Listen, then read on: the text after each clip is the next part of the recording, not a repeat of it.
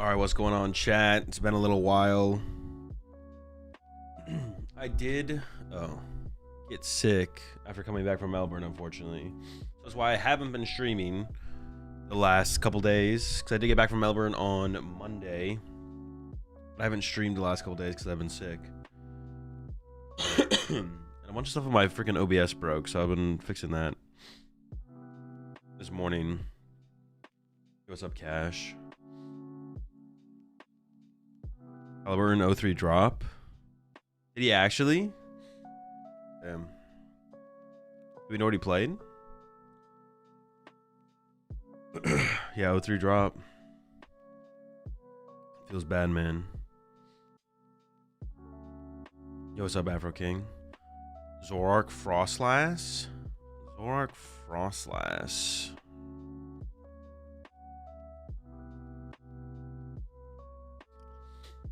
Yeah, so we got Indianapolis today.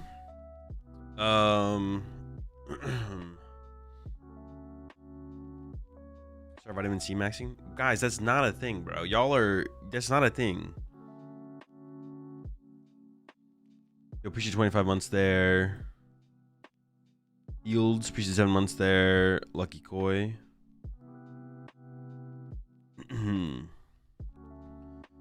I've done extensive research into this vitamin C maxing thing. It is not a real thing. I'm waiting my last cup of the season before NIC. Best of luck at your cup there, Tommy. Washing hands maxing. Washing hands matters. That washing your hands does matter. I do try and I do try and wash my hands a decent amount, and I bring like a thing of sanitizer with me to events as well, but I'm just unlucky. Also, this was like a unique like tournament compared to some of the others. I know I do get sick a decent amount of time coming back from events, but I also was on like a 15-hour flight back, so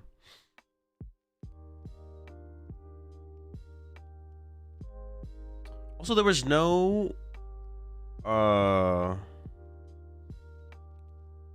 you wear a mask at majors? No.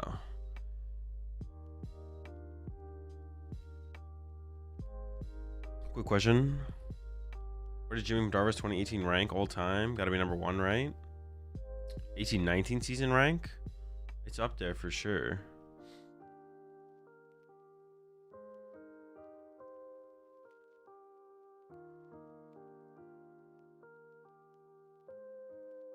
Appreciate 60 months there. Lyric, appreciate the 67 months there. Shadow.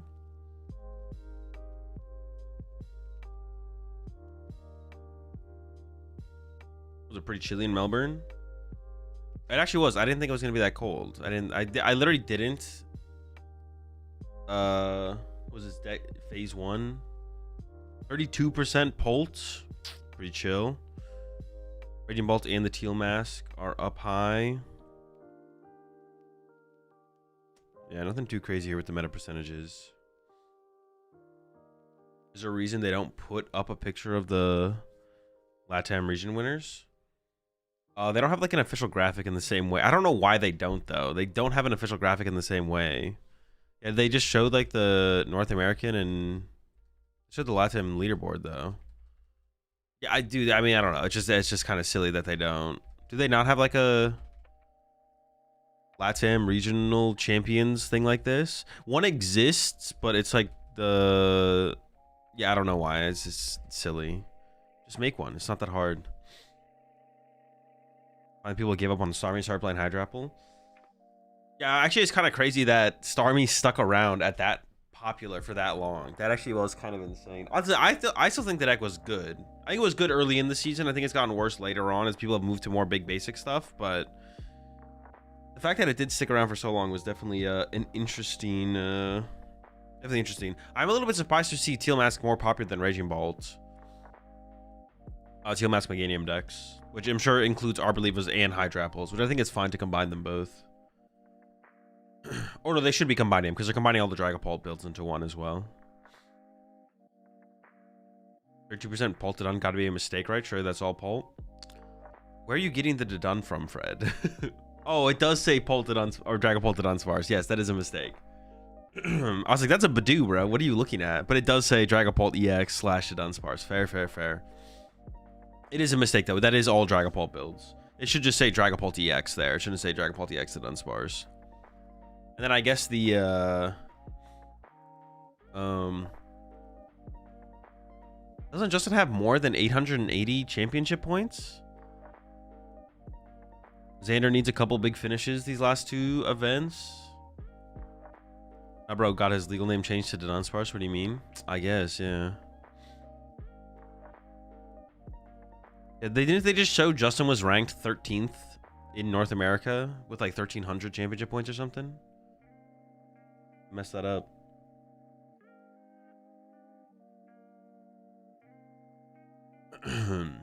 But yeah, what I was saying. Oh yeah, we're streaming Indianapolis today. I might do some Chaos Rising today and tomorrow. We'll see. I'll see how I feel as after Indy ends. I probably won't feel well enough to stream past day 1 Indy, but we'll see. But I'll be doing Chaos Rising on Monday. Yeah, we'll be back. We'll be doing Chaos Rising on Monday at the latest, if not some after the tournament today or tomorrow, but I probably won't be feeling good enough. I appreciate the I'll probably feel worn out by the time we get through day 1. I appreciate the 9 months there, Nick. Also appreciate the 2 months there, Mr. Fox. Also appreciate the 67 months there, Shadow. Chaos Rising is not legal. No, not till next weekend. But we will have a tournament with Chaos Rising before NAIC, which will be next week in Europe. I forget the name of the tournament, but it's in Europe somewhere. Which we usually don't have. Usually the first tournament of this set, of the May set, is NAIC. So we'll have a little bit of like a sneak peek going into NAIC. Yeah, Turin. Which is interesting, because usually we don't have a tournament the week before NAIC. A little bit of a unique situation.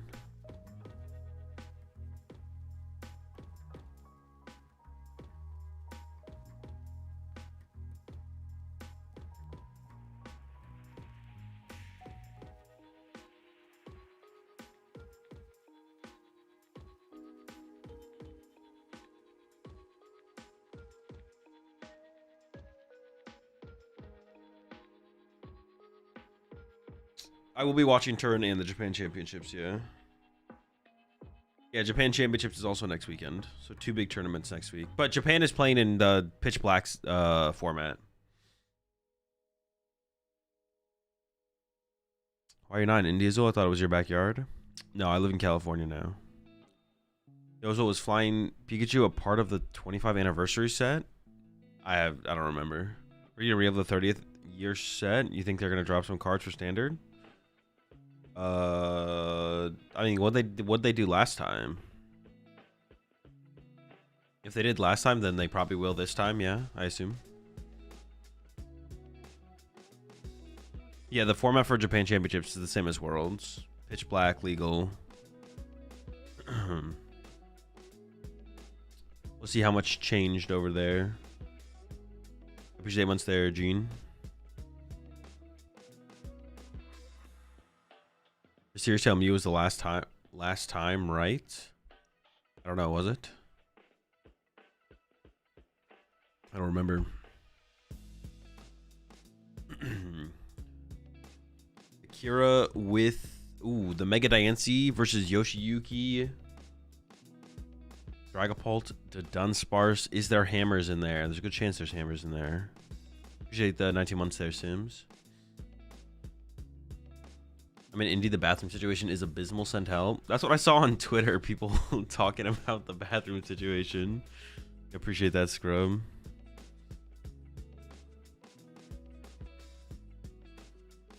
All right, chat. Prediction is up. Do you got the Mega Diancie Dusknoir, or do you have Dragapult? Mega Diancie Dusknoir is favored against Dragapult. Or... oh, I mean, I think it is. Is it actually, though? I guess we'll find out.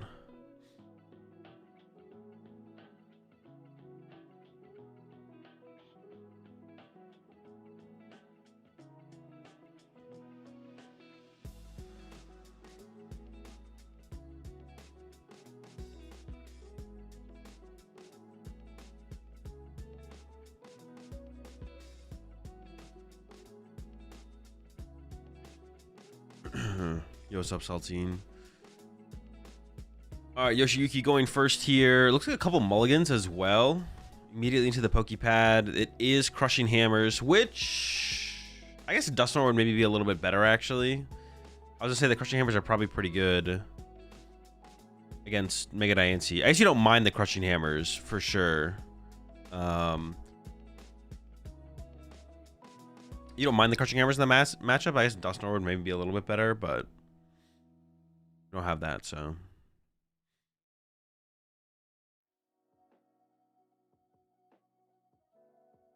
At least one Dreepy. Looks like maybe only one Droppy, one Dreepy. So a turn 1 attack here from Yakira would be pretty good. Or even, they just showed the Frillish on screen. Even just actually item locking here would also be pretty good.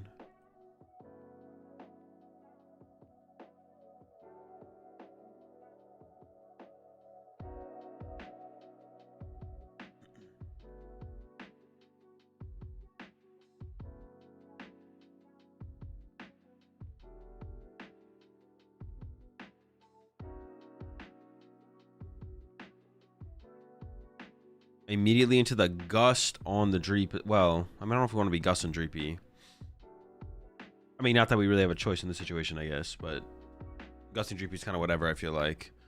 Attach to the active, and then into the Lily. I mean, this is looking pretty bad. Is the hand literally just dead for Yakira?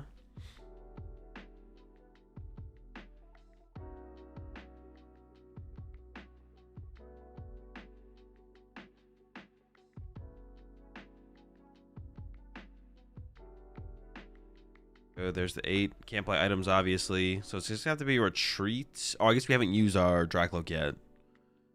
I'm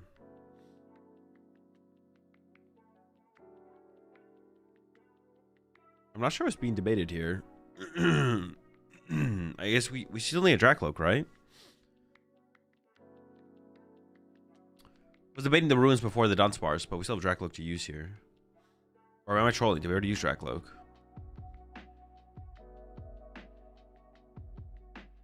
Oh, we already used Dracloak? Okay, maybe I'm trolling. Alright, Itchy Pollen. 10 damage. Top Tech. Dusknoir, no good. It's gonna item lock for another turn here. And just second Latias and Gloom. Crispin in hand. Missing just currently a Dragapult. Could just Crispin first here. I actually don't hate Crispin first here. But I guess the question would be like, do you want a Lily? Does not find a Lily. Nitroture and Boss. So far, the item lock is working.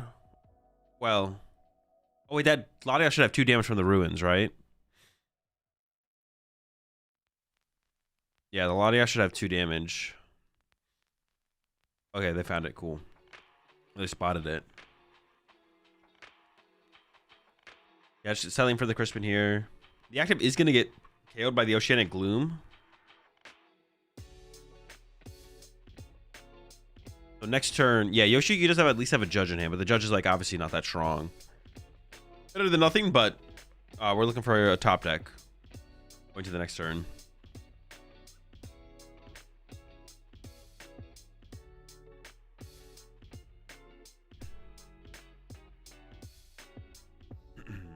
And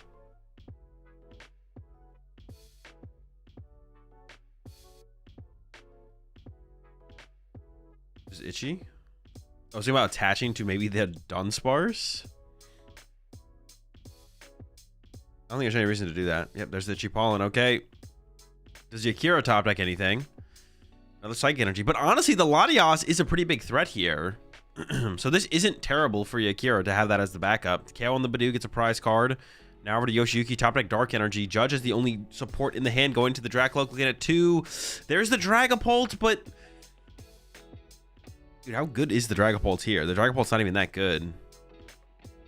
You might have taken over the Dreepy. I just don't think you're attacking this. I think you could. Oh, you could boss. You could boss Itchy Pollen the Latias. We see second Badoo in the hand there for Yoshiyuki. You could also attack with Dragapult and then Badoo follow up. So you could attack with Dragapult, do 200, KO the Frillish, and then Yeah, it looks like that is going to be the setup here. So set up this Latias to get KO'd. I guess you could also KO it with Monkey Dory next turn. Actually, is the Dark Energy attachment a mistake there from Yoshiyuki then? Well, we have another Dark Energy in hand. I guess it's fine. So we set up this Latias to get KO'd next turn from Ichipollen or Monkey Dory. Oh, that's only if... I guess Yakira still needs... Yakira still does need Clefairy and doesn't have the Clefairy. Okay, yeah. I was just thinking the Latias just got the KO there, but we're still a Clefairy away. That's... yeah. That's a pretty miserable start. Okay.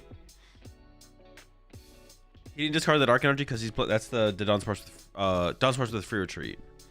Free retreat Dunsparce. I appreciate the prime sub there, Fudge. Also appreciate the 2 months there, Aldwin. Like the content, hate Pult, but gotta play what wins right. Thoughts on Mega Greninja with Pult versus with the Dunsparce? I definitely like the idea, but with the Dunsparce way more. Appreciate 27 months there, Kino. She's 9 months there, best of the worst. She's the 49 months there, Fink. Appreciate 30 months there, V Saint, and also appreciate the 11 months there, El Bandito.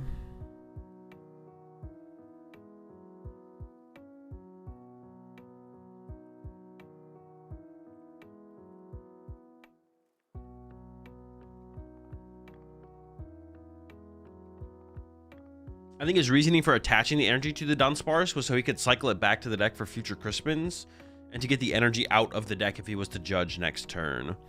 Was probably the reason for attaching the energy to the Dunsparce there. He just doesn't want the energy to be in the deck, or he wants control over when the energy's in the deck. Oh my god. Oh no, we have Secret Box in the hand. All right, the cat start is bad though. So far, I mean, last turn start was abysmal from Yakira. This start is okay. It's fine. Opening the cat. As long as you're playing the game. Top 2 prize cards are Fez and Mega Diancie. Okay. Going for the early Frillish. Oh, I guess there's probably a Jellicent in the deck, right? Would be a good guess. To the Secret Box.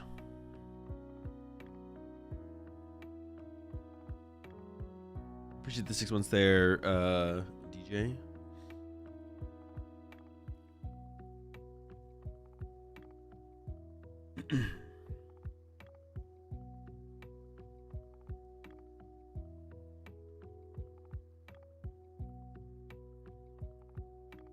Garden, Power Glass, Lily.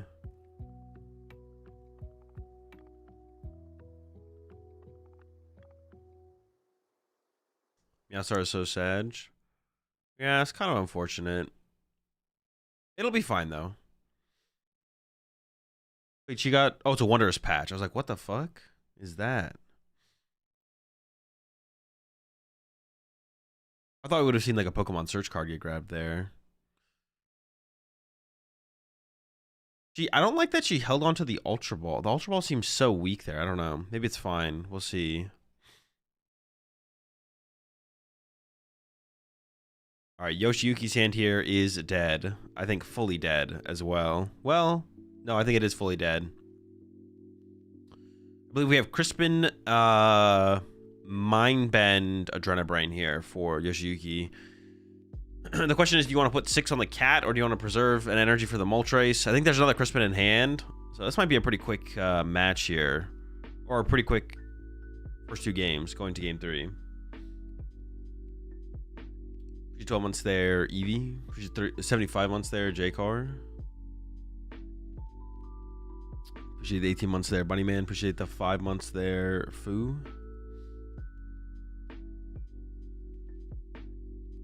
Yeah, sure. 2 to the Frillish, and then Mind Bend the active for 60. Top deck Lily.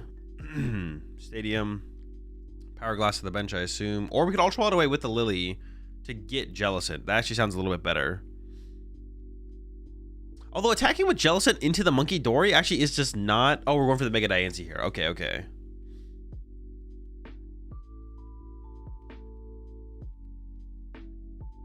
Actually, the more I get, maybe there's not a Jellicent in this list here for Yakira. But then I kind of don't like the Frillish grab. I feel like we should have just set up the Mega Diancie.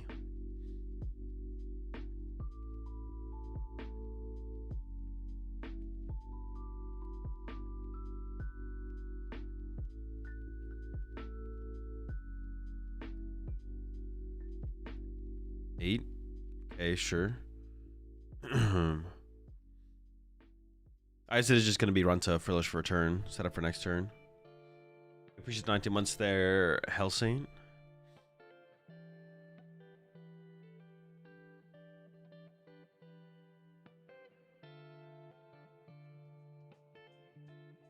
It is Diancie Dusknoir, yeah.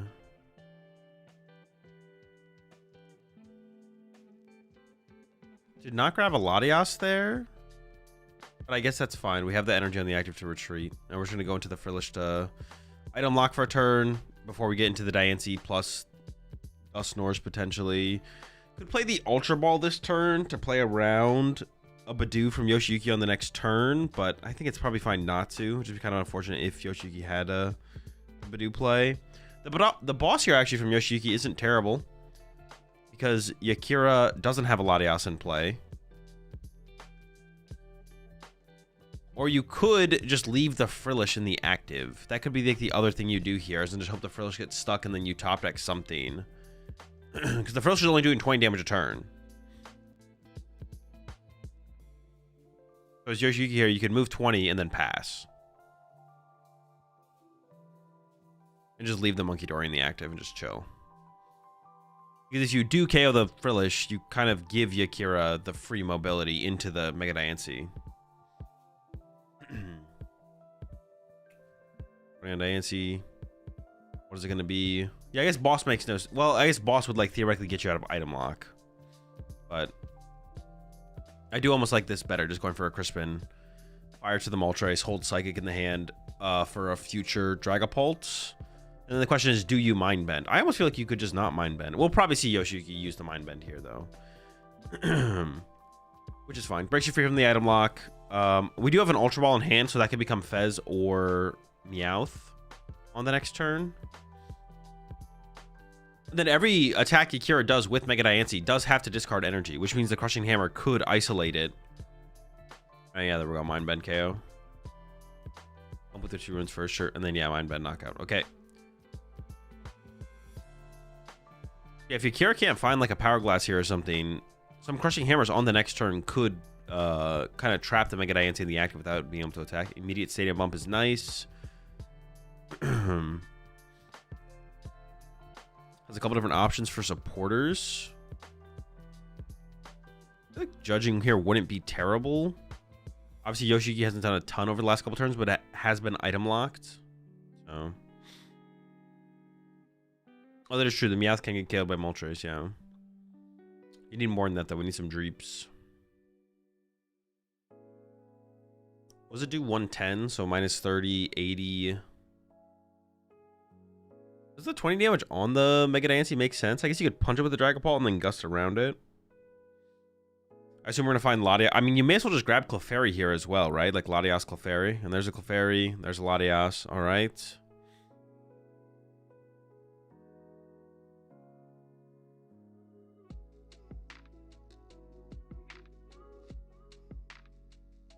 And then I believe there's another Judge in the hand here. For Yakira.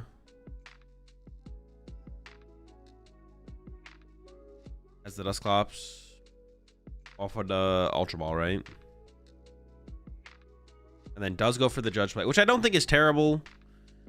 I mean, Yoshiyuki obviously didn't have a Lily in hand, but you were item locked over like 2 turns plus a prize card. There was like 3 to 4 random cards in the hand that could have been items. I don't know. It's like not that strong, but like you probably want to get more set up on Yakira's side of the field here, so. Seems fine. Finding a Power Glass is like the most important thing to find here, I think. Okay, there we go. First card, Power Glass. Perfect. Yeah, pretty good. Yeah, the Power Glass was the big find here, because now Crushing Hammers can't make it so don't take away our attack option with the Mega Diancie. Is Power Glass optional or not? All right, we got a Buddy Poffin here for Yoshiyuki. The rest of the hand pretty dead. Does have a Dracloak follow-up. Oh, does have Judge in hand. Okay, so we could play Judge's turn, I guess. It is optional. Okay. Spurs Thunder Game 7. I might watch it tonight. We'll see. Boss Meowth. Is there a boss in the hand? I guess Boss Math would probably be the best play. Well, I don't know if that's true, actually. Because by the time you finally set up a Dragapult, if this Diancie is just fully set up still, you just lose, right? So I think almost punching Diancie is maybe just better here. Set it up. Well, I guess you're 2 turns away from your Dragapult. I don't know. I still kind of like punching the Diancie. Although I guess you could boss KO Cat and then boss KO Clefairy. And then if a Dusknoir got popped somewhere there, then you just win the game. So maybe boss KO Cat still works here.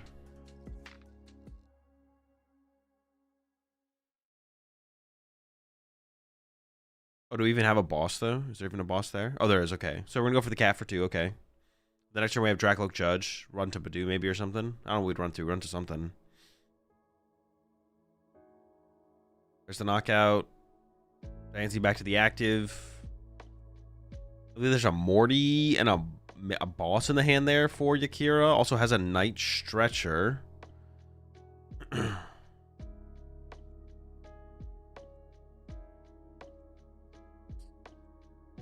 Or do we just want to cycle off the garden? So you could bench Latias. Yeah, bench Latias. Garden cycle. I don't know really what we're looking for here, but... Another Judge? Judge again, sure. Oh, we have Ultra Ball for Dusknoir. For Candy Dusknoir, actually. So you can Ultra Ball away Clefairy and Judge. I was going to say, or the Morty. I feel like if we're going to do this, we should have played the Morty, right? I guess Morty only draws... It doesn't draw us very many cards. Oh, so now I guess we could boss KO the... We could KO double Dreepy here, actually, now. Pop Nor, boss Dreepy. I almost don't... Yakira is going to do... I feel like this is, like, unnecessary, though. I don't know. I feel like we don't have to be this aggressive. It's not, like, bad to be this aggressive, but, like... And then recycle the energy with the Power Glass. It's, like, fine. I feel like we could have waited for Dracloaks to get energy on them and stuff like that, maybe. Like, we could have... Yeah, I almost just don't hate KO the active, keep Dusknoir around. Hold the boss as well. But I guess, like, that gives Yoshiyuki Dracloaks. I guess, like, do we care if Yoshiyuki has Dracloaks is the question. Crushing Hammers are still a win condition here for Yoshiyuki. Like, you could Judge into double Crushing Hammer, hit double heads on the active, stop it from being able to attack next turn. So it is still technically winnable here for Yoshiyuki. It's going to be tough, obviously. No, Yoshiyuki does not play any candies.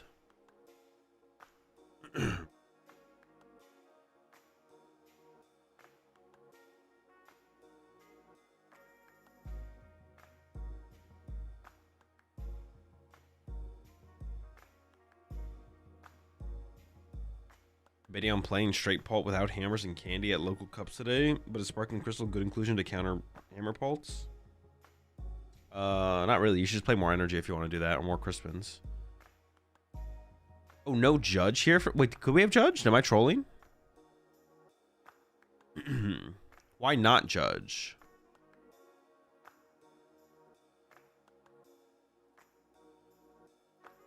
Ooh. I don't know if I like that from Yakira here. Because like, I feel like getting the energy attachment for a turn is like a big deal. Boss Lone Dreepy once again.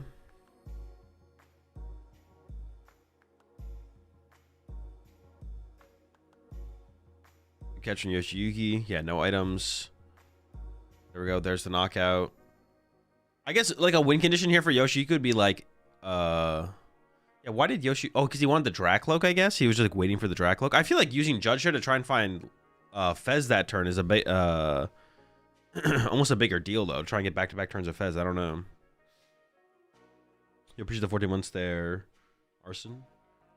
Also appreciate 9 months there, Darasi. Played my last couple of the season today. What to do now? The season has ended. Play Pokemon. On TCG Live, locals.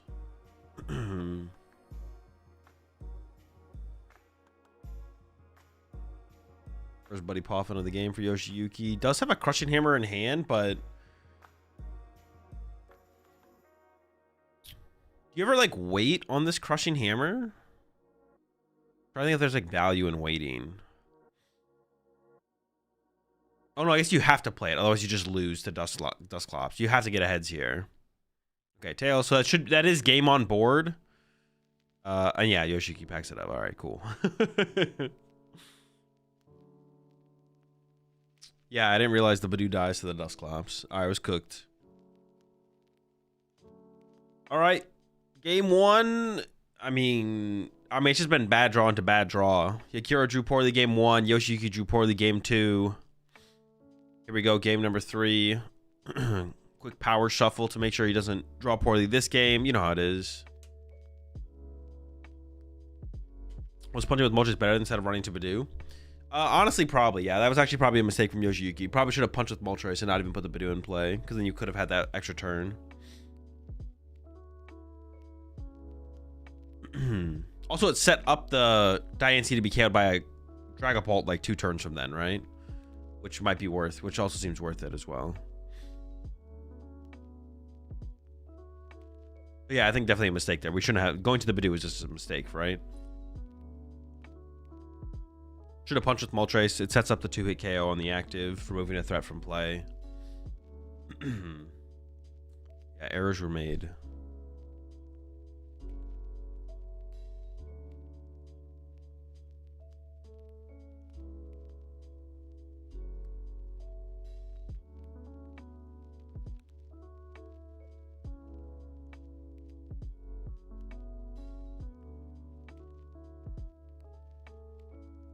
Without Badoo, she could recover Nor and win because of 2 Pokemon only. Well, yeah, but if she has it, she has it. But if you don't, then you just lose if you get a Crushing Hammer Tails. But after you judge her, you have to force her to find a Night Switcher after already playing 2 Night Switchers or something like that. That's definitely fine.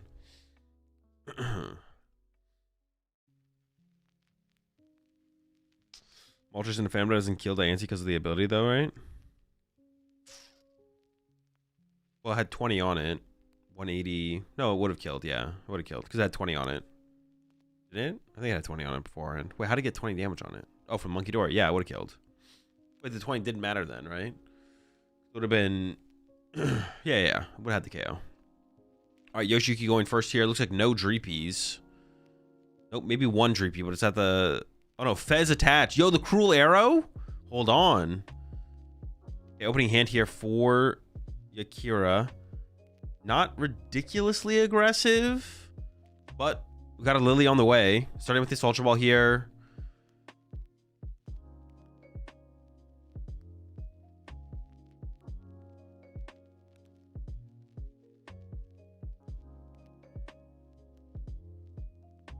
Oh, the hand is actually just dead for Yoshiyuki. Goes for the Latios. Oh, I guess you just want to maybe get into Frillish off the rip, right?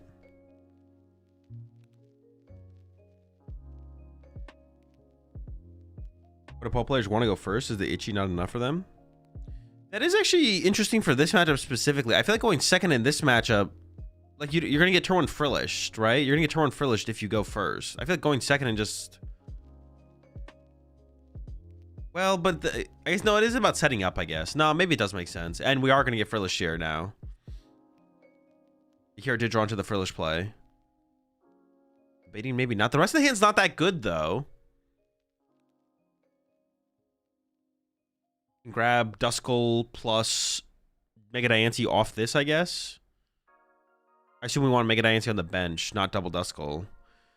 I'll only grab the Duskull there. Maybe we're going to keep the last bench space open. Or maybe we are going to bench second Duskull out of hand. Go first to stop turn 2 Ghost before you get into Lokes, I guess. Well, you could Badoo them to stop that, right? I don't know. Does bench second Duskull there. I guess must only play 2 Duskull. Or maybe there's 1 prized. And there we go. Bloom. Top deck is a Dark Energy. Not great. The hand is literally dead. Mind Bend. Oh, I kind of like the Mind Bend, though. What if we did go with a Mind Bend here. Confuse the fish. But don't KO it. Don't KO it. Or you could just get the Fez further setup, I guess. I kind of like Mind Bend, though.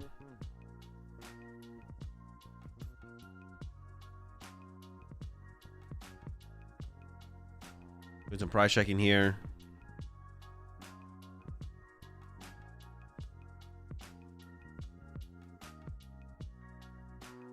I mean, going first seems fine here for Yoshiyuki because the Mega Diancie deck doesn't attack that often turn 1 going second for like a knockout. But if they go first, they're going to attack turn 2 for a KO. So maybe it's just to try and be ahead on pace of being able to attack with Dragon Ball by the time the attacks start happening. Let's see if it will be that Mind Bend. I assume it's going to be the Mind Bend. Mind Bend seems like the best play here. And then you can move 20 to the Clefairy, maybe to the Fez. I don't know where the 20 goes, to be honest. Maybe the Fez. Or maybe you just leave it. Maybe you just leave it. Okay, yeah, Mind Bend. Like I said, the hand there for Yakira, not great. The top deck does not really improve it either. If you play Judge, you're giving Yoshiyuki a fresh hand, and you know Yoshiyuki's hand is dead. Is debating just boss Fez, but if you boss Fez, you're not doing anything. Yeah, super unfortunate here for Yakira to have to play the Judge. The only out to continue to play the game. Had the Candy in hand, but no Dusknoir to go with it as well. Yeah, to actually pull off an attack this turn from Yakira, which you'd prefer to do, you would need like Stadium, Psychic, Wondrous Patch, Attach, or I guess Ultra Ball could get involved. So not a great follow-up from Yakira so far, but we'll see if Yoshiyuki actually draws out of this.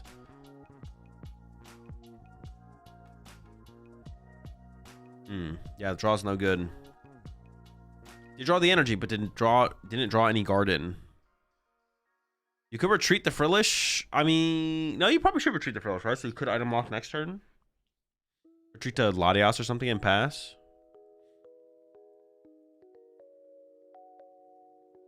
Oh, she's going for the flip. Oh, the heads. All right, item lock continues. That's actually a huge flip. There's the Bunny Poffin in the hand. Oh my gosh. I guess honestly the flip is probably fine because it was gonna die anyways, right? The Frillish is gonna die anyways to an Adrenaline Brain, so like you may as well just go for the flip to try and get the heads. Yeah, I like it, I guess. I was thinking we could retreat. Then Yoshiyuki would have to debate using Adrenaline Brain to then give Yakira access to Fez. I guess that would be kind of the debate there, right? Like as Yakira here, if you retreat Latias, then Yoshiyuki has to be like, okay, do I Adrenaline Brain and give you Fez draw or no? That could have been interesting still. She could board wipe next turn. I think it's pretty unlikely though. Well, no, if Yoshiyuki takes a knockout though, maybe it is possible. And that's what Yoshiyuki has to debate here. Do you take a KO or do you pass? I would almost just pass. You could move like 3 to like the Duskull, yeah, and then pass. I don't think you want to give Yakira Pheasant. Yeah, I like the pass here. I like the pass. See, and that's why I was debating on Yakira's side. Ooh, the Stadium top deck is nice. That's super good. On Yakira's side, that's why I was debating not attacking here as Yakira. Just retreat, and then you'll regain access to item lock on the next turn. But I mean, it definitely paid off, obviously. 4. Oh yeah, the Fez. Ugh. I mean, we can attack with Clefairy, I guess. It's still pretty bad draw, but we have the. Yeah, we have Mysterious Garden next turns. Does that have to be basic energy? I actually don't remember. Debating popping the Clops? What value are we getting out of this? Wait, why? I'm kind of confused. To just get the Diancie on the board? Why do we need Diancie on the board here?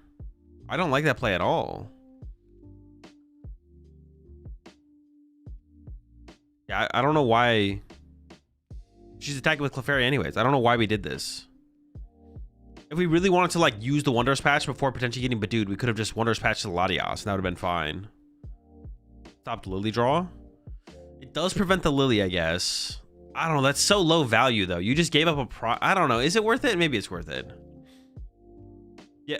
Should have just called on Fez. Yeah, I guess honestly. I mean, there's always like the. Well, I don't know if I like that actually though, because then you do give damage over to like Monkey Dory, Yoshiyuki's Monkey Dory. Not sure about that. I'm not sure about this either though. I guess it's like fine. You take away the Lily for 6 or the Lily for 8. Is that really worth giving your opponent a prize card though? Like that's all Yakira did here was give Yoshiyuki a prize card. No, yeah, giving Yoshiyuki damage with Monkey Dory to then KO your Duskull would be bad, right? Although Yoshiyuki might just attack with Fez here. Well, with the Badoo grab, it looks like that's not going to be the plan. Is it ever better for Yoshiyuki to just attack with Fez? Is that better than... No, probably going to the Badoo is better here, because the Fez does just get KO'd by Mega Diancie. We have a third Dreepy here. There's a third Dreepy. Okay, that is nice.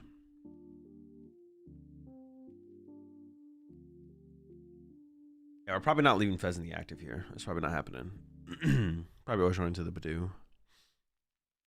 Although, Fez dying to the Mega Diancie here isn't terrible, because that would cost Yakira 2 more energy. And then also, if we get some Crushing Hammer heads involved, I actually don't hate... And maybe Yoshiyuki's going to debate... maybe it's going to depend on what it gets drawn here.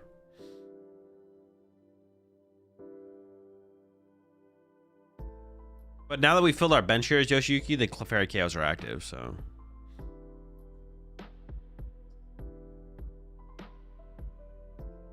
Yeah, the Fez dies to Clefairy now, which makes things awkward.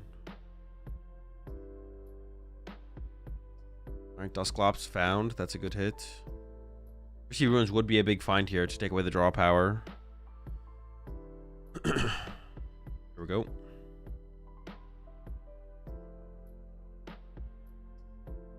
I still just thinking about it. Well, I don't know. Getting the Diancie established is pretty nice. I don't know. Maybe it was correct. On Yakira's side. All right, here's a Crushing Hammer. Heads. I mean, it's always get rid of the special energy, right? You never get rid of the basic. As long as you're getting rid of off the bench, I guess.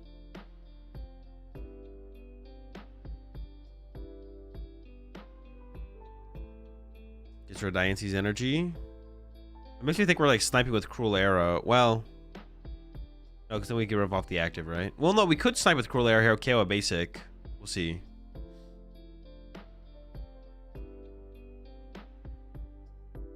Cruel Arrow KO the Duskull, I guess.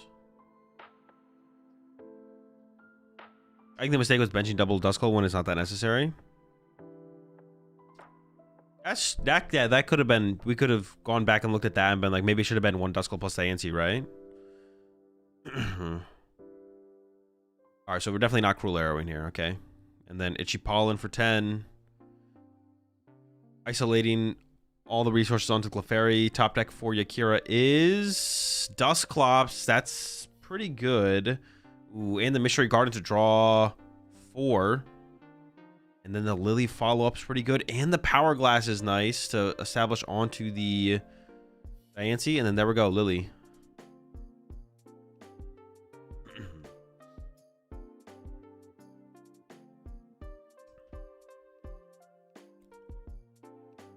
Giving Fez draw is bad, no?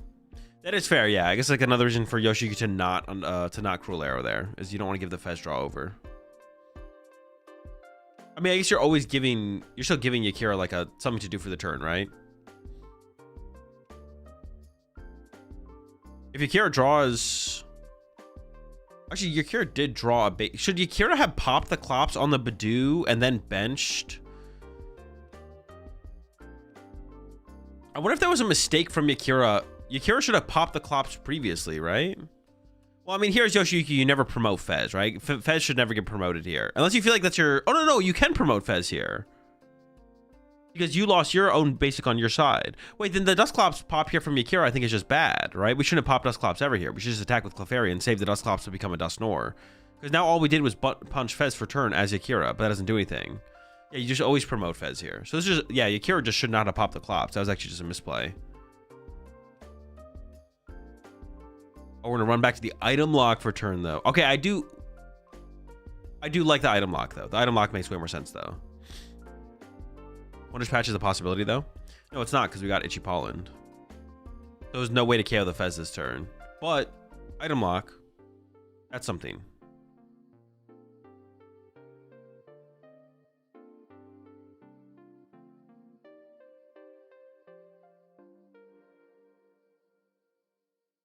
I don't know. I still don't like any of the... I still don't love the Dusclops or Dusknoir uses from Yakira so far. It feels like we've just given Yoshiyuki prize cards for very little value. With both Clops and Dusknoir pops here from Yakira so far. Like, it feels like we haven't really gained very much ground on the board for giving over 2 prize cards. I actually just kind of don't like the... Because currently Yoshiyuki is basically where he would have been. If Yakira hadn't popped either Dusclops or Dusknoir, Yoshiyuki's in the exact same spot he would have been in. Currently. As long as we find like another Dracloak this turn.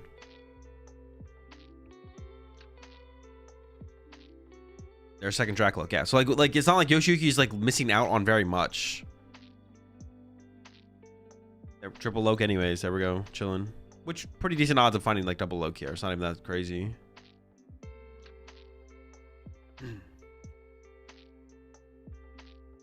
There we go. Another Loke. This one is actually coming. Despite the first 2 games being super fast, there's only 13 minutes left now. Appreciate 3 months there, Selling Hand. Appreciate the 69 months there, Slapjacks. Also appreciate the Prime sub there. They all want PJ.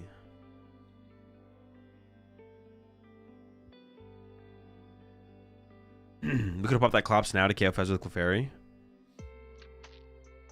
Well, the Fez wouldn't be in the active. I don't think it would be... Wait, didn't we attach to the Dracloak this turn? Am I trolling?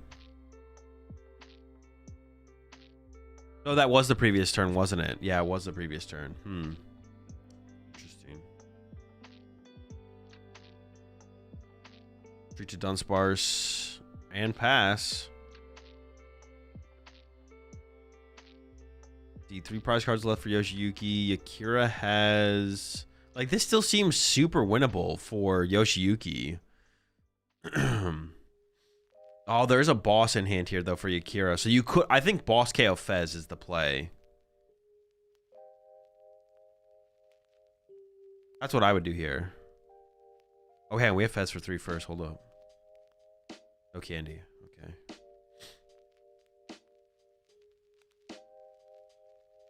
Now I go after the energy. Well, it depends how many... I think Yoshiyuki has, like, all the Crispins left. I kind of just want 2 prize cards. Because Akira... No, I would definitely... I think I'm just boss KOing Fez here. I don't know. Do we have a second Clefairy deck to search out? It was a fail. I think it was in the deck, though.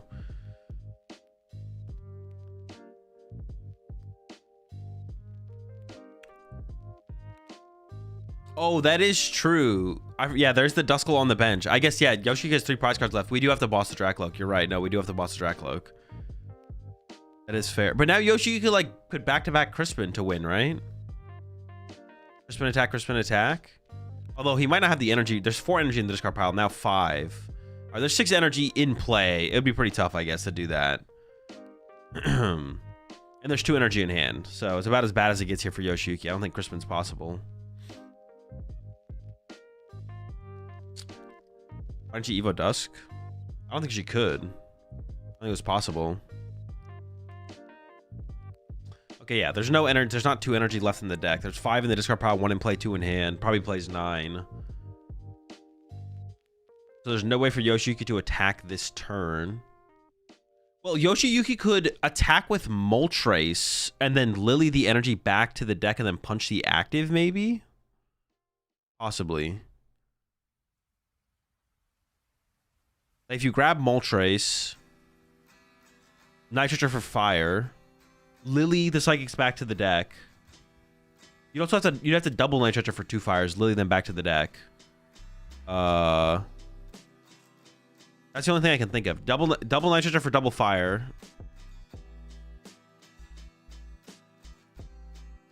Does Molt Pult KO active with Dynasty's ability? Oh yeah, it doesn't even KO. You'd be 10 short. Yeah, I don't know. Maybe there's just not a line. Maybe there's no line. Well, no, the Duskull's still on the bench. Yoshiyuki still wins in 2 attacks. Okay, no. There's a line. Yoshiyuki just needs to go attach pass. Or attach Itchy Pollen. And then boss KO Clefairy KO Duskull. And then he wins. There's still a line. There's still a line. And Yakira's down a ton of boss at this point, I'm pretty sure. Well, 2 or 3 of them.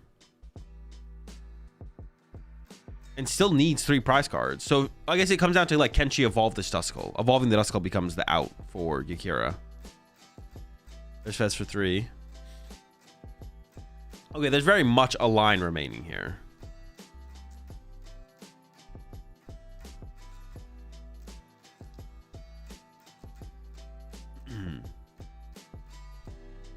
Oh, that is also true, though, actually. The Monkey Dory being set up with Risky Ruins in play means we could 2-hit KO the active if we wanted to. But no, I think the better play from Yoshiyuki is attached to the bench pass, right?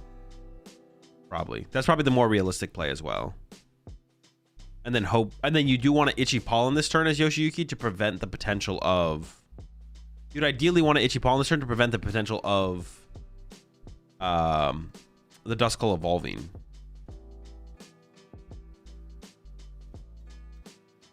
Let's see, though. It's still very close. But once again, this all kind of comes back to Yakira using Dusclops when it felt like it had very little impact. Like, all it did was feed Yoshiyuki prize cards to give him a chance in this game, it felt like. Both the Dusclops and the Dusknoir pop. Well, I guess like the first Dusclops pop made a little bit more sense, but if she just didn't put down 2 Duskulls into play, then she wouldn't have had to have popped the first one, right?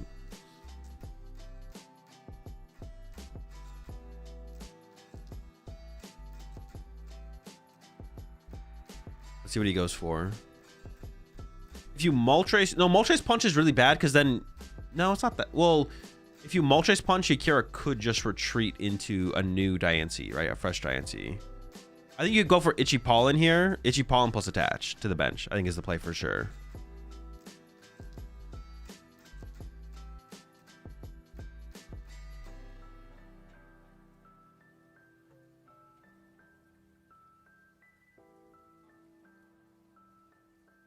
Yeah. Gonna cycle him.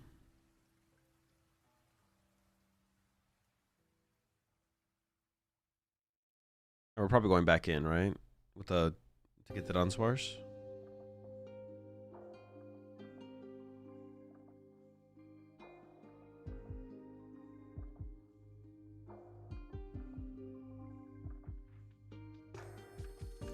At.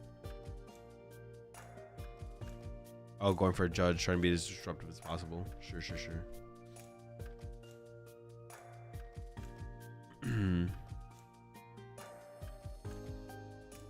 Heads. Yeah, remove off the active, sure.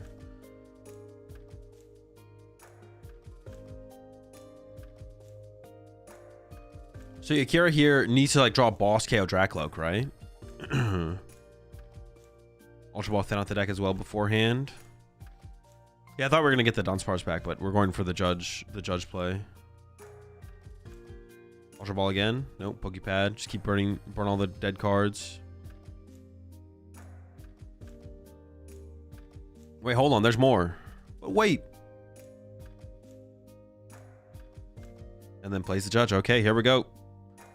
Yakira needs boss. Yoshiyuki doesn't need anything this turn, actually.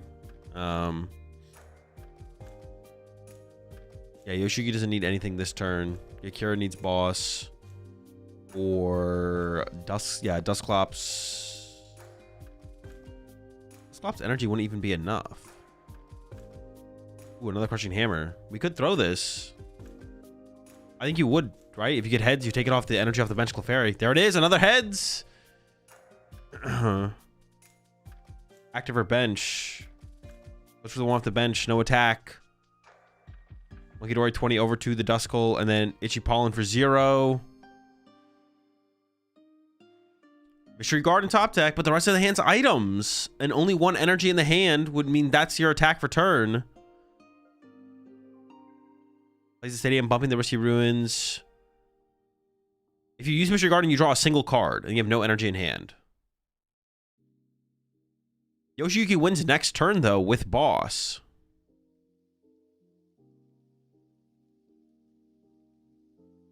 Next turn, Yoshiyuki will win the game with boss Fire Dragapult, which is like very reasonable for him to have at this point in the game. Actually, he might struggle to find the fire energy. He has Dragapult and boss in hand, but he only has one. He has at least one Night Switcher left for the. Ends up with just attach active attack. There we go. Oh no, did she forget Power Glass? 3 with Fez. Looking for that Night Stretcher. Goes with the Ultra Ball. 2 Night Stretchers in the deck. Yeah, both Night Stretchers there. 2 Dracloaks still to work with.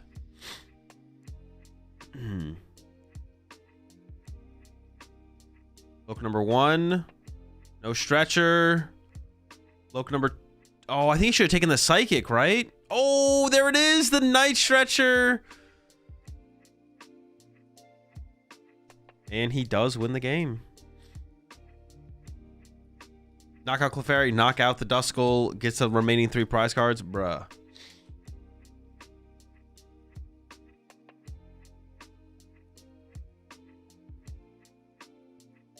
Yeah, should we have promoted Monkey Dory there instead, though?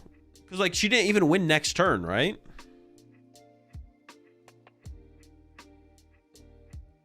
As you hear, do we ever leave this Badoo alive to stop Cat for boss and not get Fez draw? Well, you know, Yoshi only plays 1 boss. And that's, yeah, you know, he only has 1 boss.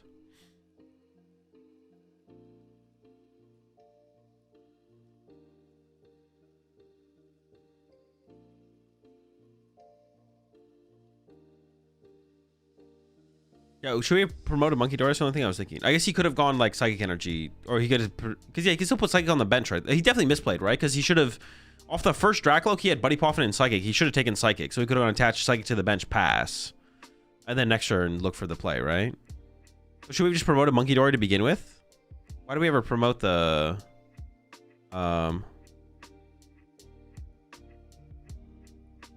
Okay, yeah, if Yoshi get hammered both energy off of Diancie, then that forces Clefairy attack if we want to KO. That way we can Lily to look for a Nitroture if we need to dig deep.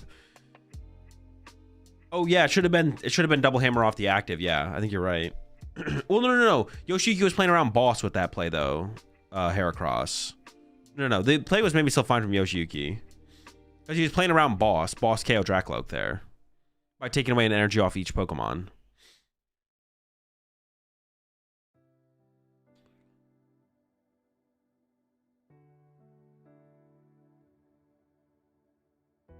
Yeah. I think the play was probably fine. I think the mistakes from Yakira was just like the I think we should have Nitrogen last turn to make Crispin an out in that case. Well, Crispin's still not really an out. I mean, it finds us the energy to like use it, I guess, right? But that's about it.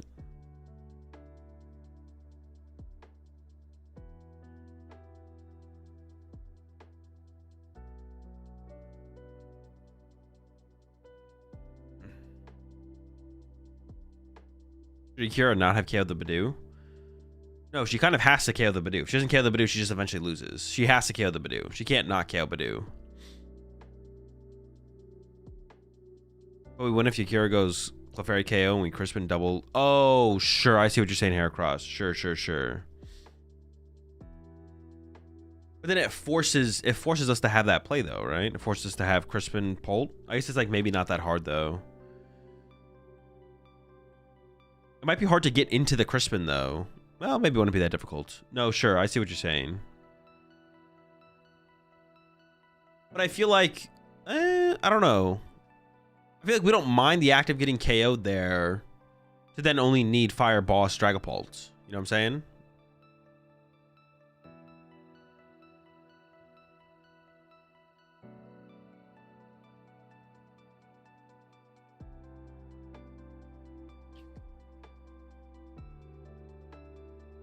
Appreciate the prime sub there, Zero. Also appreciate the 5 months there, Sakato. Technically, but it increases your outs to Crispin or Stretcher and takes away the outs for Yakira to go attach Boss KO with Diancie. I guess like if we're gonna take the energy off the active, the Clefairy might be the only attacker anyways, right?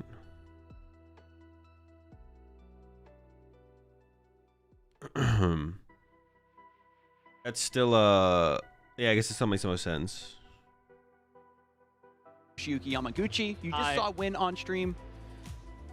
That was a rough match. Yeah, rough match. Yeah. I was wondering if you thought it would be easy going into the matchup and it ended up being rough, or you knew? Yeah, well, I think this is one of the tough match, I think. But yeah, first I think hit Mordress like that, so hit Diancie and little bit more Little damage. Fairies? Yeah, 80 and Final Life 170 and 2 counters to. I see. Yeah, and like that. Just move it over with the Brain So to try to boost that damage. Yeah. If I prepare more, yeah, I will be. This is a good way. So you at least had a plan for the match. Trying to play a long-term strategy, take multiple prizes. Yeah. Have you played against any other difficult matchups so far? This match? Yeah. So yeah, round 1 is my opponent is not so good, but round 2, my hand is not so good. Just use Crispy and. Well, he's talking about the match. I thought he was talking about round 1. He was talking about game 1. Like last match.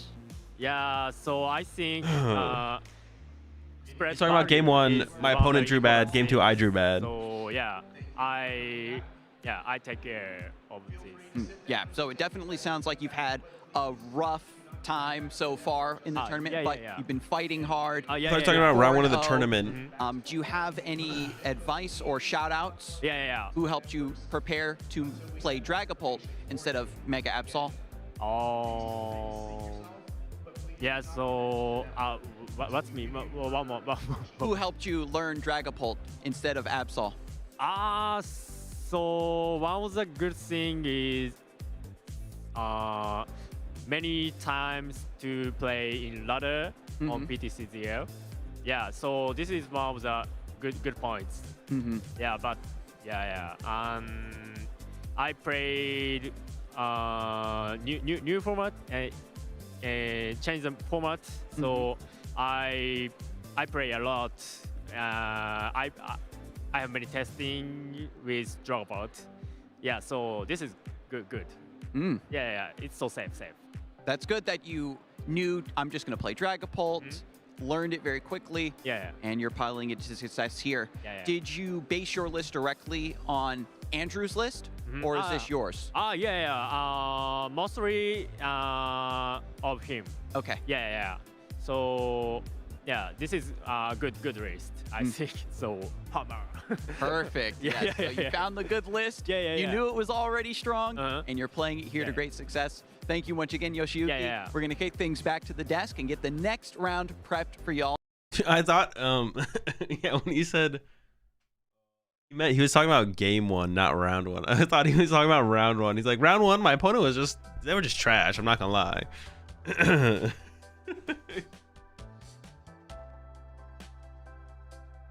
You're saying game 1, my opponent dead drew. Game 2, I dead drew. Game 3, he still had like a really slow start, but was able to pull it back.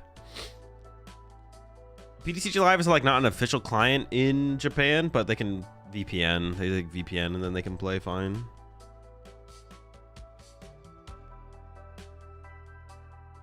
Round 1 opponent. Yeah, round 1 opponent, absolute garbage.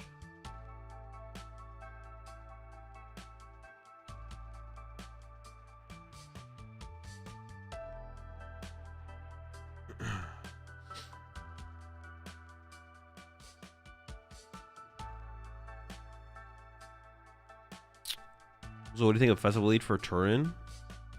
We don't gain anything with the new set, right? Did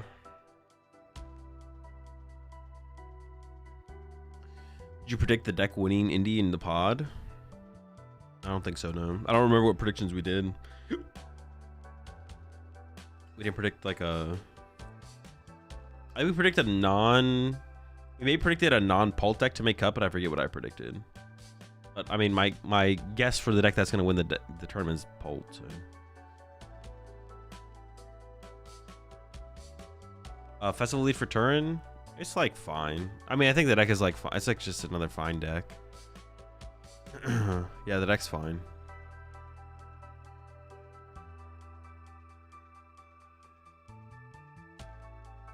It's nothing crazy. But there really isn't anything great unless you have like, I don't know, unless you have some kind of like crazy, I don't know. There's just nothing crazy, man. There's nothing crazy.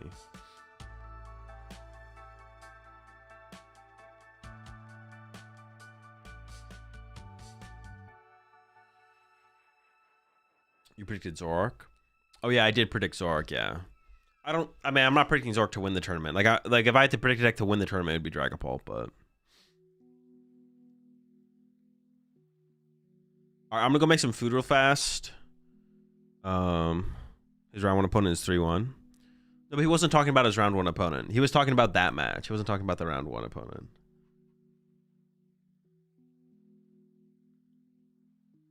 He said round 1, but he meant game 1. The bot is showing an old tourney.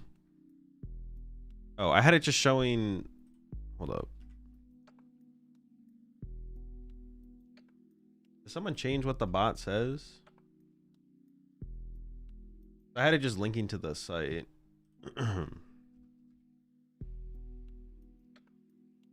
Wait, what link are you looking at? What the fuck?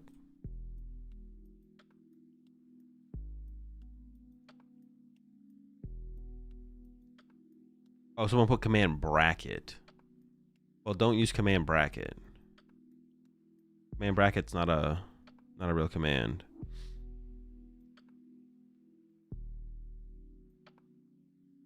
That's your fault for using the wrong command. That's not my fault.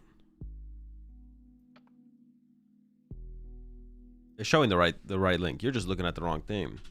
You appreciate the $5 super chat there. Parker AzulGG Gamer is finally back. Nothing can keep him from gaming.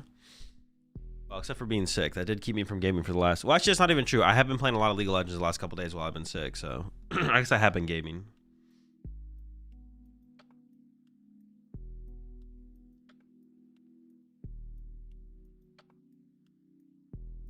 Well, let's take a look at standings real quick, I guess, before we... I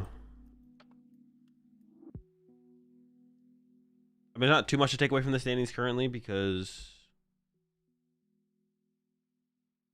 We're only in round 4, but... So we just saw Yoshiyuki on stream, 4-0. Julius, 4-0. Canadians, 4-0.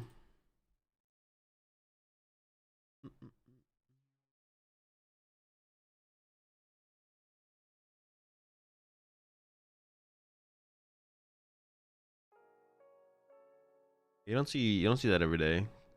Canadians being 4-0.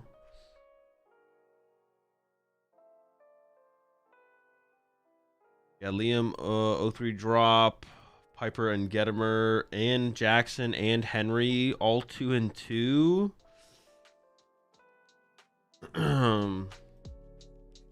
Sebastian and John with a little bit more wiggle room. And Bodie 2-0-2.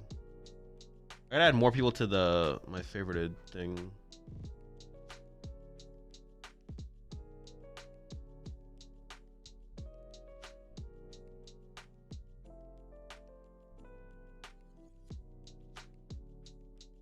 Chip 3-1. All right, Chip.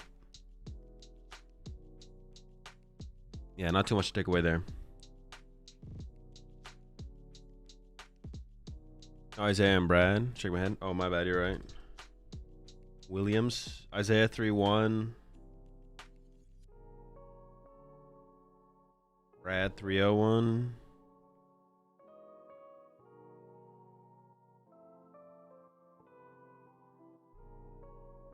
Yeah, I'm gonna make some food real fast. I'll be right back. Next round will be coming up soon.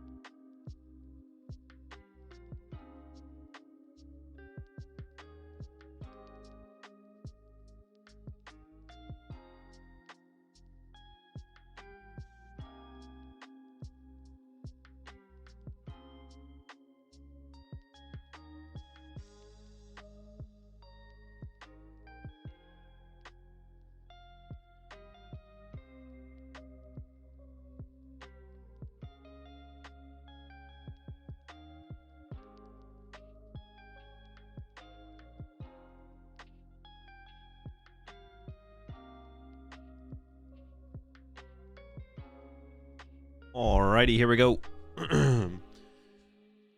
Round 5, we got Makani. J'ai dit, what's there, Chief? Appreciate 3 months there, Professor Marth live. Appreciate 20 months there, Barcat.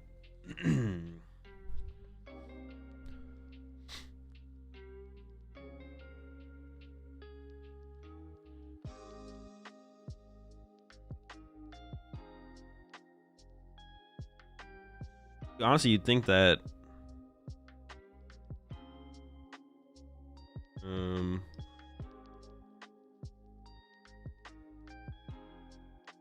little worm strikes again.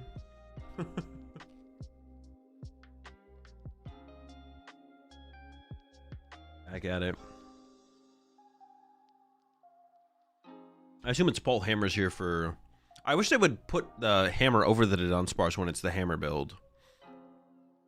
Wait, or do they do that? What did they show for Yoshiyuki? Yoshiyuki's a Dunsparce as well? I think it was a Dunsparce, right?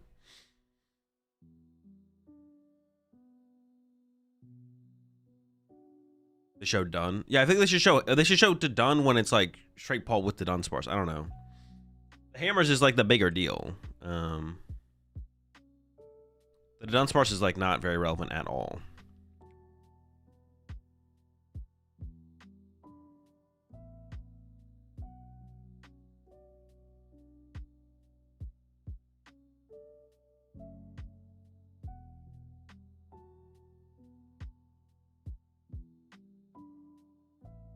Oh, double risky ruins prize. That actually is a big deal for Makani to be aggressive around Battle Cage. And we see it is a Battle Cage built here from Evan. So actually, that could be super relevant.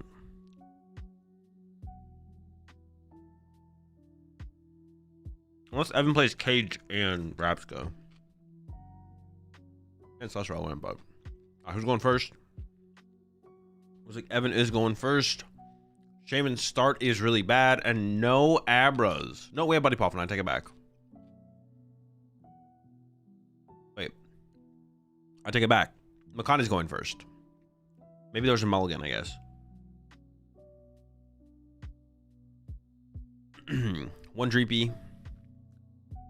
On the way. There's your Ultra Ball getting rid of the fire and the Crushing Hammer. Has Lily for the follow-up as well.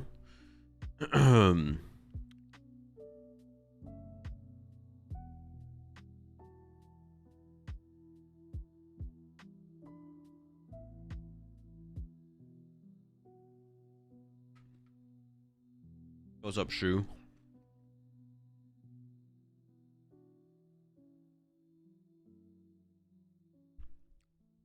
Prediction, sure.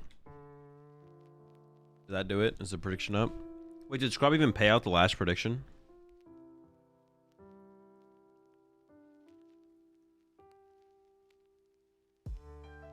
Why is my button not working?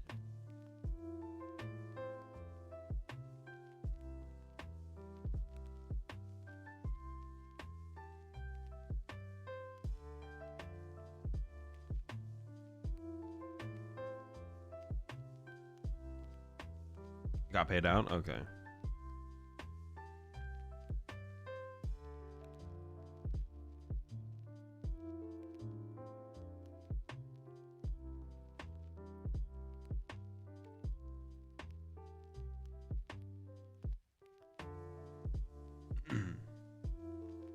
Hold up, give me 1 second.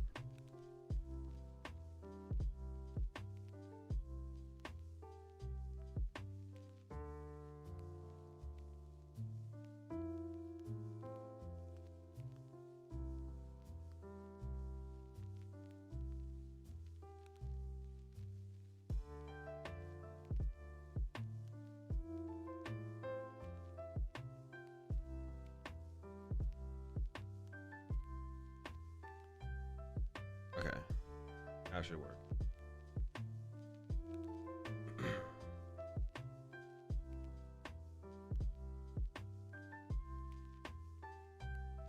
All right, there you go. Predictions up.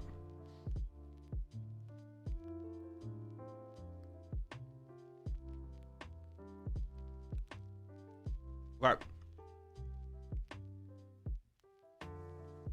Abras are in for Evan. Also got the Dunsparce online. Has a Battle Cage in hand. I mean, it was unlikely Makani had a Judge on the next turn and would want to play it, but I think you could have just like played that Battle Cage aggressively there from Evan. Yeah, whiffing the energy attachment there for Evan is unfortunate. Pole is 32% of the metagame.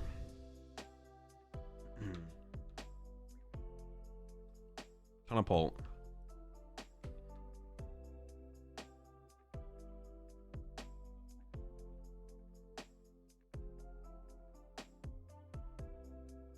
Well, we can find a Dracloak here as Makani. It's just going to be very expensive. You give up the other Ultra Ball, probably, right? Ultra Ball and a Psychic, maybe? Itchy Pollen probably not going to be an option here for Makani as well.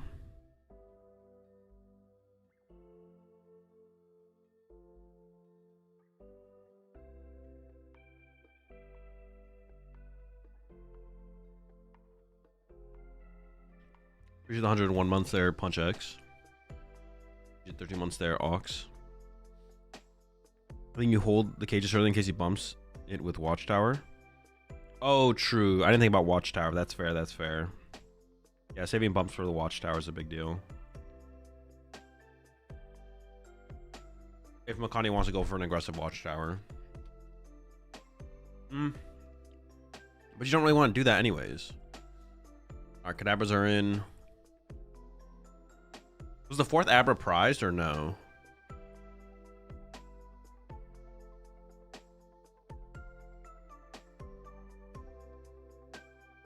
We do have Candy here, but you just also have 4th Kadabra.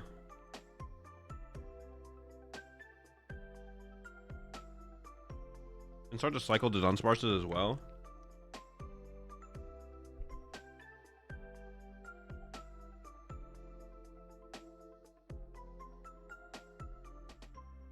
We definitely need an energy here. We are going to grab it.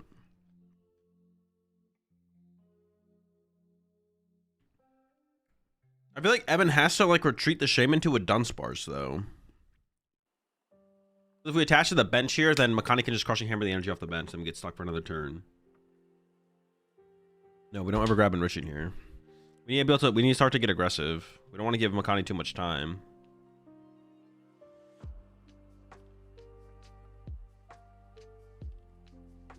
Okay, so it probably is a Genesect build.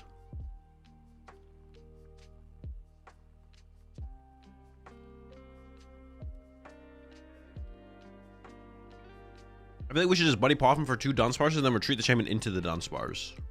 I guess then Boss could like make things weird for us.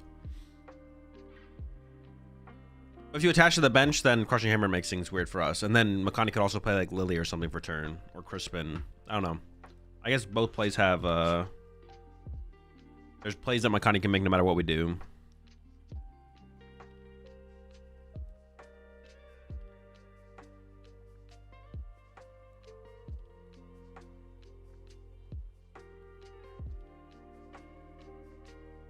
There's only 1 hammer in the discard pile. It's not 2. But where's that? Probably making Makani flip is probably higher value, right?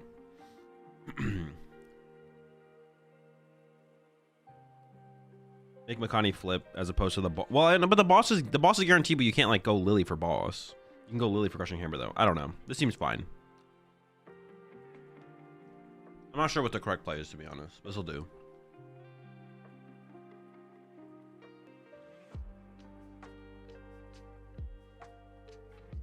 This does let Makani look for the Crushing Hammer, but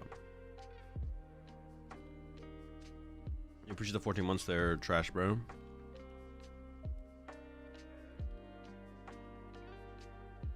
The Shaman start here for Evan is also really, really bad. Because theoretically, Makani doesn't ever actually KO the Shaman and just leaves it in the active the whole game.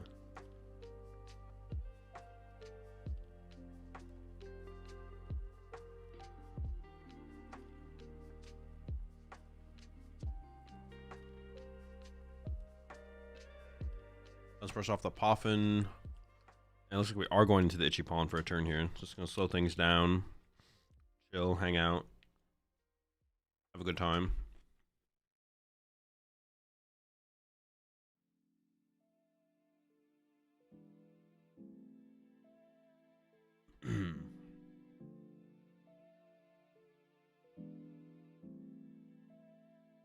One prize 2, but Evan obviously doesn't know. Yeah, the only thing you could like make a call here as Evan is like, I don't even know where people are with Crushing Hammers. I assume people are still playing 4 Crushing Hammers, but like there was a lot of people playing 3 Crushing Hammers, or a decent amount of people playing 3 Crushing Hammers at. There was a couple of Japanese players playing 3 Crushing Hammers at Melbourne. Wasn't that many, but I don't think that's like become the norm as far as I'm aware.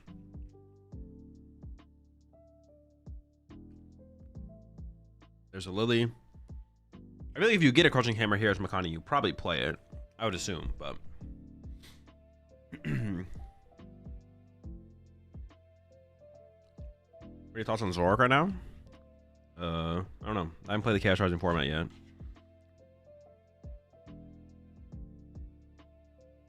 Probably still good though.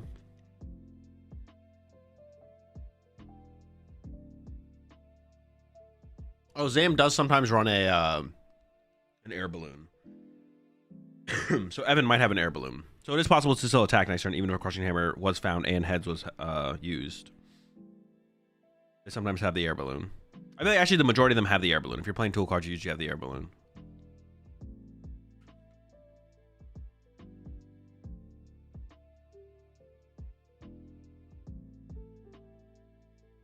All right, Evan can start to get aggressive here, but if you attack, you would also like to have the Genesect in play set up. So there it is. Genesect is in the deck. We have the tool card in the hand. The only thing Evan is missing here now is actually a energy to retreat.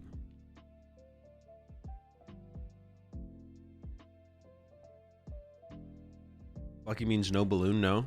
No, not necessarily. Some people play like a 1-1-1 split. There could still be a balloon. I think it's more likely to be 2 handheld fan and the lucky helmet, but some people play a 1-1-1.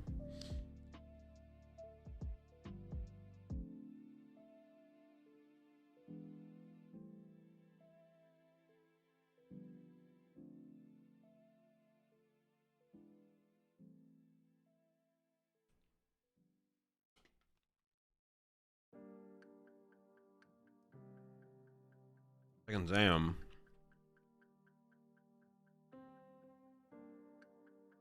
Second Zam is a little bit iffy. That plays like really heavily into like Judge. And Pop did it on Sparse. I don't know if we can attack yet.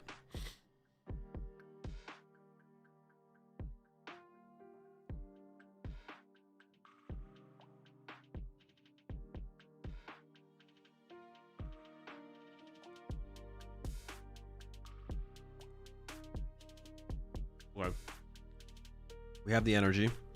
We have the Genesect. And the Battle Cage.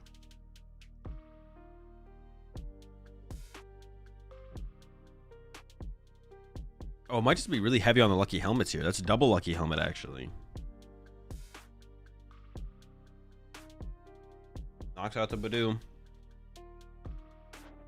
I mean, I think Judge here this turn from Makani is actually like really, really good. Judge knockout from Makani seems fine here. Also, Boss KO Genesect doesn't seem terrible, and then look for the unfair on the next turn, maybe. I actually feel like that second tool attachment from Evan is a little bit questionable, because it makes like the boss play here from Makani like pretty good, I feel like.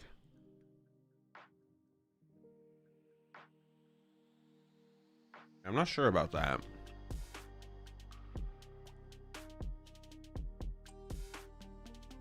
Another play here from Makani could be like a Crushing Hammer Heads. You could try and buy a turn here as Makani. You could get like a Crushing Hammer Heads and you could boss the Genesect and then just Jet Headbutt it. And build up another energy on your bench. And then next turn go like Jet Headbutt Knockout and then next turn like Unfair Stamp or something. But Makani's current board state can't chain 3 Dragapults. Although that might just not be necessary for the prize trade in the matchup anyways. Like back-to-back Dragapults might be too much for Evan to overcome with like Judge this turn. I don't know. Well, no. I guess if we're trying to go knockout Genesect, then unfair Judge, we'd want like back-to-back-to-back Dragapults possibly. Evan probably plays 3 tools, yeah, but it would have to find the 3rd tool. So here from Makani, if we find a Crushing Hammer and get a heads, I wouldn't hate Boss Genesect and then just Jet Headbutt it. The next turn Jet Headbutt Knockout plus Judge, and then the turn after that maybe go Unfair Stamp. You have a Worlds invite? Yeah, sure. Are you going to NAIC? I will be at NAIC, yes. There's the boss, yeah. No Crushing Hammer. Does get the KO, but this Dragon Ball is getting knocked out now. Guaranteed. That's why I didn't like the Lucky Helmet on the active. Unless the 3rd tool is in hand here for Evan, then it's probably fine. I don't know if Evan has the 3rd tool in hand, though. I don't think I saw it. So that's why I didn't like the tools to the active here, because it opens up this boss play for Makani. Which is actually a pretty good turn. Did he draw from helmet? Did he not? And I'm gonna go back and check. You have to draw from helmet, or is it a you may? Uh-oh. Yeah, it got knocked out. Draw for turn. Oh no. Did they catch it?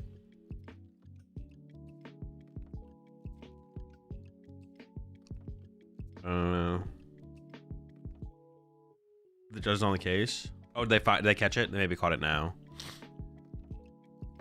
I think they caught it, yeah. Wait, did they catch it, or is he like thinking? Okay, they caught it, yeah. He's talking to the judges now. This better not be a DPL. No, it's gonna be a DPL for sure. Because he drew and then he played Hilda and stuff. Like, yeah, it's a DPL for sure. It could be a game loss, actually. Right? Like, what did he do? Let's see fully what he did. I think it could be a game loss.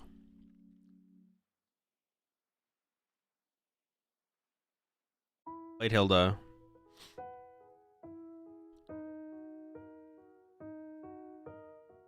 I guess technically you could put everything back that he drew off the enriching. You could reverse the Hilda, and then he could just draw 2 and then play the Hilda, right? Did he draw off enriching, or when did they stop it? Let's see. Oh, okay. So it's actually not that hard to fix. Because what did he do? Draw for turn, play Hilda? Draw for turn.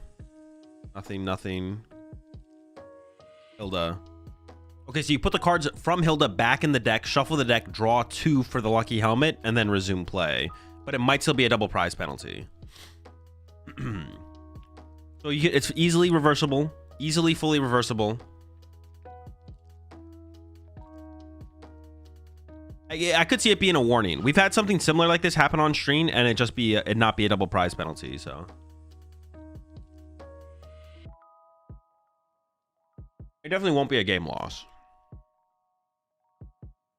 It'll be double prize penalty or warning. So we'll just see what they choose. I would want it to be a warning. Yeah, so they're just reverse Hilda, draw 2, continue play.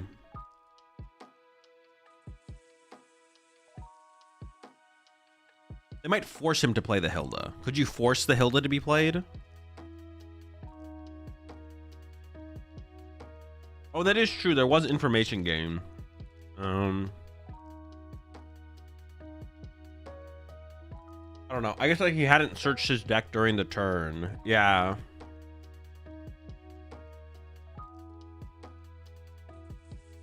Yeah, it might actually it might have to be a double prize penalty. Yeah, the Hilda has to be used. Well, if they're forcing him to use the Hilda, then maybe it could just be a warning, right? Because if they weren't forcing him to use the Hilda, then I would say it should be a DPL. But if it's gonna go, put those cards back, draw 2, play Hilda, then he's gonna search his deck anyways. So then it should just be, I feel like it could be a warning if they're gonna force the Hilda use. What information does he get though? Well, the question is whether or not they force him to use the Hilda. If they don't force him to use the Hilda, then he has the information of what's in the deck. He has deck information without having to go search his deck. Search the Hilda immediately. There's no information gain because he gets to search his deck again anyways.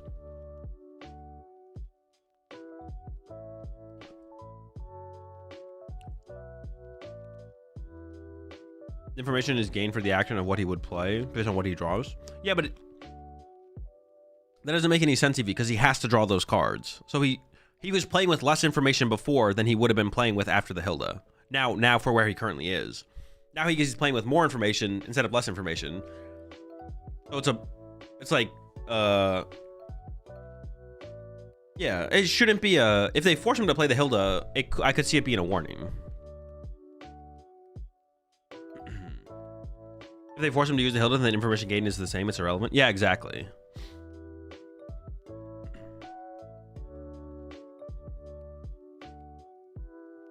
Why is it taking so long though? Dude, they did not just bring 2 more judges on the stage, bro.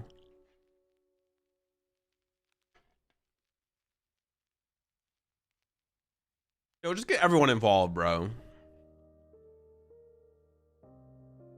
4 judges not, okay, can we get like 5 or 6 judges in here, please? We want more judges. Penalty requires a red shirt. One of the judges on stream should be a red shirt. The fact that one of the stream judges is not a red shirt judge is insane. Why do we need to bring other judges on the stream? There shouldn't be. There's no reason. The answer is there's no reason. I'm answering the question. I'm answering my own question.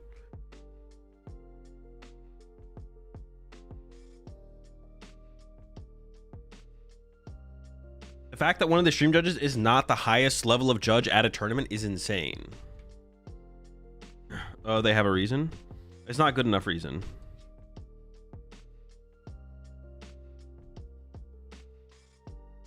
A stream judge should just have full authority. What's the reason? Well, Evie can't say. Evie can't tell us what the reason is.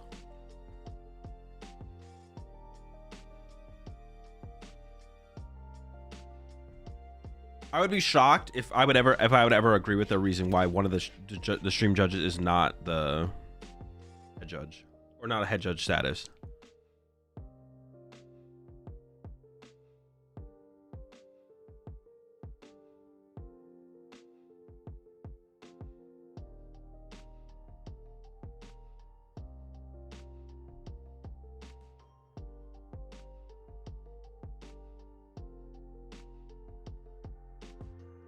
Judges are compensated, yeah.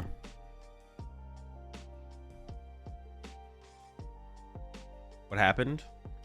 Evan forgot to draw 2 cards off a lucky helmet knockout.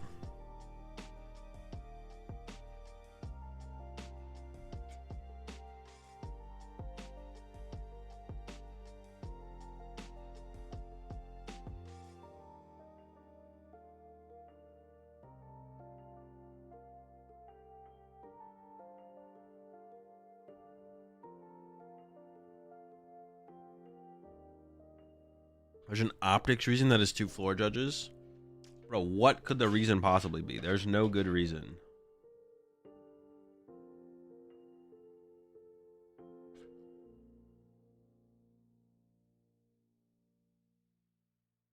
All it does is lead to a worse viewing experience.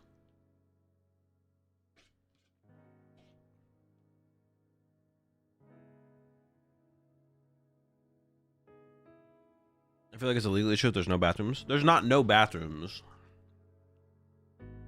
Listen, I'm not in Indianapolis. I know the bathroom situation is probably bad, but it's not 0 bathrooms.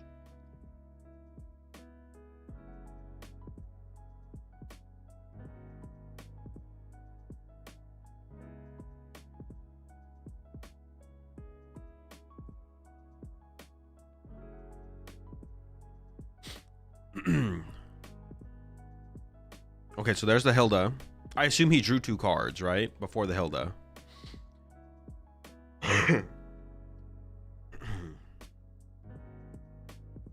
There's no 2 prize penalty right now. Might be safe. I also don't love the enriching energy here from Evan. I feel like Evan should have tried to get a psychic energy into play, but we maybe needed it to get the tool card. X recovered. I assume we have the tool. We'll see.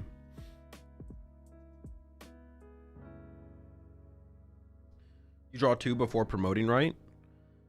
Yeah, you're supposed to. But in this situation, they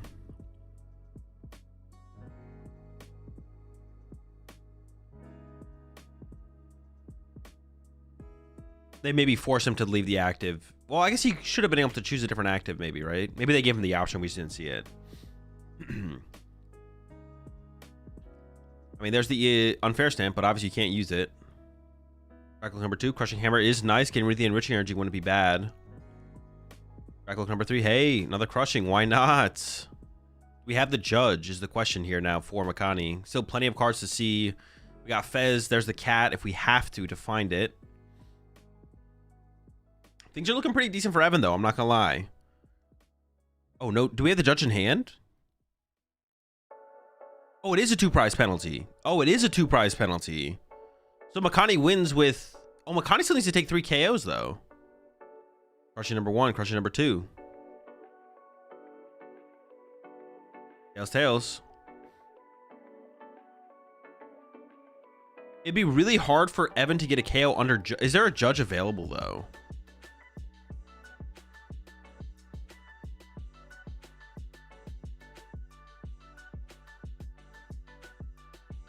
There is a judge available? Okay.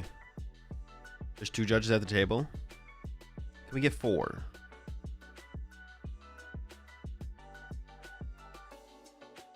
The deck, he has the cat. Oh, do we have the cat for it? Well, wouldn't we just want a Fez? That's why the sequence from Makani was weird, because he shuffled the deck before using Fez. I'm pretty sure Makani just messed up that sequence. Because he was supposed to go Loke, to Dunsparce Fez, and then try and find the judge without putting the cat in play. Now we don't have bench space for the cat. Are we attacking without judging? Unless it's in hand. Hold up. Is that it? Judge? Okay, we have the judge. Okay, sure. It is just 1 judge in the build, right? It's just 1 judge, not 2 judge. But if Evan doesn't take a knockout next turn, then Makani probably wins the game. Because of the DPL, though, honestly. Without the DPL, Evan was in a pretty good spot.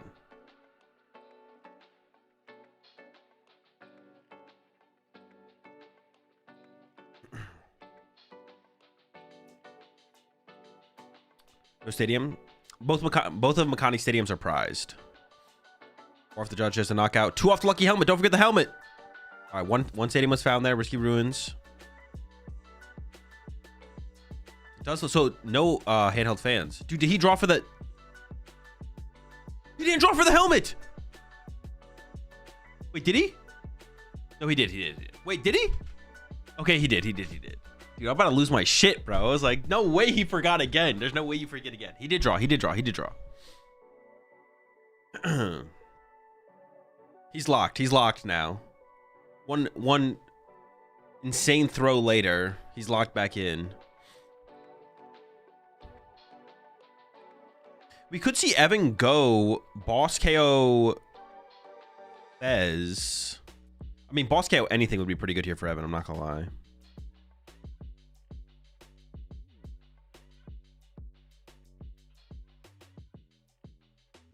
I'm curious the line they follow to make this a DPO. Maybe Evan had a prior warning. That could have been it as well, right?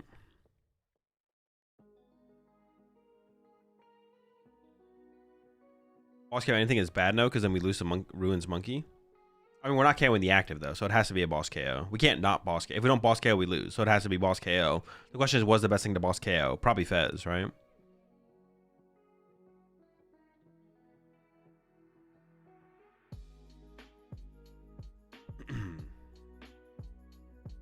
Usually they have to have done a lot. Oh, for it to escalate past a warning here. Evan was honestly in like a pretty good spot if he didn't make that mistake. Now I don't know. Yo, what's up, Slow Gloom? Do we not get to 16 in hand? I don't think so. No, I don't think we're getting to 16 here. We'll see. The question is, do we even have an energy to attack with? And if we do have the boss. I see the boss is in the hand. The question is, what do we boss KO? Yeah, obviously KOing the active is the best thing we could do, but I don't think it's possible. I'm actively for KOing the active Pokemon here, but I don't think it's a thing we can actually do.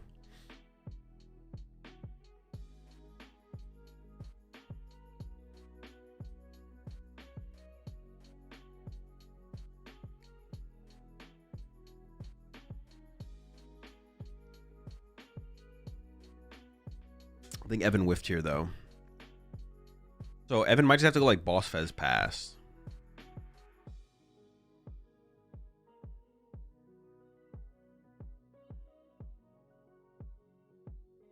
Pokepad for Zam. Okay, we're not done yet. Can we get to 16? Okay, maybe I spoke too soon. Is 16 possible? This is a pretty big hand right now. Zam for 3. But that's it, though. We're out of draw power. Unless he has like Wondrous Patch. But there's no basic in the discard pile, I don't think. We could use Enriching again, but I don't know if he has Wondrous Patch. I don't even think there's a basic in the discard, so I don't think it's possible, but...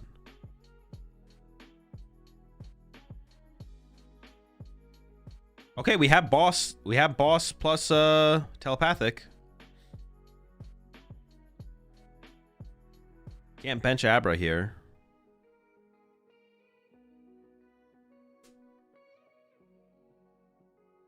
Where's your invite come from? Don't worry about it. Why are you stressing about that? You don't need to know that. You need to worry about where your invite's coming from.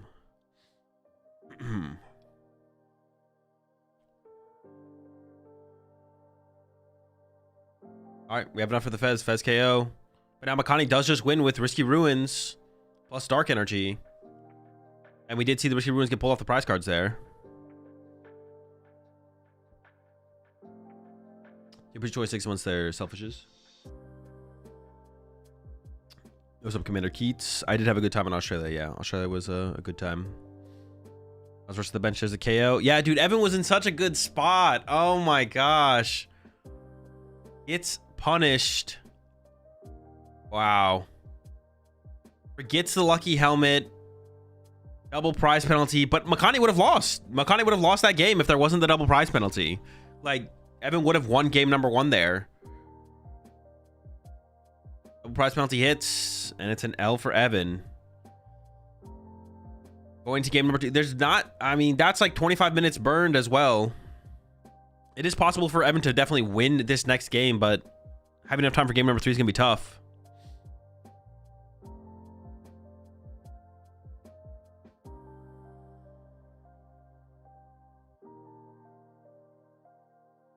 Yeah, also, yeah, Makani prized double stadium as well. Like, that's not gonna happen that often.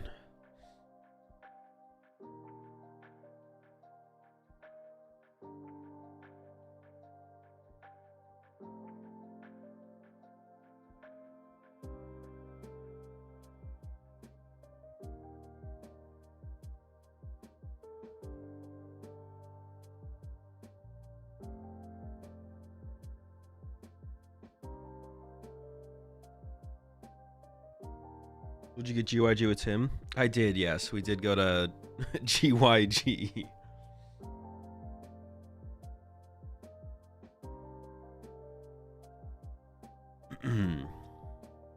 Ooh, only 1 Abra off the rip here for Evan. Enriching prize. Top 2 are Dawn and Candy and Boss and Stretcher. Boss Stretcher for Makani. Dawn Candy for Evan. Are the top 2s. Enriching prize. Honestly, that's where the enriching belongs. Should be a legacy energy anyways. Yo, appreciate the 22 months there, Kuma. What is Chip on today? I actually don't know what Chip ended up playing. I'm actually not sure. Are DPLs too strict? Should be single prize penalty? I don't think there should be any prize penalties. I think it should just be a strike system. 3 strikes and you get a game loss. And it should just be a strike system that goes from game losses to match losses. Yeah, double prize penalties I think are silly. They just shouldn't, or not, prize penalties in general just should not exist. It should just be a strike system. Warning, warning, warning, game loss, match loss, whatever, DQ, whatever. Just some kind of scaling up system. There should be no prize penalties.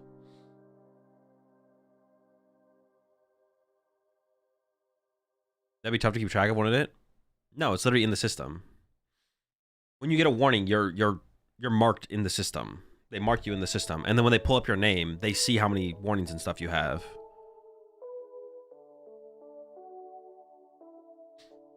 Prize penalties in general are just stupid. Don't make any sense.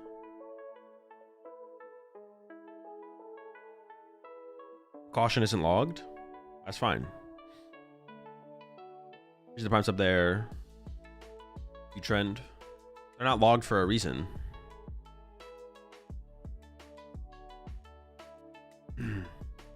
All right, into the Hilda, and then the telepathic. We do see Evan playing with some pace here. You like to see that. I mean, it's possible that this game doesn't even finish, to be honest. So you like to see the pace increase here from Evan. I'm just saying. Yeah, but that's why it's a caution. Oh my gosh, we're into the Candy Zam. Yo, chill out. Can you cook too hard? Is the question at this point. Evan's not fucking around. Dude, he's going, bro. All right, hold on. Is there a reason to not itchy there from Makani? I don't think he could. No energy, and the Dunce Horse has 1 tree cost. And we also have Tool Genesect, so we can prevent an aggressive, unfair response from Makani here. Oh, yeah, Genesect's in there. Go for the Genesect. Oh, it's a Buddy Poffin. Okay, he didn't play the Pokepad yet. My bad. Pokepad, Genesect. And we have Pokepad for another to Dunsparce, right? We can evolve this other Dunsparce.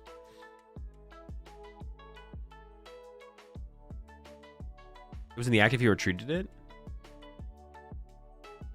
Oh, wait, did he retreat the Badoo to the Dunsparce? Is that what you're saying?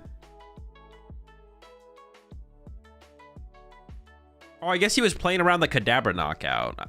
That must have been what he was playing around, was the Kadabra knockout.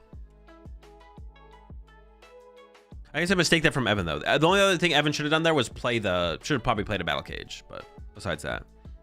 He opened Badoo. Interesting to not do it then. I guess he was just playing around the Kadabra KO. That's what he was trying to play around. But then he played into the Candy Zam. But Candy Zam is pretty reasonable. It's like not unreasonable at all. Yeah, that's an interesting play there from Makani then, for sure.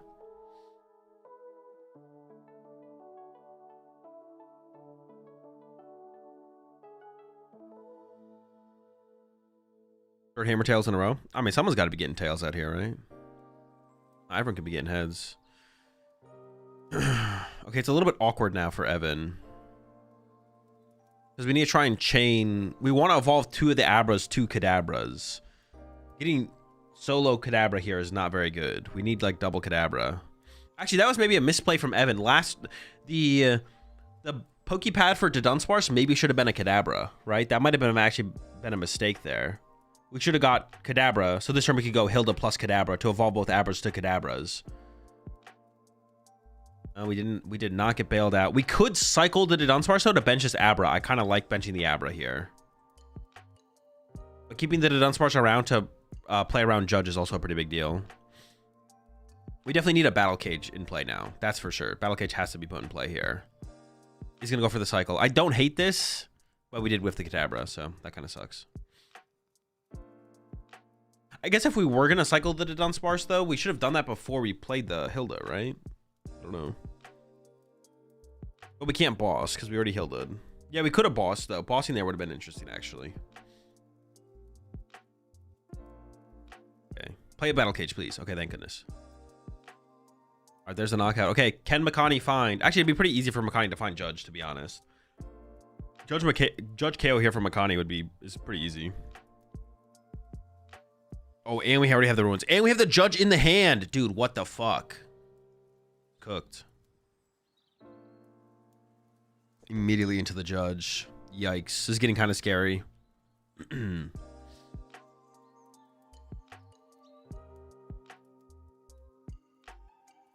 All Makani needs is what? A Fire or a Psychic and the Pult. Fez bench? Yeah, of course. Why not? The Fez isn't that big of a risk for Makani.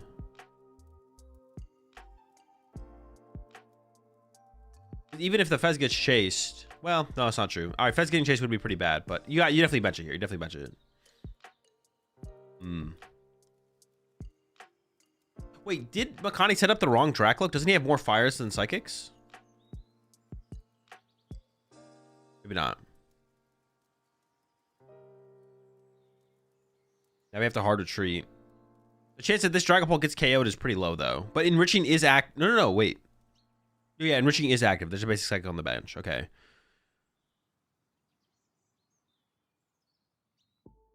Okay.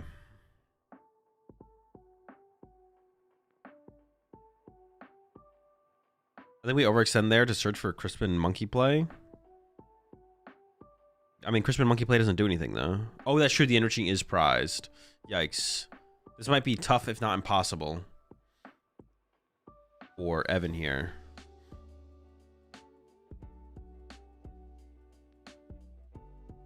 You do have the boss, though. The boss play, I guess, is available here. Boss KO Fez into KO Dragapult next turn.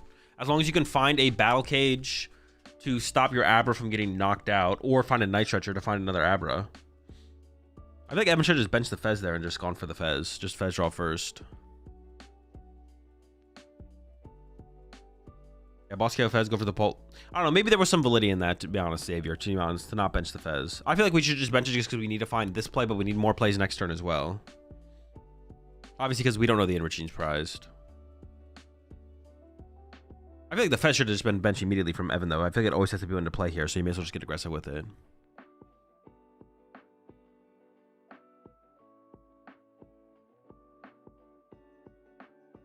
Never Evolve saves it though, no? No, because we can get Monkey Doried still. But we still need... Oh, another reason to have Fez first here is Evan, because we could have candied the Aberrant and Alakazam. Yeah, this sequence here is like really bad from Evan, actually. We did not hit anything. Why is he trying to avoid putting the Fez in play so bad? Putting the Fez in play is like fine, right? Yeah, this sequence here from Evan is really... The first action we should have done here as Evan is bench Fez and draw with Fez. It opens up so many more options in plays if we just put the Fez in play first and draw with Fez first. It makes our sequence so much cleaner. Also, it just doesn't matter. Like, the way Evan's gonna lose this game is by not being able to chain Alakazams, not because Makani KOs a Fezandipity. And now the Fez comes down, but it's so late. It's so late in the sequence. We're not maximizing our odds at all here.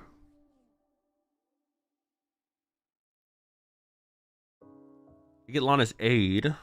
That is +2. I don't think we're getting to 16, though.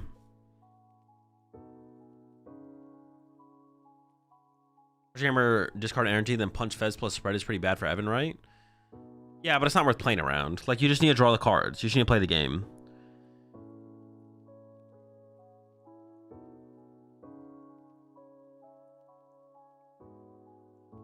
Like, that would be bad, but also we just need to play the game.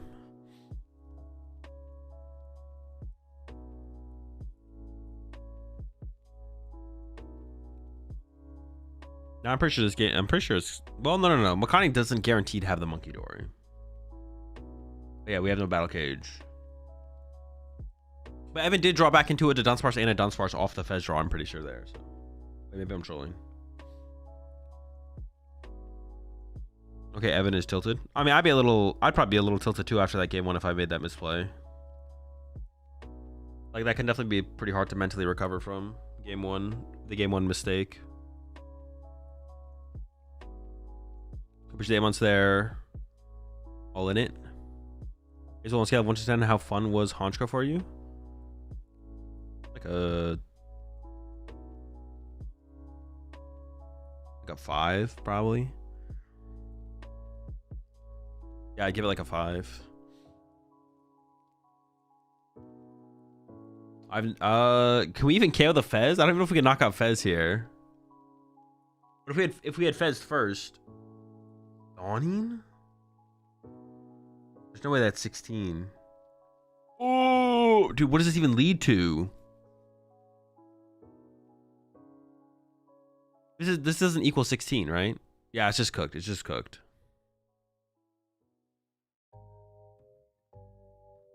Do you feel nervous on your first ever stream game? A little bit, yeah.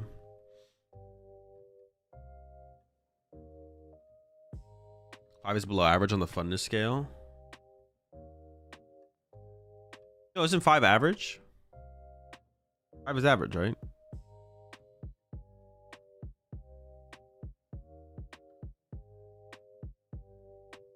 Oh, we're running to the Genesect. Gosh, this is terrible. This is so bad. We lose to so many things still. Yeah, now like Crushing Hammer plus Boss Fez. Like, there's so many things that just this is tough. Not in the good way though. Honestly, what about just going Boss Fez Punch? Seems just really good for Makani in general, right? Oh my gosh. Crushing Hammer heads. Oh, and I think we have the boss in hand as well. So now we boss. Oh no, there's an air balloon. Evan does play air balloon. So is it ever better just to jet headbutt the active? Probably not. You probably still boss the Fez, right? That'd be my guess. But if you jet headbutt the active, oh no, Evan probably plays Wondrous Patch, right? Actually, I don't know. Evan might not play Wondrous Patch. I actually have no clue. This is a pretty safe play, I feel like.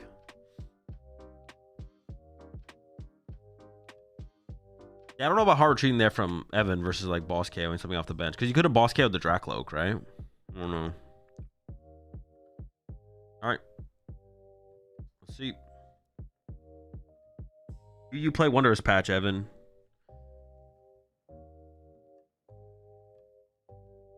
Because you need it. Wait, did he not bench a Dunsparce last turn? Oh, he couldn't do it because then it would have died. Jeez, I don't know. It's Chalked? Yeah, it's chalked.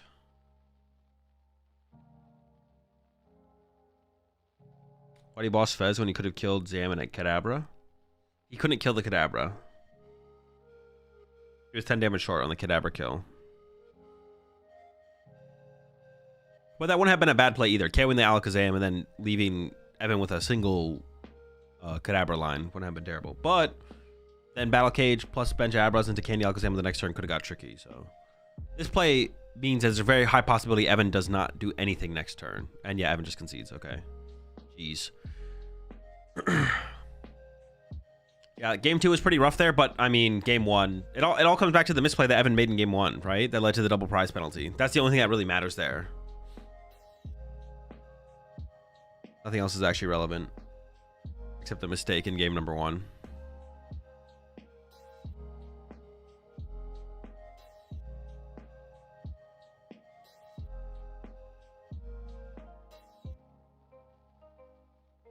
Isn't the 6 on Dabra bad? If you evolve, you still need Monkey.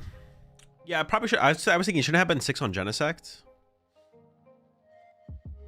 That's what I was thinking as well. 6 on Genesect. I think it was definitely a mistake there for Makani to not put 6 on Genesect.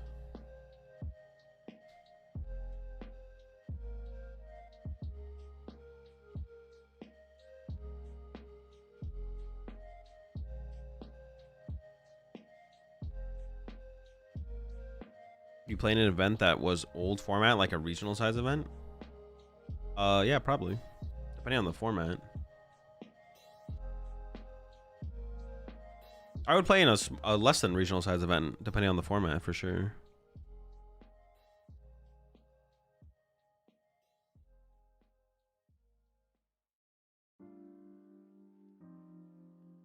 He's trying not to get a penalty for overexcitement. Yeah. What do you think about the PTCG having some kind of interrupt card to play during your opponent's turn? If they print it, it's fine. If they don't print it, it's fine. Whatever the game designers want to do.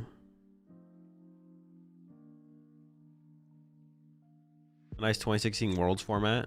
What format was that? What won Worlds that year? I don't remember.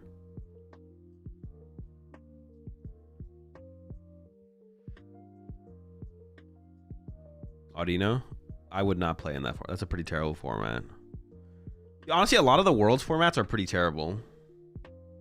Worlds formats are like historically some of the worst formats of all time, to be honest. I think part of that though is like sometimes, a lot of times they're new formats, so it's like underdeveloped formats, or not formats, metas.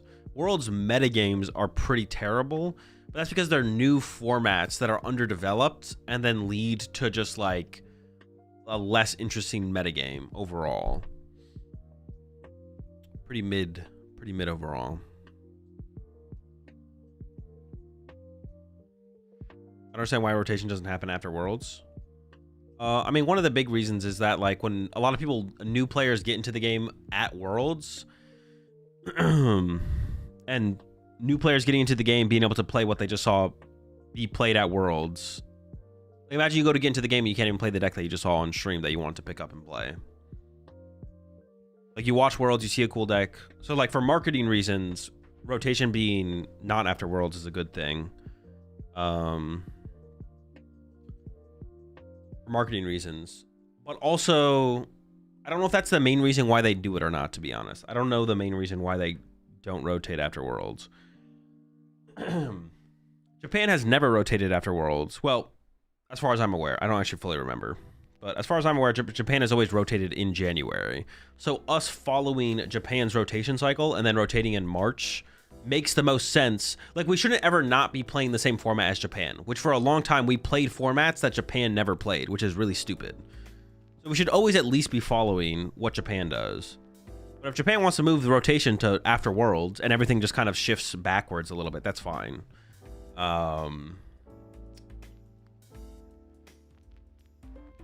But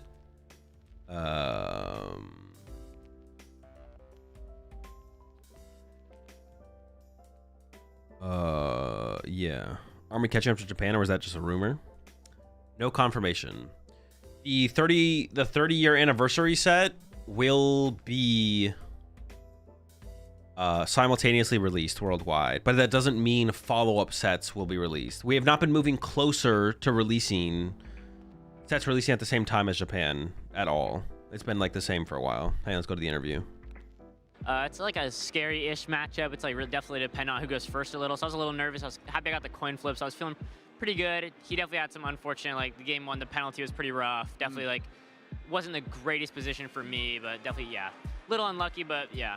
When you're playing the best deck in the room, you know that it's going to have a huge target on its back. Did you do additional prep for some of these more niche matchups, or were you expecting Alakazam and were prepared and had a game plan? Yeah, that's a great question. Definitely, like, Dragapult is the hugest target on its back just because it's so powerful. I definitely tested a lot into, like, a lot of the other, like, fringe stuff. Like you said, like, yeah, I've tested a lot against Alakazam, like the basic box decks with Clefairy. There's just, like, a lot of those decks are trying to beat Dragapult because not everyone wants to play Dragapult, obviously. Right, they're just trying to catch the players off guard. There's a lot of those, like, Pult counters. I hit a Slowking earlier. Ooh. That match is pretty weird. There's definitely a lot of stuff, and I've tested a lot of, like, the fringe matches because you got to be ready for anything, really. Especially when you, like, have a huge target on your deck. But no, the Alakazam matchup it's definitely pretty close, but I feel like pretty good, and so I've tested against it a lot. And just as a broad strokes thing, when you're playing Dragapult into Alakazam, is it better to play more defensive and disruptive, or just try to be aggressive to keep them from getting their evolution lines to begin with? Yeah, so it definitely kind of depends. It really depends on, like, your board and your energies. If you're not able to stream attackers, it's not very good to just keep it, like, to just go super aggressive. Like, there, I played, like, pretty patiently, like you saw. Like, I saved the Judge both games. Like, if you're playing Judge a turn that you're not attacking, it's like not very powerful. They're just gonna draw back into their hand again. So you really gotta like save your like tempo cards for when you're actually doing like a powerful turn, like Phantom Diving when you're playing like the Judge, or Phantom Diving when you're playing Unfair Stem. You don't want to just play them and waste them because that's gonna be like not very powerful. You want to make it the most disruptive turn possible, and that's why you gotta like save like your disruption cards and your hammers and stuff like that for like the most disruptive turn you can have. That makes sense. You're piling threat on top of threat, and it's not just okay, I'm taking your hand away and crossing your fingers. You're putting pressure on top of that disruption to multiply that effectiveness. Are there any other matchups you think that are similar to Alakazam where you're trying to be more disruptive and save resources for the right time, or is Dragapult just sitting on top of the mountain doing its Phantom Dive, doing sort of a general game plan most of the time in your experience? I definitely think it definitely is like sitting at the top for sure. That deck is just so powerful, and that's kind of why it's so good. Like even these counter decks everyone's trying to counter, they don't actually like beat Pult necessarily. Like even if you have a solid matchup, like Dragapult is just so good, it can beat all of these decks just like most of the time. I definitely think. Sorry, I just lost my train of thought. What was the question again? I was just asking, is Dragapult, because it's so strong, does it get to run a standard game plan against most things, or are you still adapting most of the time to what's in front of you? There's definitely some matchups where it's like you gotta play like very defensive and like save a lot of your resources. Like a matchup like that is like Lopunny, where it's like, especially with the hammers, like a lot of people kind of just draw into them and just slam the hammer down. But into a deck like Lopunny, where they're like their attack only costs 1 energy, like they run a lot of energies and a lot of like search for energy. So if you just play a hammer and get rid of an energy and like don't actually do anything else, they're just gonna like reattach. So that's definitely a match where like you save the hammers and then you go like stamp and then play all your hammers, and then then they have to hit like a Wally's, an energy, like a Dunsparce. That's when you have to like force them to hit all these combo pieces. And there's a lot of matchups like that where you kind of want to like save your hammer, like I said, save the stamp, and you want to like pair them all together, and then like that will make it so like if they whiff a knockout, then you're just gonna have such a powerful like comeback and be able to win the game. And I do like your stance on saving your resources and your attacks when they're going to have the most impact, not just playing a standard Dragapult game plan. Just because it's a good deck, you still have to know your matchups, you still have to know your lines. And speaking of which, production wanted me to pull up a couple clips here in the lounge to have you walk through some of your plays from game number 2 of the set that we saw on stream. I know that the Alakazam can kind of get down in the weeds, as you were saying, because it's so specific regarding timing. But if you could look right here, I don't know if you can see if it's big enough, some of the plays that you were making at this point in the game. Yeah, so the biggest one for sure was the turn 2. It's when I actually retreated the Badoo. I guess that was turn 1, sorry. I retreated the Badoo into the Dunsparce right here. And it might seem like weird to people because like obviously like Badoo's a great attacker. Why would you not put him in the active? The biggest reason for that is like in a lot of matches, but especially Alakazam, the prizes are like really, really important. If you're able to Phantom Dive after they take 1 prize, like it's 5 prizes to 6, and you can Phantom Dive, like that's like such a better position than like 4 prizes to 6. Like, it's like the difference is genuinely like huge. Like that can be game winning or losing depending on like that 1 prize card. So like even though he did hit the rare candy, my attempt there is to like force him to hit one of his 3 candies and like try to deny the prize as much as possible. If I give him Badoo, the chance he just goes like Kadabra and like knocks out for 1 energy is really, really high. Because he runs like 4 Hildas, 4 Kadabras, 4 Dunsparces. Like he just has so many ways to like get that easy 1 energy knock on Badoo, and that'll guarantee that I'm going down 2 prizes because I don't run like rare candy. So like I went for a little bit of a different play. And yeah, try to force him to hit the candy, which he did out of Hindi, but like either way, I think it's still like good to like force him to hit that out, because if he does whiff there, then I'm most likely gonna be able to Phantom Dive when he's at 5 prizes, which is like I said, a really like huge difference in the matchup. I definitely hear what you're saying. This is very illuminating regarding your mindset when you're playing against your opponent. People sometimes will be a bit too cautious and think, oh, playing around the best case scenario, or rather worst case scenario for them over and over and over again into the game. But sometimes you just have to say, no, I'm forcing you to have this particular combination of cards or perish, right? Yeah, exactly. It's really like, then that's kind of what I was saying. Like, you really want to like disrupt them so hard, like the most you can. And that's when it's like, yeah, you're like playing all this disruption, like retreating, like denying prizes. And it's like, yeah, if they ever whiff, like the deck is just so good. Like if you ever get a free turn, you're probably just winning the game. That's just how good Dragapult is. Yeah, and thanks for sharing your thoughts on Dragapult, on the matchups, explaining a little bit about some of the more intricate plays on that match we saw. We're going to kick things back to the casting desk, however, and keep this tournament underway.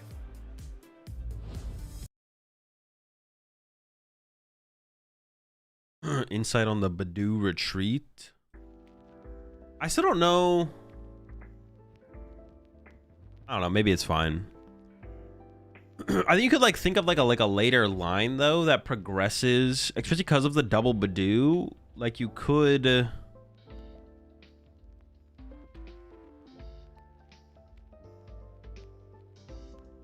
don't know if I still agree with the line though overall. Because Makani there, you could have just like double Badooed as long as you didn't prize to the Dunsparce. Like you don't lose your energy attachment to retreating to the second Badoo, and you go like Badoo, Badoo, slow the game down and stop him from setting up too much. But maybe it's fine. I don't know if they're not item locked. Hitting like turn 2 candy Alakazam is like pretty reasonable though. And Badooing there potentially prevents the Kadabra KO, because if he had a Abra in the active, it's a little bit different. But because he had the Dunsparce in the active, he needs a Dunsparce and the Kadabra. And then even if he gets that, you need to like try and find a lot of Kadabras as fast as possible to protect your Abras. So by item locking 2 turns in a row, it could be hard to find the Kadabras, but maybe it still makes the most sense. Force the candy, even though you give him like the tools to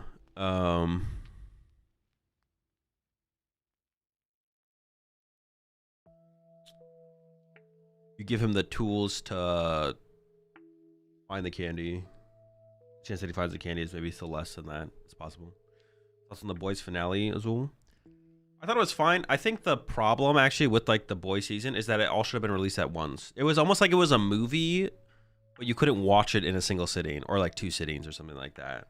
I think the flow of the show would have been way better if you could have watched every episode in a row. But because it was like split up, it was like actually not as good. It watched like a movie, but you couldn't watch it like a movie, basically. That's how I felt about the final season of The Boys. Chip's 4-1. Bro, he's so lucky, bro. What the heck? How is he 4-1?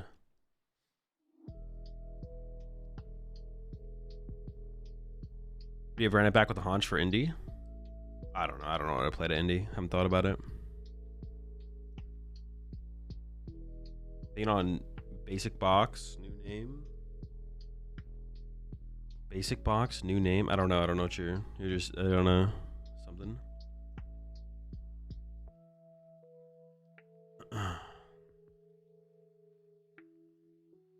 What shit playing? I haven't watched the final season. I've been waiting to watch it all in a single day or two. That's how it should be watched, I feel like. Yeah. That's it. I didn't say any spoilers. I didn't say any spoilers. No. Yeah, if you haven't watched it yet, that's how you should watch it. You should try and watch the final season in like 1 day or 2 days. Makani called slot box basic box. Oh, I mean, I'm still gonna call it slot box, but basic box works fine. You'll push 29 months there. Arceus the Grand.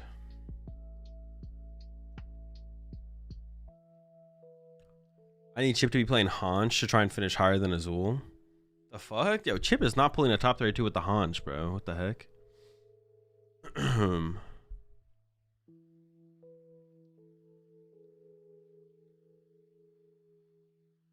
don't think Chip is playing Haunch, though. I don't think there's a Haunch for Chip. Are you excited about the bees coming to NA? I don't know what does that mean? The bees coming to NA? You mean like Beedrill? Why is it coming to NA specifically? Should Raging be considered a variant of Slop? It is. Yeah, it basically is. It's all Slop. Any big basic deck that has Clefairy and Kangaskhan is just Slop.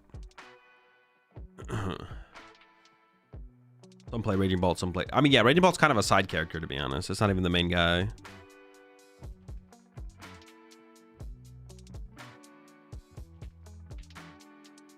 Are you asking me if I think Beedrill's a good play for NAIC? I have no clue. I haven't played with the deck.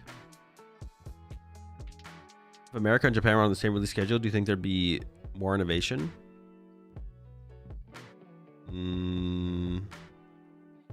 Not necessarily. No, I don't think so. If America and Japan were on the same release schedule, do you think there'd be more innovation?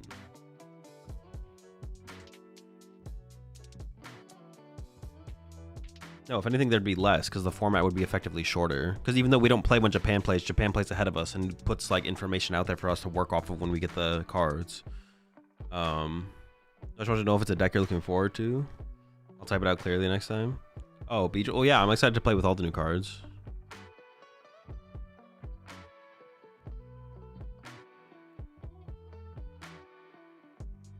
Yeah, no, if anything, there's just less innovation because the format is just shorter. Yeah, the format's effectively shorter if you don't have... The format's effectively shorter if we release at the same time as Japan. So there'd be like less overall innovation. I think the meta would be wider if Japan and us were on the same schedule. It would be wider initially for us, yeah. But the format would be less solved because it would just be a shorter format overall. It would probably be wider initially though, yeah, sure. That's fair. I guess it'd be like theoretically wider for longer because it'd be like a shorter format, a not as wide format, or not as long of a format. Are you older than Tord? I actually don't know. I'm pretty sure me and Tord are the same age, but I'm not sure when his birthday is. I'm pretty sure me and Tord are the same age.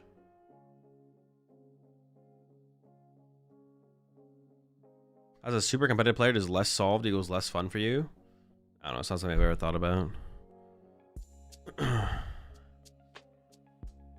People praise the West for innovation when it's really just the fact that we start further into the season since Japan does it for us. I mean, that's just not true at all. Well, one, I don't think the first part of your statement is true. I think that's you talking to yourself in your head or something. I don't know. I don't think anyone praises the West for innovation. And then no, Japan getting the cards ahead of time doesn't like lead to the good players that are not in Japan not being good players. The answer is just no to like on both fronts for sure. Bro, the West brains are simply bigger. Simple as that. True. You think you'll ever go back to full-time competing like before? I'm probably never gonna go back to like going to like every regional now. I'm gonna play more next season than I did this season, but I'm not gonna go back to like going to like every North American regional or anything like that. I definitely like want to cast. If TPCI will have me back to officially cast, I want to like officially cast some every single season. Not a ridiculous amount, but definitely some.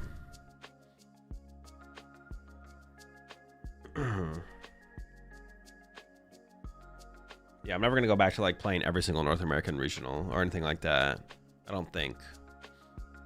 Doing some official casting is fun. Because I still just kind of want to do everything. I want to do watch parties. I want to do official casting, and then I'll compete more next season than I did this season. But Azul, if you like Pokemon, do you like Pokemon? If so, recite the entire Poke Rap. I don't think I've actually ever listened to the Poke Rap in its entirety. I recently went to my first Master Ball League, and during my last game, my opponent went Ultra Ball Fail It Crispin and then asked to take back Ultra Ball, and I allowed it. They then used that Ultra Ball next turn for me out for game, and I can't stop thinking about that mistake. Any advice on how to reset for him for next time? I mean, don't let your opponent take back the Ultra Ball. I think it's pretty silly to let your opponent take back the Ultra Ball, but I don't know. That's on you. Any advice on how to reset from it next time? I mean, I don't know. Yeah, I don't know. I don't let them do that. I don't know. I don't know. I don't really have a better answer than that. I don't know. That's pretty bad. Reset? I mean, I guess like reset mentally from making an error in general. I don't know. Just, experience is always going to be like the biggest. What is the quote? Experience is the best student, or no, the best teacher. Experience is the best teacher.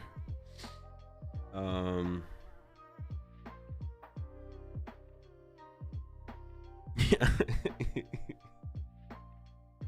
Experience is the best teacher or something like that. I think it's laughter is the best medicine. Oh, true, yeah. Just laugh at yourself next time you make an error like that. I mean, you have to enter the headspace, the mental. You have to overcome the mentality, or have the mentality that like the previous game doesn't matter. The next game is the only thing that matters. The previous, whatever happened in the last match doesn't matter. Look, you have to just look forward to the next match, or whatever.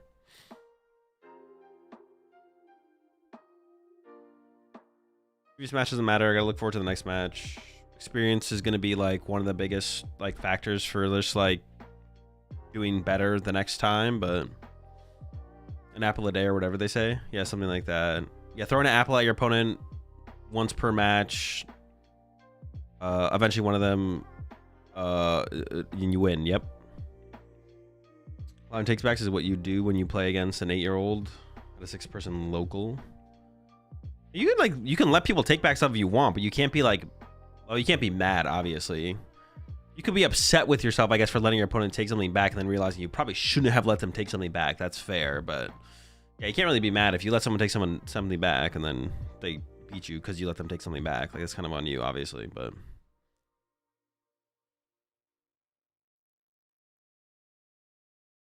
You ever gotten hand cramps during a best of 3? No.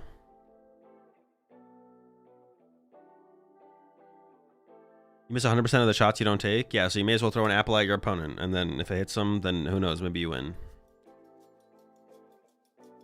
Take back the take back? Yeah, you could hit them with yeah, after they've taken back the take back, and then during their next turn, you could be like, I don't want you to take that back, actually. I miss 100% of the shots I don't make. That's true slap, you do, yeah. Slap your opponent with an apple. With an apple.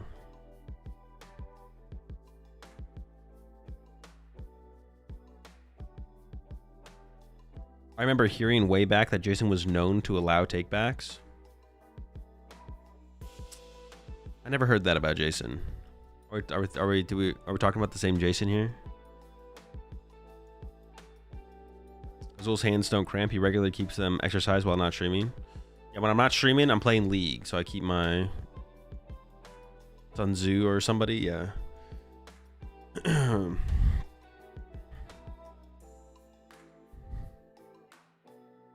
How do you pronounce the name? Is it Sun Tzu or Sun Tzu? How do you pronounce the Sun what? Sun Tzu? Ah, Sun Tzu, yes. Oh wow, look at these creative fellas here with their 3 Dragapons. Yeah, really really innovative picks there from Ethan Juancho and Jeremy. Dragapult, Dragapult, Dragapult.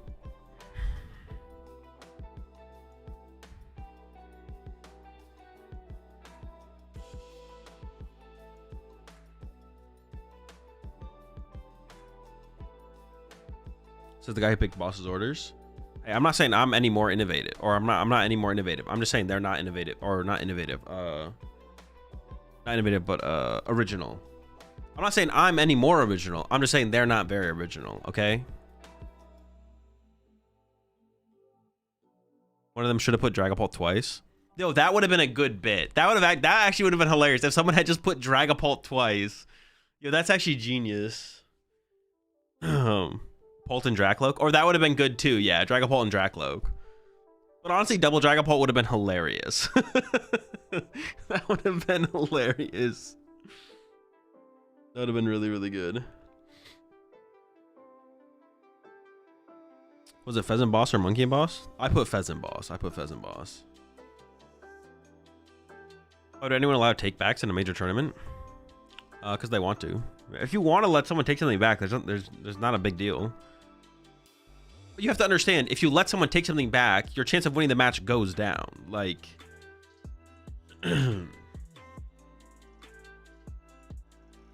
like you don't like. If you let your opponent change their play, that's actually possible. If you let your opponent changing your play, like on average, if your opponent wants to take something back, it means they made a mistake. Is what that means. Like if your opponent asks you, it's like, hey, can I take back this attachment? Or like someone, like the person in chat said, they were like, their opponent was like, hey, can I take back this Ultra Ball? Actually a mistake. It could be like your opponent could like make a play that's the right play, and then they ask to take it back. But on average, if your opponent asks to take something back, it's because they messed up. Takebacks are for locals? No, I think that's silly. Appreciate 13 months there, WizD. Just won a 7-person cup with Crustal Melodic. Happy Saturday. That's cringe, I'm not gonna lie, but I appreciate 13 months. It's fine for you to let your opponent take something back in a major tournament. That's okay. I wouldn't do it. If my opponent plays a card, I'm not gonna let them take the card back. Like if they play the card, like if they like played the card, you know what I'm saying? If my opponent is like putting Ultra Ball into play but hasn't let go of it, I'm not gonna be like, nope, you play the Ultra Ball, you can't do that. No. My opponent plays a card, I'm making them play the card. I think there's nothing wrong with that. But there's also nothing wrong with letting people take something back either. I think it's okay if you want to let your opponent take something back, but you just have to understand the repercussions. What is the word I'm looking for? Ramifications. You have to understand what you're getting into when you let your opponent take something back. That's what you have to do. You have to understand what you're getting into with it. But then if you have an understanding of that, then it's like all fine.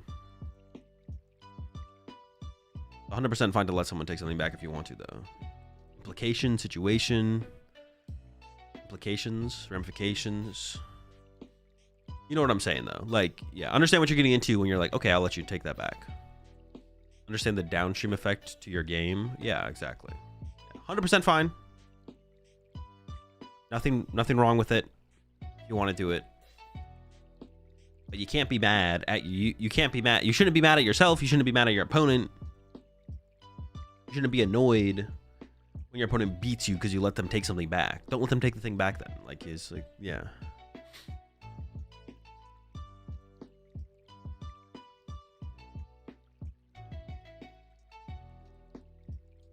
If my opponent wants to switch decks mid-game, should I allow it?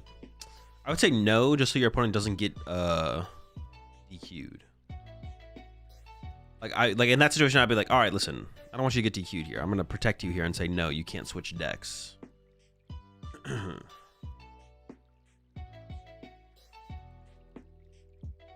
Templar Hedrick. I mean, it's probably.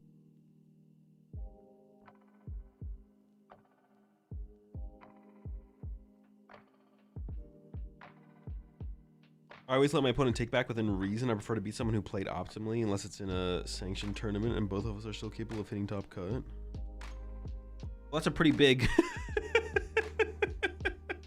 I mean, the beginning of your question sounds like you're like a very forgiving person who like lets their opponents like, I want you to play the game how you want to play it. Unless we're actually like an official tournament, you know, that's like actually being played.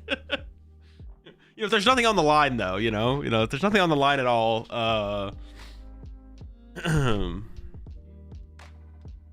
was like, damn, that's definitely like a take to have, but no. Your take is like, if I'm playing at locals, I'll let people take stuff back, which is like most people's take.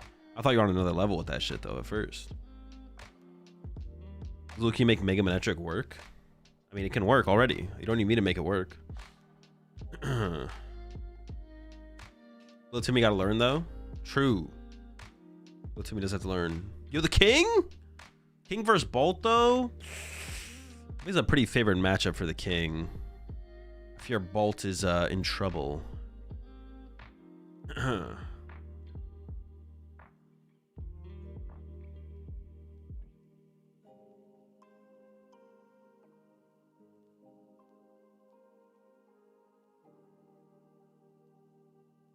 It's not unwinnable for Bolt, though. Well, it depends if it's a Kangaskhan build. If it's not a Kangaskhan build, then this is pretty bad for Bolt. This is as bad as it gets for Bolt. If it is a Kangaskhan build, then like Bolt can prize trade into the matchup. Like, not unreasonably. Is Grim good? No, Grim is not good. There's non-Kang builds? There is, yes. I don't think they're as good as the Kang builds, though. I think Kang builds are still better, but... It'll 24 months there, Geronimo.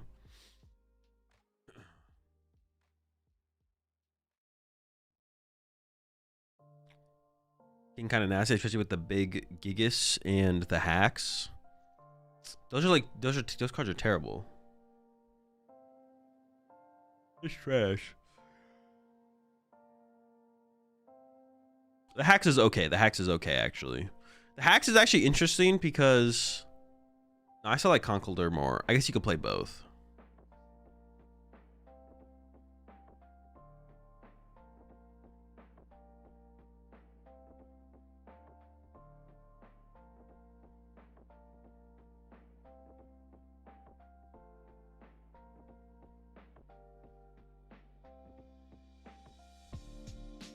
Yeah, you play Metagross over both, yeah. Metagross is the savior. The reason you play the Haxorus is because Haxorus KOs Kangaskhan. That's why Haxorus is kind of cool, because it KOs Kangaskhan. Otherwise, you have to annihilate the Kangaskhan, which is actually kind of annoying. But once you have Metagross, it doesn't matter. Cat prized. Jiggerbox build. So it's probably Power Glass.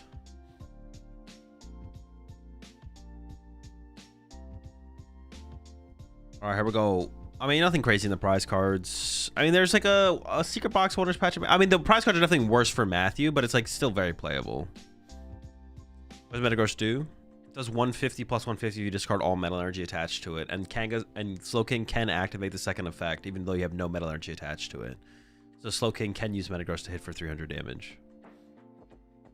And you don't have to discard any energy. Do you like Boomerang or Power Glass better for King? I like the idea of Boomerang better, but I don't know if it's actually better than Power Glass, I guess is what I'd say. Okay, there's the Ultra Ball from Matthew. Does give up the Pheasantipity there, but of course plays a lot of recovery cards.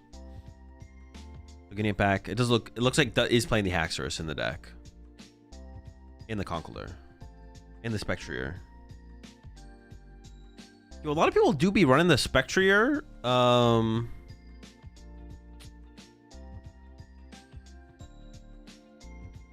Wait, what was his reaction? Like when he flipped over the Slowpoke?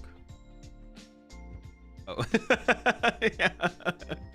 He is not happy to see the Slowpoke.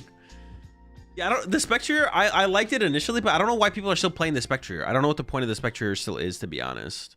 I mean, I guess it's for when you go up against a Shaman, but I feel like it's just like doesn't actually matter. You just lose if they have the Shaman. If it matters that much to use Kyurem, I guess. I don't know.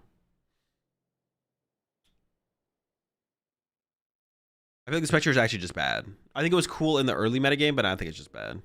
Okay, get into the Kangaskhan off the rip. That's not bad. And there's the energy for turn 2 energy. Well, honestly, we didn't need 2 energy. 1 energy would have done, but it's fine. All right, turn 1 KO Kangaskhan with Raging Bolts? Probably not. The deck doesn't do that anymore. Actually, this hand... Ooh, we got Crispin. No, I don't think we're cooking like that, though. Yeah, I don't think it's going to be a turn 1 knockout Kangaskhan.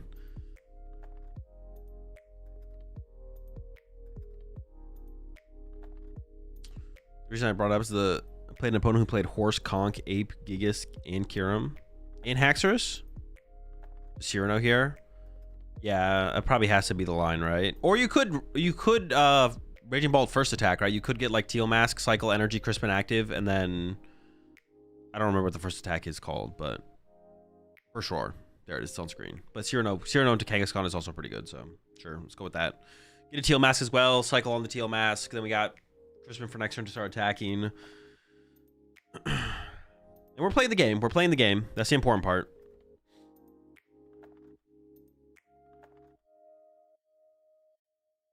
You lose your ace spec. Oh, is there a stamp in hand? Oh, okay. If there's stamp in hand, you probably need to preserve the stamp, yeah. That's probably more important, for sure. Although, I don't know. Playing Crispin this turn does set up to actually be able to one-hit KO the Kangaskhan next turn, which otherwise we're just not going to be able to... No, we could do it next turn. I take it back. We could still KO the Kangaskhan next turn. It is very possible. Don't mind me.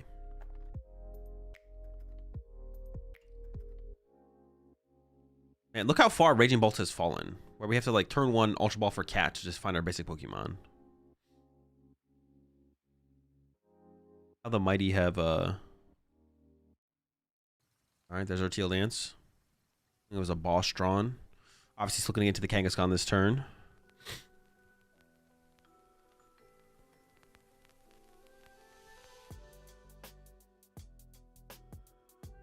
Yep, there we go. Kangaskhan. And like I said, I think I saw the Haxorus for Matthew, so usually this Kangaskhan is like feels like pretty safe to push into the active here, but a little bit scary to it because even if you get haven't attached for turn quite yet. Thinking about attaching to the Kangaskhan. He's gonna end up on the Kangaskhan and then pass over to Matthew. There's the Pokepad. I think there was a Lily in hand. We did Ultra Ball away Cypher, so that's why I think there's a Lily in hand. Maybe it's another Cypher though. So I don't actually know. Well, actually no. If we have Cypher in hand, we can. Actually no. We might not be able to get off the attack here. Let's see. Just a Lily. Wave attachment though. Gonna hold off. I guess that makes sense, right? Play for the telepathic to find the Latias. And they did just show the Haxorus on screen, so I think there is a Haxorus in this list. Haxorus is pretty good. Yeah, it's pretty good to KO Kangaskhan. It's not bad. Also, a Kyurem attack this turn from Matthew to go Cat, Latias, Kangaskhan would also be pretty good though. So even a Kyurem attack this turn, especially if it comes with a Power Glass, not bad. So if I get 500 likes on this on a tweet, will you go to NAIC and be my personal shuffler? No. It would have to be like, ooh, not quite there yet for Matthew. And it looks like he is playing Lucky Helmet actually. So no Boomerang. And maybe also isn't playing Power Glass, but that'd be weird to not play Power Glass or Boomerang. Power Glass better than Boomerang? They're different. I don't know what's the best to play right now. I'm unsure. Boomerang is theoretically the better card because it's like 2 cards in 1. But Boomerang's worse against Crushing Hammer. That's like a problem. How many likes is it? I have to be like, for me to go to NAIC just to be Jesper's personal shuffler, it would have to be like 10,000 likes or something. But see, I'm kind of scared because I feel like 10,000 likes could be achievable. I don't even want to give a number. No stadium. I think that was the missing piece there for Matthew.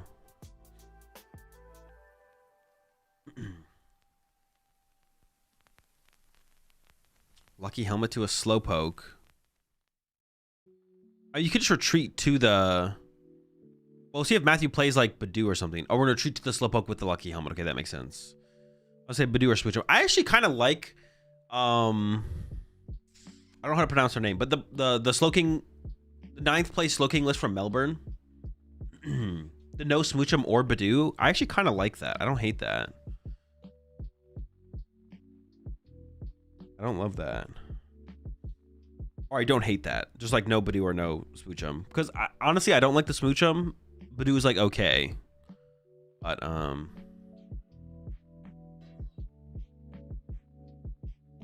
I don't hate the idea of just like not playing either, because so often you just end up retreating to Kangaskhan anyways, and you don't even attack with either, even though you could.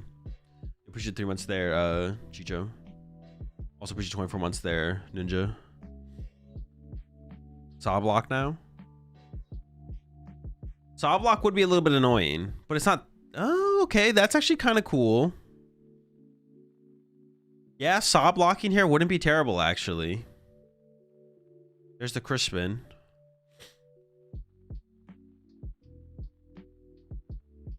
They did already burn a switch as well. I don't know how many. A lot of people only play the 1 switch. Matthew already used a switch there. So you could sob. Well, as long as he plays sob, I guess. Sob into like KO the active Slowpoke and a Slowking off the bench. Yeah, the sob would be really good here. But we're about to see the Kangaskhan swing here, which is not very good, I don't think. Yeah, the Kangaskhan attack here is like pretty weak. 2 for the helmet. Matthew did not forget about Volcanic. There's the Haxorus. Yeah, this is looking yikes. And Cypher in hand as well to work with. Uh-oh. Is it cooked? Nitrogen for the Fez right now and just draw more cards. I don't hate that. I didn't even love the Fez getting discarded early on, but we did it. That's fine. We're here now. More Cypher to work with later. No Stadium yet, but we do have the Cypher plus Kangaskhan combo to get there. So should be just fine. Can Cypher into Stadium plus maybe Telepathic. Telepathic to the bench Slowpoke to get another Slowpoke. Energy for turn would be nice. And it looks like, is I line up a basic energy instead of the Telepathic for a Slowpoke? Is the 4 Slowpoke prized? I feel like that's a misplay, right? Shouldn't we just get the 4 Slowpoke involved? What are we even saving the bench space for at this point? Nothing, right? There's nothing else to bench. I feel like it's just a misplay here from Matthew, but it's not a huge deal. Even like if there's no Slowpoke left in the deck, even just putting second Latias. Oh, second Latias is prized actually. Boom, there we go. I guess at that point, does it like matter to have? Oh, we're gonna discard the basic energy. We have wait, what? Oh, we have another energy. No, we have a Wonders patch. I mean, I don't love this. Oh, it does play 1 Boomerang, it looks like. Oh no, it's playing Boomerangs. It does have 2 Boomerang in there. Okay, okay. So it is a Boomerang build. Well, I don't love using the Wonders patch like that, though. I mean, I guess it's fine. We could have played the Ultra Ball, but like not discard the energy that's attached and just like conserve the Wonders patch. I don't know. I feel like this is like weaker into Unfair Stamp to like burn. Wait, do we have another energy in hand? Maybe I'm missing the energy in hand. Hold up. No, we're just whiffing the energy attachment for turn. Which, yeah, I don't love whiffing the energy attachment for turn, I guess. I feel like this gives like a lot. This gives more flexibility of a line for a comeback here. Because now if we get Unfair Stamp, we just have less outs to chain Slowkings now. Because like, let's say we get Unfair Stamp and then whiff the attack. Then our Slowking gets boss KO'd off the bench. And then we're down like 1 more Wondrous patch. Yeah, I don't love that choice there, I feel like.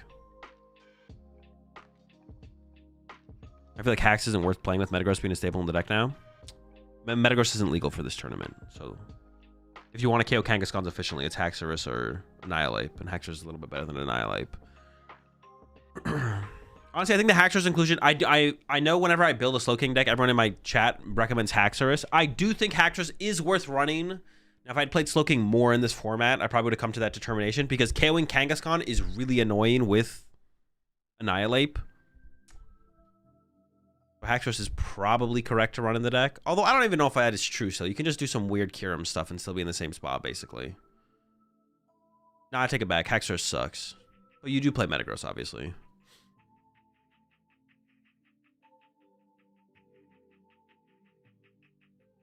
Yeah, I take it back. Haxorus sucks.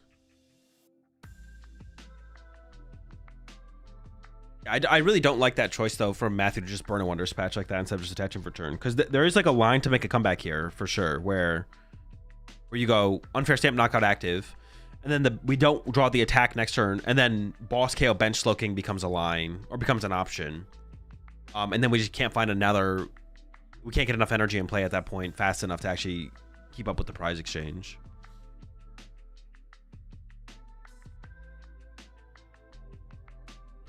Also, it means we can't attack with Clefairy. Or it makes it harder to attack with Clefairy on this next turn from Matthew to KO this Radiant Bolt. Yeah, the more I think about that Wonders patch choice, I really hate that Wonders patch choice there.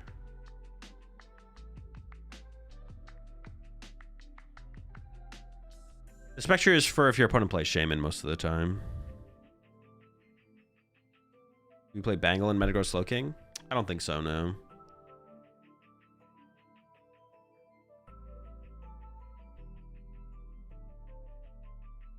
You still have like Clefairy, which is like fine enough, I think.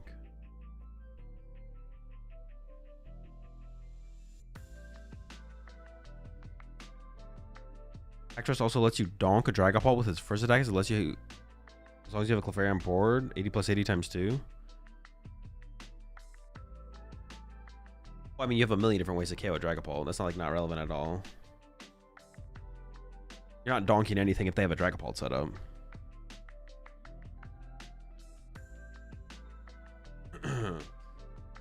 Listen, if we have Clefairy in play, we don't need more options to KO them. That is not a reason to play Haxorus. That's when you get into the fake reason territory, which is where you don't want to be. Once you get into the fake reason territory is where you've gone too far. You need to check yourself and be like, wait, this is fake. I should think about real situations and real reasons. Okay, we found ourselves a trumpet here. The big card that we want to draw here was a counter stadium, though. Whether that be a Chi and Pao or an Area 0. I don't know if we got either of those. Looks like the answer is no. So we got the KO, though. And this is, once again, potentially the problem. Discard off the active? I don't know about that. I think we have to hope that Raging Bolt lives a turn here. If Raging Bolt dies this turn, we're in big trouble, so. What are your thoughts on the Cofagrigus that was in the Eidos looking player? I have no clue. I don't even know what that was included in the list for, to be honest. I don't know why that was played. Okay, starting with Fez for 3. I mean, we definitely drew the KO here. Stadium stuck, and we have Pokepad Cypher. So knockout on Raging Bolt is definitely happening. Yeah, I have no idea what the reason for that Cofagrigus was. I know there was a different Cofagrigus that people were talking about in Slow King, so I wonder if they just by accident submitted the wrong Cofagrigus. That is my current theory as to why they had that Cofagrigus in the list, but I actually don't know for sure. I think they submitted the wrong Cofagrigus. But should I play Slow King to turn? Sure, why not? Cofagrigus is when Dragapult punches your Kang. It's just not a real play, because then when are you going to put 200 damage on the Dragapult? That doesn't do anything though, right? I guess you can put 200 damage on the Dragapult, and then next turn you can go Kyurem Clefairy. I don't know, maybe. Maybe that's the play? I'm not sure. The $60 Pokemon with abilities? Yeah, that's the one that I saw some people talking about playing in Slow King. The move damage one, I don't know. Like, the only thing I can think of is like when your Kangaskhan gets punched by a Dragapult, you can move the damage over to their active, I guess, but put 200 damage on their active Dragapult? I don't know. And then you can clean up with Kyurem plus Clefairy on the next turn and go like for a 4-prize turn? I don't know.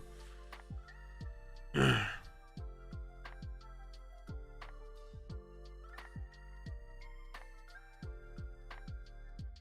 we Ultra Ball for this thing? I actually don't know how we got here. It does seem like it is coming together here, though, for Matthew.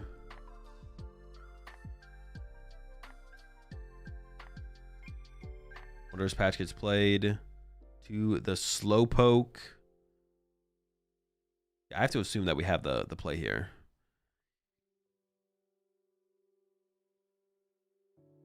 Oh, it was from the Telepathic. That makes sense.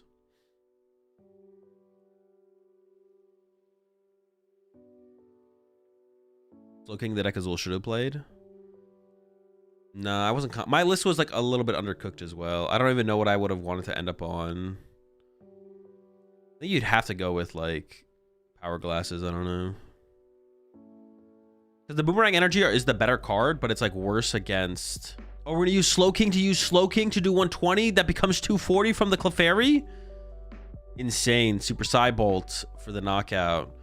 All right, now this game looks pretty cooked. It looks like this gun's probably over. It would be tough to lose from this situation, I think. Super Psybolt too strong. It's to any Pokemon, so you can knock out a Meowth on the bench with 200 damage. Oh, wait, it's not to the active? Oh, wait, maybe the card is good then. I thought it was to the active. Hold up. Oh, the card actually might be good then.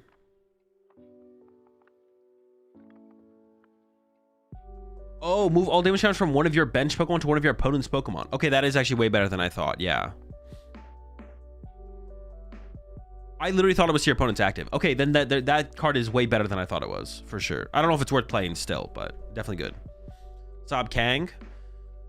Oh, well, now you want a Sob Kang. Well, could you have Sob Kang to then build up to a... Well, no, the Kangaskhan can attack pretty quickly, though. You don't have that much time, right?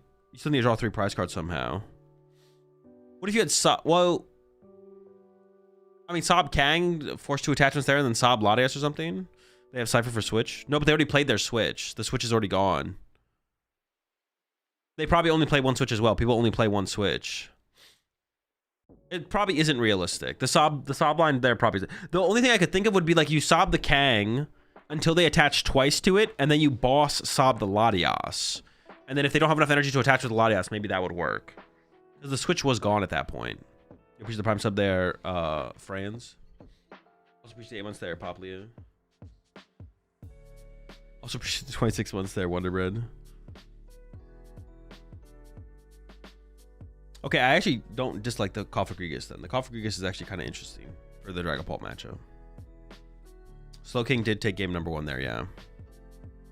He set up a Baltic KO Kang before they set it up. Oh wait, that's true. You could get a Raging Ball involved or Passimian or something. No. But the knockout on the Slow King put them down to 3 prize cards there. No. They didn't go down to 2 there. They went from 4 to 3 and then lost the game on the next turn. If they were going from 3 to 2, then they should have looked for a Sob play. But then they would have to involve a boss as well. They'd have to boss return. But appreciate the 15 months there, Jay Scoopity. Yeah, because the Switch went down so aggressively, the Sob plays were actually like pretty good. Game 7 tonight, who do you got? Spurs or OKC? If I was gonna bet, then I would bet that OKC was gonna win, but I want the Spurs to win. I want the Spurs to win, but I would bet on OKC. All right, here we go. Game number 2. Plenty of time for a full match still. This is one of those situations in matches where I almost wonder if you should just like choose second. That's the Raging Ball side and hope to get off a turn one attack. But going versus, I mean, it's just turn attacking is just not a realistic thing. It's just not a real play. Never mind. I really thought this matchup was 70-30 for Bolt, but this matchup looks unbeatable. 70-30 for Bolt? What? I wouldn't say it's unbeatable though either for Bolt. It's definitely it's definitely a favorable match for Slow King. Like if you're Slow King, you'd love to hit like 11 Raging Bolts or 12 Raging Bolts or whatever. However many rounds there are, you'd like to hit that many Raging Bolts.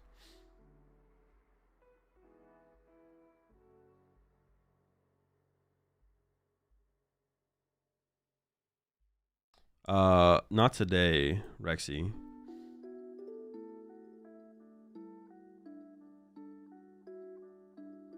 Matchup seems miserable for Bolt. No, it's definitely a bad matchup, yeah.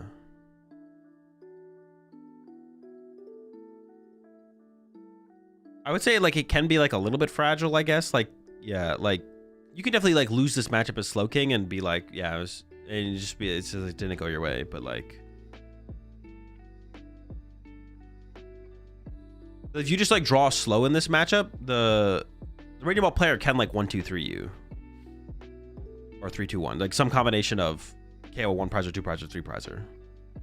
They can do that, and it wouldn't be like unreasonable. So also like they could go second and just get like a turn 1 knockout, stuff like that. So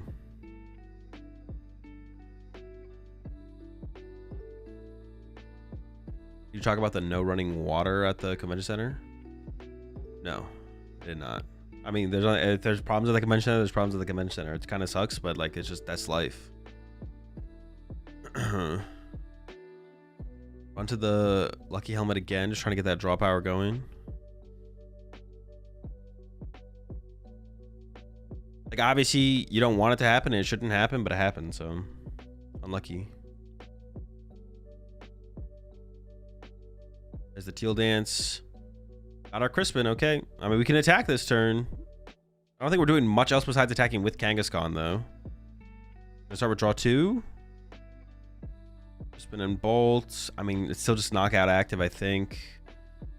The question, I guess you could you do it with the Passimian, I guess? That's the only other thing you could do. I grew up in Massachusetts. As I imagine for Rocket Box versus Slot Box. Favorite for Rocket Box. It's hard to beat the Spite Ops. Spite Ops is tough. It's just going to be the Kangaskhan attack, which I think makes sense. There's not much else you can do. Cambridge? No, I don't think I ever lived in Cambridge. There's like a bunch of other like Boston suburbs, Arlington, Watertown. I guess technically I lived in technically my family lived in the city. We lived in JP, which I think is technically in the city, but why is Zorak not on par with Bolt? Because it's just not Bolt's better. Combination of 4-man metagame, better deck. All right, we got the Kangaskhan swing, but this is playing out very similar to game number 1, where if Matthew just has the Haxorus return knockout, kind of in trouble. prize trade will be heavily going to Matthew's favor. And we don't have the unfair stamp in the hand ready to go to respond to the first KO here like we did in game number 1 yet. Oh, it is prized. And we did not draw it off the prize cards. Top 2 prize cards are Lightning and Cyrano.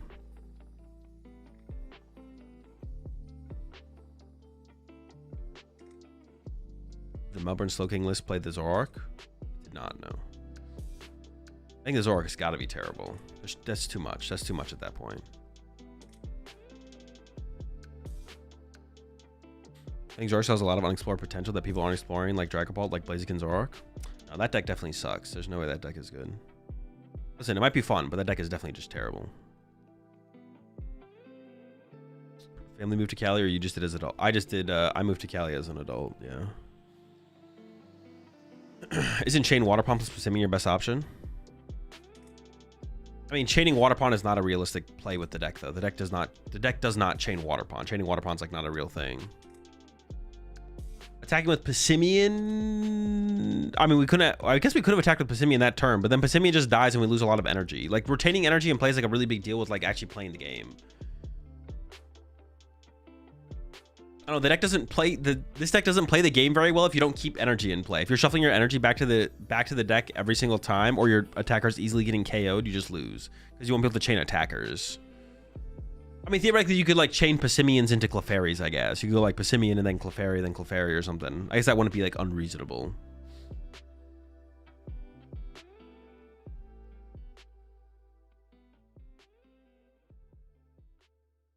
Top 2 prize cards are Ultra Ball and Psychic for Matthew. Does a random player doing well with a rogue deck have a good chance to make stream? If you do well enough, yeah. That's a fine chance.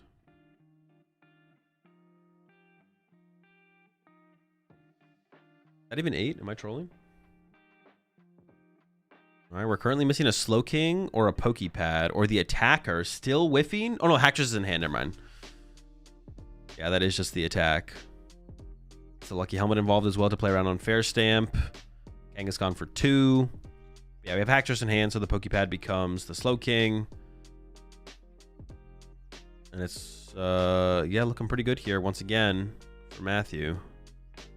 Looking good for the King. So what do you think is the best Zoroark list for Perfect Order? I don't know. One of them. Probably whatever Liam's playing.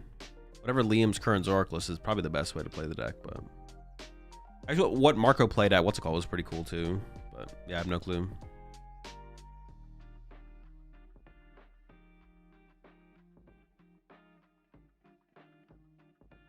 The Slowpoke gets involved. Liam with the 0-3 drop. Maybe not the list that Liam played at this tournament. I don't know. Did Liam 100% play Zoroark at this list? I don't even know if he played Zoroark. Yeah, the Marco list is cool. Hermione's list is fine. Yeah, I don't know what the best list is. I don't have that strong of an opinion on Zoroark. I did almost play it for... if I had played it for Melbourne, because I did think about it, I would have played something close to Marco's list probably, but... Okay, well, we got an attack off. We're setting up an attack this turn, but once again, this is going very similarly to how game number 1 went. Just attack, attack, attack from the Slow King side to shut things down, take over the game. We did finally find a stadium bump as well. We found an area 0.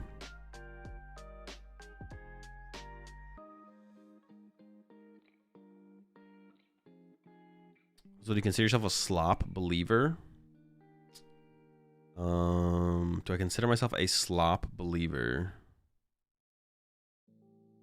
I mean, I guess. I think Slopbox is pretty good, yeah. I don't like it with Raging Bolt, though. But besides that, yeah, Slop seems decent. Good deck. Very chill.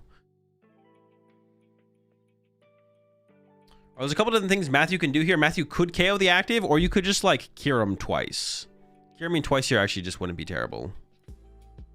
A couple different ways to approach this. It's looking pretty cooked. No matter how you approach this from Matthew, it's looking pretty cooked. Why wouldn't you Cypher here? I guess there was no reason to not Cypher, right? Yeah, because we didn't play Crispin, right? So we may as well have Cyphered. And I don't know what you set up on top. Oh, you put the unfair... No, the unfair stamp's prized. Well, we should have done something, right? We should have done something for sure.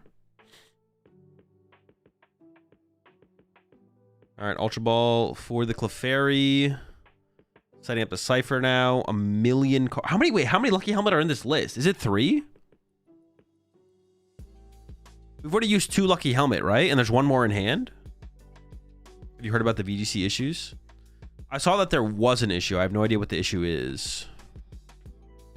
Save Cypher for a Stadium Bump. If you don't need to save it, you can just play it this turn and put like Fez Stadium Bump on top, and then knockout happens. You top deck Fez, play Fez, Fez into 3, get the Stadium, and then hope you pulled Unfair Stamp off the prize cards. I think that is a 3rd Lucky Helmet, right? And actually just using Champion, so they had to pause VGC. Yikes. Is it like Convention Center internet problems?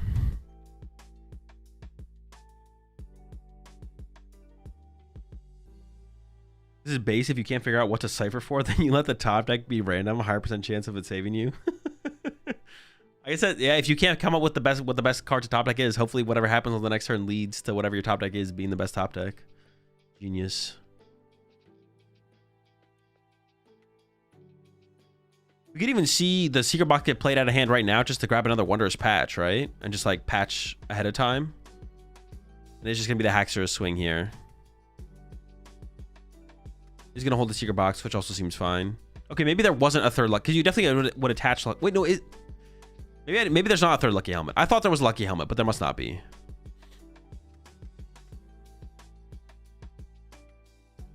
If we had a Lucky Helmet here, we would have attached it active, right? Maybe I saw the cat. Because it is a full art cat. Yeah, I think it is just a full art cat. It's just 2 Lucky Helmets, I think. Yo, Spectrier to snipe the Passimian off the bench for the win?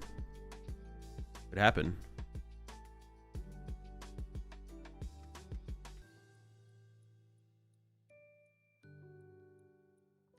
Is Zorak parent to king? Read.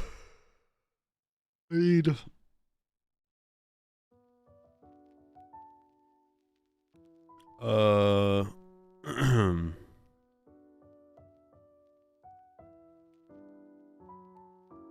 would assume it is, I don't know, to be honest. I would assume it's Zorak favored, right? I would assume Zorak is favored, yeah. It wasn't that way previously. Before Zekrom, it was definitely king favored. Also, you used to have TM Devo, which was really bad for Zorak. But yeah, it's got to be Zorak favored now for sure. This turn 2 Kyurem going first like isn't a real play, so.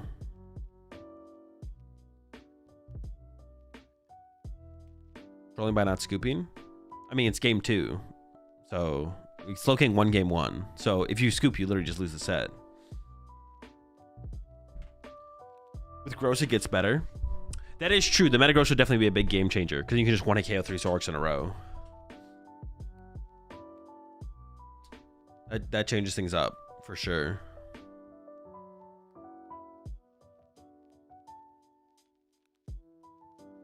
I got turn 2 Kyurem going first 2 games in a row, but def low percentage to get there. Yeah, not super high odds. I mean, you definitely choose first in the matchup and play for it as Slow King, but it just doesn't happen. It's not a real play. Also, a decent amount of Zorks play Badoo now, which makes it even harder. Let's go turn 1 retreat Itchy Paw on you, and then evolve on the next turn and get out of Kyurem range. You could triple Kyurem them, but that's like really hard to do, so. Okay. So there is an attack at least this turn. But if there's no unfair stamp, which there isn't, because we know the unfair stamp's prize, then it is just game over here.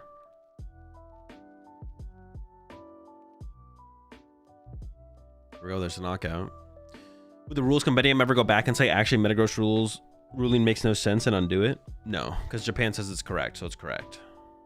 If they did, that'd be insane.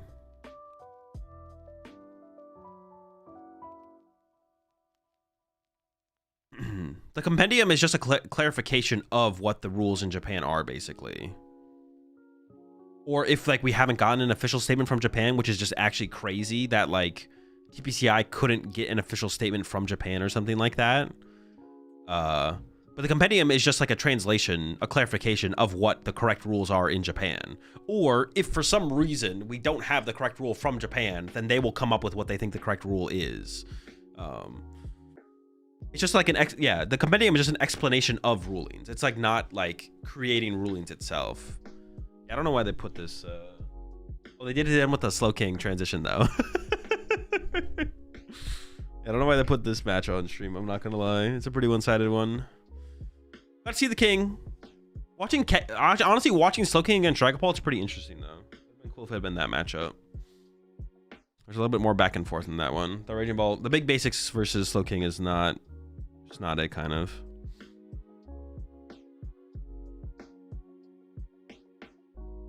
I feel crazy seeing people struggle with the Metagross ruling. Feels straightforward to me. Well, as the card reads, actually, I guess we have the official translation now, right? I guess I could open PTCG Live and read the freaking card. You may discard 3 Metal Energy from this Pokemon.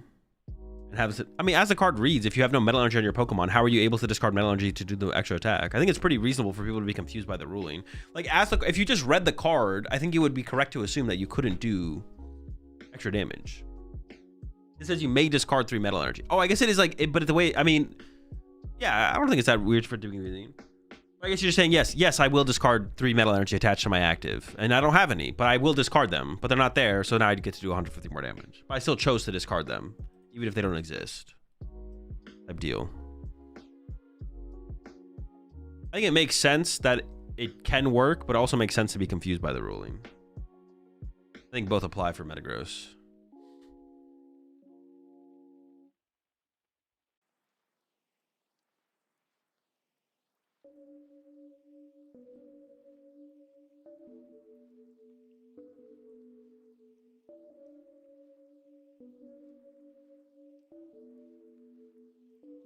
But at the end of the day, it doesn't really matter. What matters is like how the cards are supposed to interact. Even if there's a mistranslation or something worded poorly or improperly, whatever it might be, the only thing that matters is how the game designers want the cards to interact. Which is the 4 months there, super.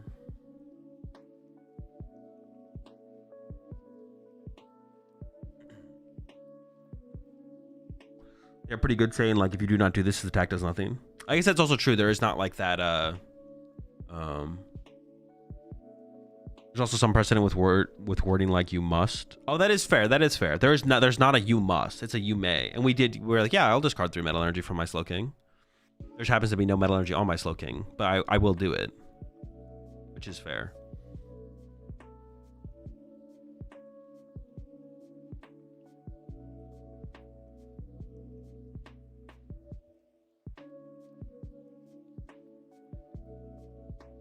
How am I feeling today? I'm still sick, but better than yesterday or the day before that.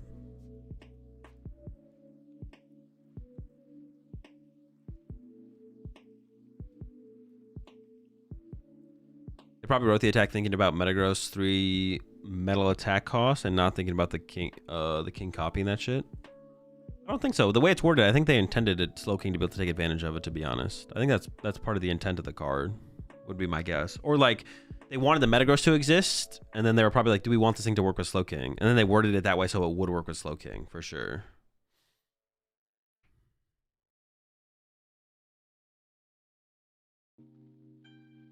For Metagross to not work, it would have to been written like, if you discarded any cards this way, this attack does. Yeah, or something like that. It would have to, it would specify. Apologies for making you repeat yourself, but which part of the wording on Metagross makes it so Slowking doesn't have to discard energy? Well, Metagross doesn't have any metal, or Slowking doesn't have any metal energy on it, so there's no metal energy to discard. You can just say, I will discard 3 metal energy from my Slowking, and then you do 150 more damage. The Indianapolis Regional Championships with Matthew Dennery. We just saw win with Slowking on stream. How are you feeling, my friend? Nerves getting to me, but overall feel pretty good. Happy I won. It didn't seem like you were super nervous when you were on stage. The casters themselves were actually really dazzled by your Slowking play. Tell me about how you picked up this deck and how long you've been playing it. I've been playing it for about a year now. I've been playing it since Xatu rotated. The deck overall just thrives off Shaman not being in decks or Manaphy back then. You can take multiple prizes. You can take really big knockouts with Annihilate, Haxorus. You can kill almost every basic Mega Pokemon, as long as it doesn't have Mist Energy, but that card, we don't have to worry about that, right?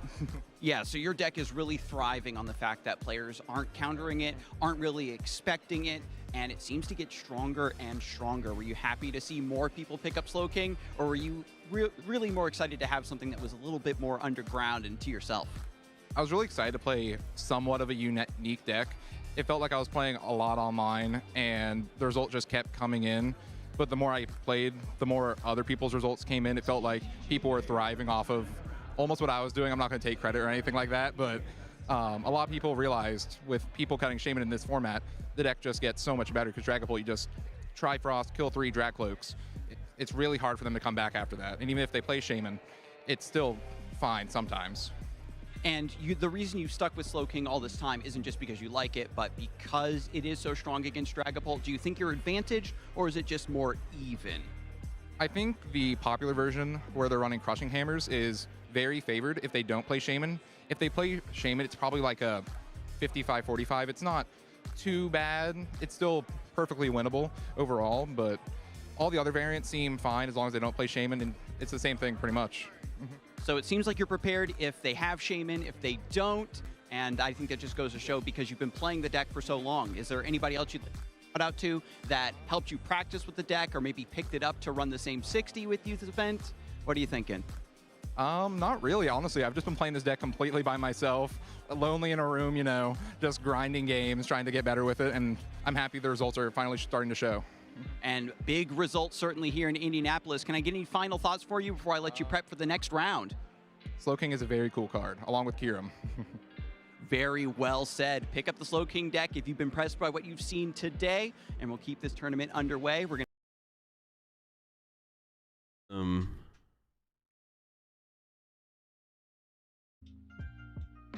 keep the standings. Where we at?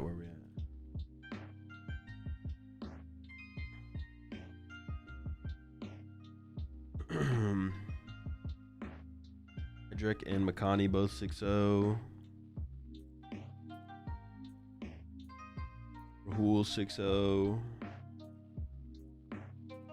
Newdorf 6-0.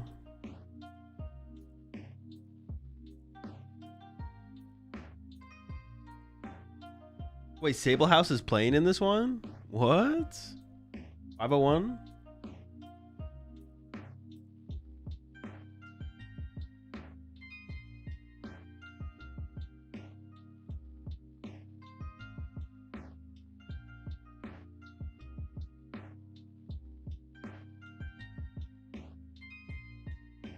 I guess that makes sense.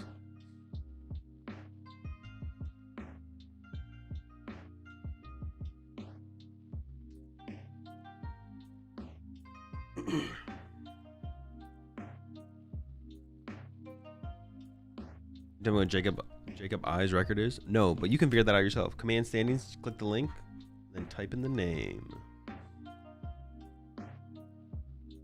Alright, so I'll have a decent amount of 6-0s going to the next round. 2,000 player tournament. So are they just under the cut? How many players is it for one more round of Swiss? This is 8-5, right? So we would need 2,000 something for 8-6. So it might be X21 for cut again, just like Melbourne. Yeah, X12. X12 might be cut because they're like right there at the next round, but not quite.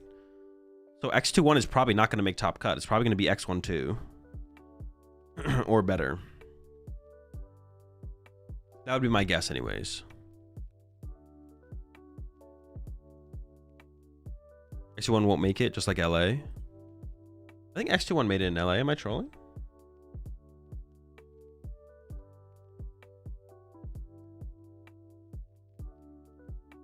Oh, no, you're right. Yeah, X21 didn't make cut at LA. Oh, because they were just under it as well. Yeah, it is going to be an X21 or better. Yeah, so it's going to be like X2 or better. I think that's fine. I saw some people complaining about that post Melbourne. I don't think that's that big of a deal personally. I think that's like fine for it to be that way. If they give us another round of Swiss, sure, great. But like if they don't, I don't think it's that big of a deal. I don't know. I saw some people like after Melbourne complaining about like the fact that I guess because it was LA into Melbourne that like X12 or X21 isn't making cut, but like that's fine. I think X2 personally being the cutoff, in my opinion, is correct. Like if X2 doesn't make top cut, then I personally think it's a problem.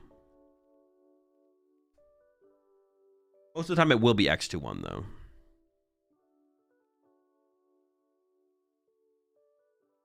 Why is this one so small though? Shouldn't Indianapolis be huge? This one could have been way bigger, right? I feel like Indianapolis is like has the potential to be like the biggest regional in the country or in North America. Venue's tiny. Well, the venue's not tiny. There's a ton of space at the convention center, but it must have just been low cap, right? I wonder why they capped it so low. That's weird. I feel like they definitely could have got 3K people for this one, I feel like, or close to 3K. Like, Indianapolis is like a pretty central location, pretty easy to drive to for like all the Midwest. You could even do it from the East Coast if you really wanted to. Not enough bathrooms, capped by toilets. True, they ran out of toilets. That feels weird. They can dedicate that entire hall to wristbands. Well, that's not part of it though, Heracross, though. That's not how it works. Like, they preemptively know that the space is preemptively allocated. Like, all that space being used up for like the wristband collection is like not relevant to how they logistically like plan out a tournament. Like, they pick the cap way before. They pick the cap like really early on. Then you get that much staff, that many judges, yada yada yada. It's more logistically involved in that. I just don't understand why they would have picked the cap to be initially 2K though. It sounds like there could have been more venue space.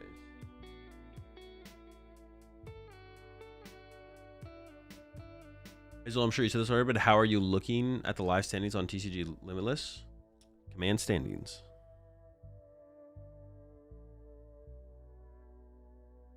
Rahul's running Crustal. Is he actually? Was Crust a good call for this one? The Dunsparce EX is probably on the low. The Moltres are up for sure. Honestly, you're probably beating all the Dragapults right now. And then the question is just like, what is beating you outside of that? You probably know about the bathroom issues in advance. There's no way they knew about that like probably like a 6 months or to a year in advance. There's no way that. No, the bathroom thing is not why. That is not the. Isn't it like there's like a local problem with like the water pressure or something like near the venue? That they did not know that 6 months in advance. They did not know that there was going to be a water problem. Unless they're from the future. Unless they have a time machine.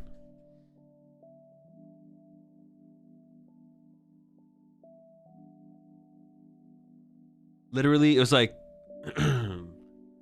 Terminator comes back in time, goes to Gaming Gen and be like, no. Don't allow 3,000 players at the Indianapolis Regional Championships. We don't have enough bathrooms. And then the Pokemon players will riot. And then it begins the, that's what begins the apocalypse. Is Gaming Gen allowing 3,000 players to the Indianapolis Regional Championships. The Terminator came back. Or not Terminator. Who the fuck comes? John, who the fuck goes back in time? John something. John goes back in time and is like, cap it at 2K. John Terminator? John Cena? No, isn't his name John? From Terminator. John something, right? John Connor. John Connors? That sounds familiar. John Connors. Marty McFly? Yeah. The Doc goes back in time and makes sure they cap it at 2K. Otherwise, it begins the end of the world. John Connor, no S. Oh, it's Connor, not Connors. John Connor.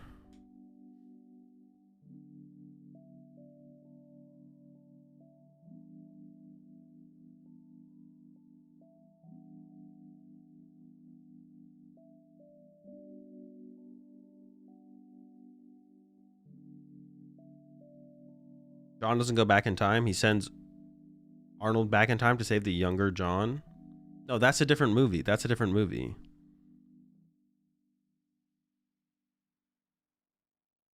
John Connor himself goes back in time in the first one, right? The Terminator gets sent back. That's like Terminator 2 or Terminator 3. The first one, John Connor goes back, and then Terminator 2, they send back. No, Terminator 3. See, I don't remember, man. There's too many. No? No, yes, right?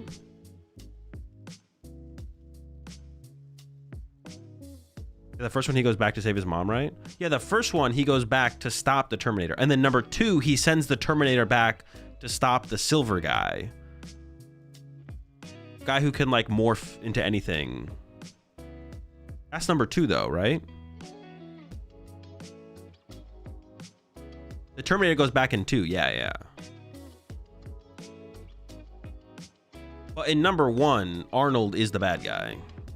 The Terminator is the bad guy in number 1.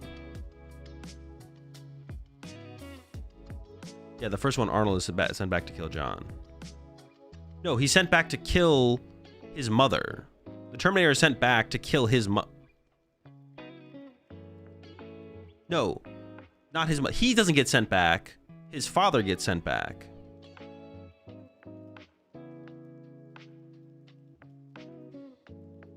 Lady Terminator is number 3. I don't remember number 3. I did watch the most recent one. I don't really remember it though. But like 3 years ago or whatever, didn't it come out? There was one that came back like 3 years ago. And then there was that other one with Christian Bale, where they're actually in the Terminator in the future. I don't remember what happens in that one literally at all.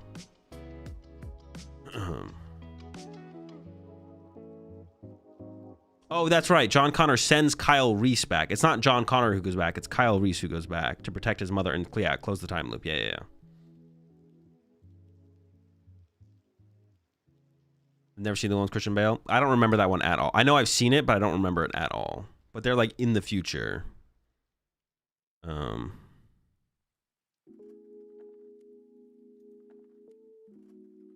Oh, he is John Connor in that one? You see, I don't remember it literally at all. I don't remember that one at all, literally. All right, 2 minutes to the next round. I'll be right back.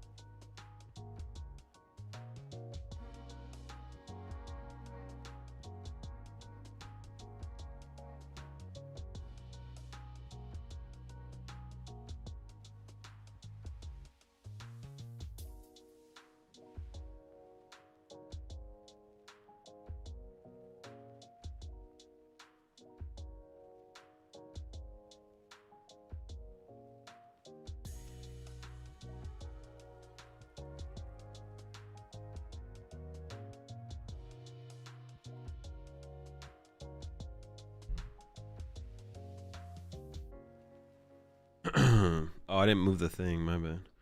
How come when I get a limitless, mine never looks like that? It's a different site. Just put command standings. Command standings.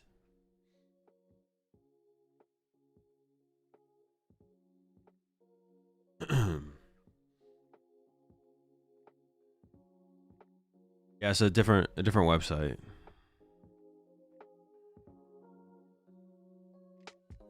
Read the Esper flavor text from the Radiant collection. Card 14. Alright, sure, Robin.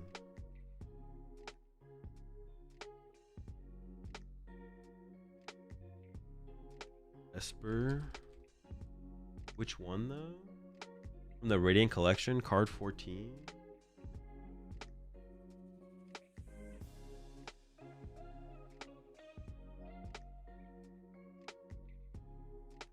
Wait, which one is it? Oh, it's this one for sure. Wait. Oh yeah, Radiant collection 14.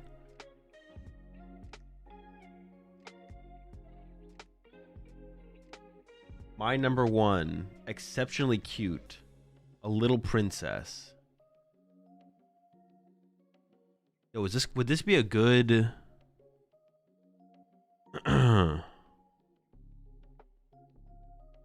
Would this be a good look at all these 3%ers. That might be a good. Would Chip be able to guess that?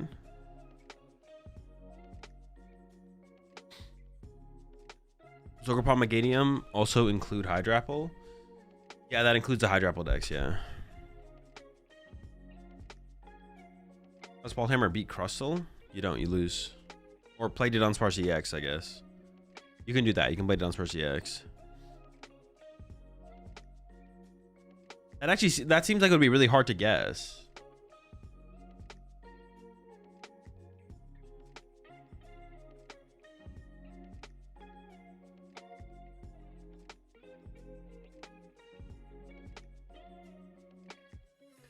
I really wish they would split the Meganium decks up. It would be cool. I think they shouldn't. They shouldn't split them up, but it'd be cool if they did like a deeper dive into some of these percentages, right? Because like these ones, you don't need like a deeper dive. Well, you could like look at Lucario and be like, which ones have the Dunsparce, which ones don't. Like what percentage has the Dunsparce, which one doesn't. But like Garchomp is Garchomp, Honchkrow is Honchkrow, Lopunny is Lopunny, Megasarmy is Megasarmy, Team Rocket's Team Rockets. But you could do a deeper dive into like Meganium and be like, okay, which ones have Hydrapple?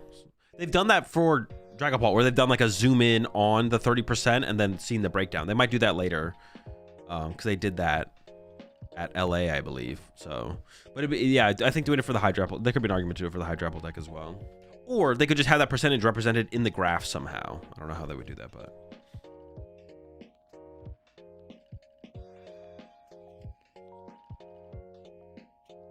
how many people are playing Bunny Sparse? 6-7. 69 on Mega Starmie. There's enough room on the graphic to do that. Yeah, they could just do breakdowns in this to show. It could even be like a left to right breakdown. For like it's not relevant for every deck. Like we don't really need to know how many Mega Lucards are playing to Dunsparce, I don't think. Like we could know that, but is it really that necessary? Nah, probably not. If it is, it is. If not, it's not.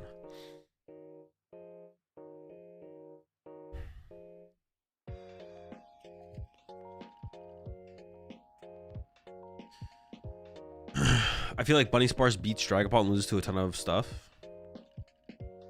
I mean, I like to lose all the fighting decks. Favorite against Pult. A lot of your other matchups are close besides that, though. Lose to the Hydrapple deck, probably. What was the share for Festival lead? I guess less than 3%. Yeah. They don't show anything past these because it wasn't up here, right? Yeah, less than 3%. It's probably like 2.5, something like that. It does feel like the meta is becoming more top heavy. Like these three decks are kind of separating themselves. Raging Bolt, Teal Mask. I mean, it's just slop box at the end of the day. It's just slop. It's all slop.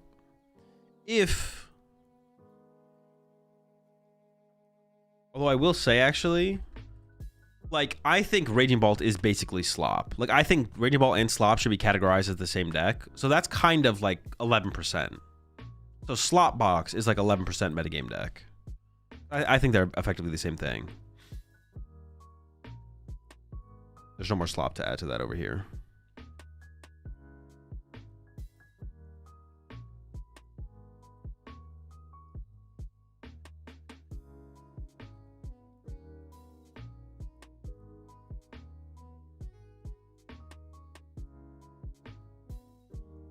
Raging Ball is slop with bolts at the top end damage fix. Yeah, exactly. Like Raging Ball is in there as just like in addition to the slop, but the standard is slop. Ghost Veil gonna be 15%. Don't worry. The Ghost Veil deck seems really, really good. The Ghost Veil deck seems insanely good for sure. Like you do,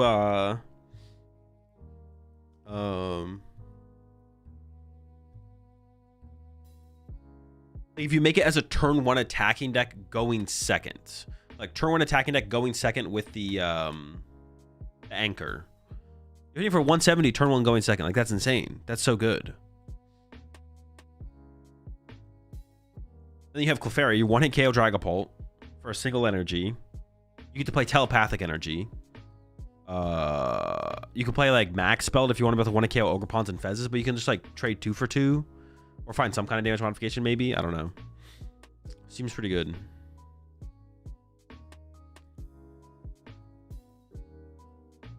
Also, no Regidragos in top 8 of Aichi's expanded tourney. Definitely interesting. Was it no in top 8 or was it none in top 4? I thought there was one in top 8. I could be wrong though. Yeah, it's interesting. There's probably a little bit more to expand than I was initially giving it credit. I still don't think expanded is worth bringing back, but I think the meta is too polarizing for Zork to shine right now. No, I think Zork's fine. Zork's as good as any other non-Dragon Ball deck. I think it might be the best deck. The best of the decks that has like a good Dragon Ball matchup that's still a good deck and not just like too far down one way. It's either that or Hydrapple, I think.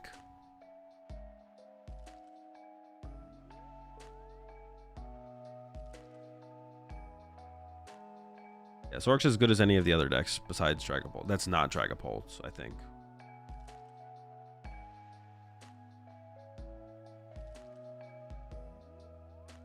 But yeah. Is Slowking still unplayable? No. It's not like a super strong meta deck, but actually, that's actually something I was wondering. What were the records of these two players? It was 5-0s. Okay, that's what I assumed.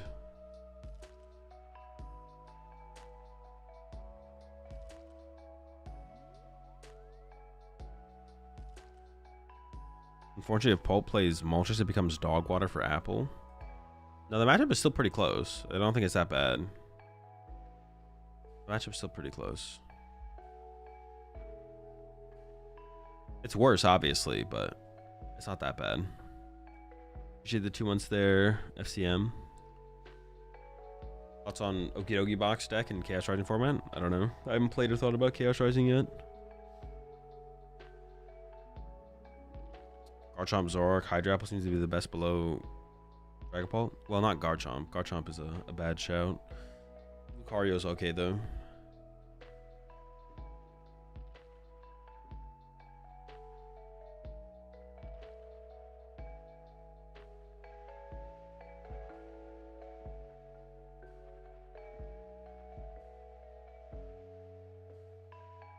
More than half in Melbourne. But the Moltres is becoming like a common in the, what's it called? Everyone's playing the Moltres now in Polt.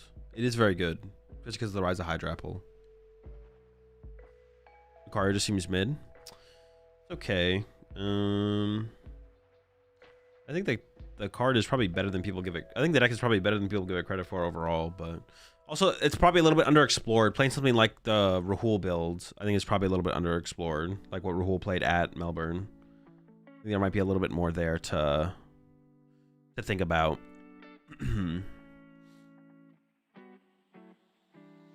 That's always going to be like the thing with those decks. They're always going to be a little bit like underexplored because they're just not as good, obviously. There might be more to think about there. Like that kind of build. But I don't think the Hariyama build's bad either.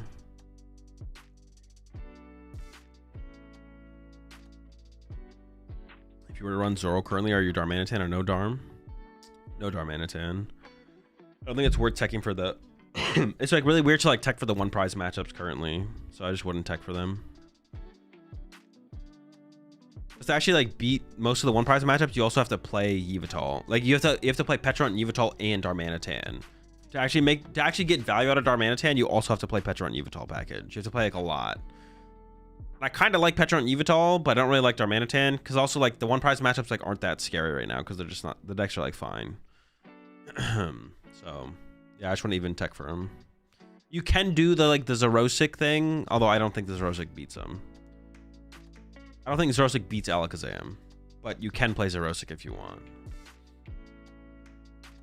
What do you think about Punk Helmet and Zoro versus Mochi Petch package? I mean, the Punk Helmet's like a more efficient card. Because losing your bench space to the Petch feels kind of bad. But...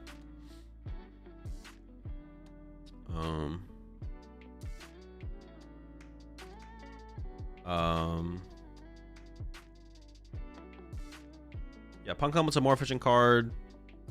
It's just kind of metagame specific. It's just like metagame. They're both good. Like, yeah, they're both good. It's just metagame. It just depends on the metagame. It all depends on the metagame.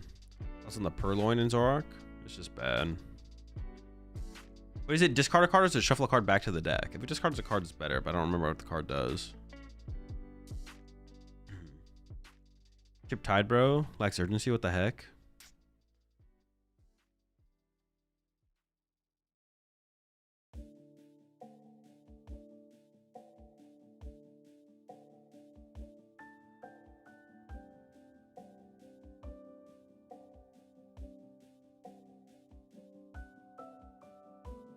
Wait, what is Chips?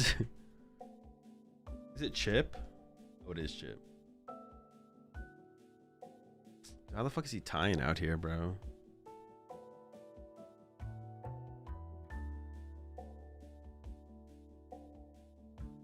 Yo, what's up, Goku?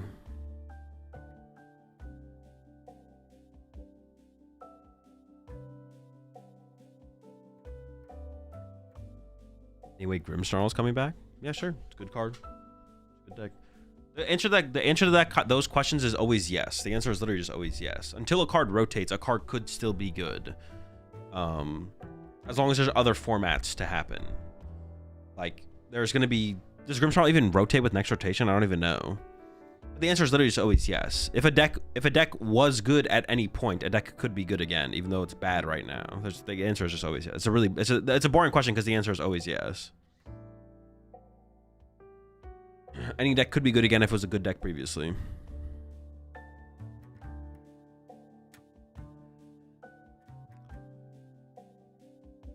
So will you be dropping an Azul photo calendar?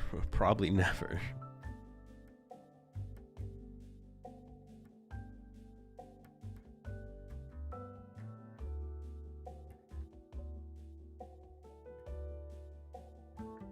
Lucario doesn't threaten the bench / can't get a multi-prize turn. That's where it falters. I mean, there's a lot of decks that can't do that though. Then you're basically saying Dragapult's the only good deck. I mean, unless that's what you're literally saying, then I guess sure. Mahone and Chip, same record. Battle of the Pods on stream, please. Wait, hold on. Let's see.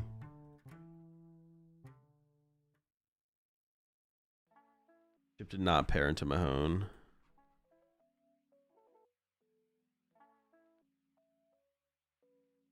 Chaos Rising is not legal. Not yet.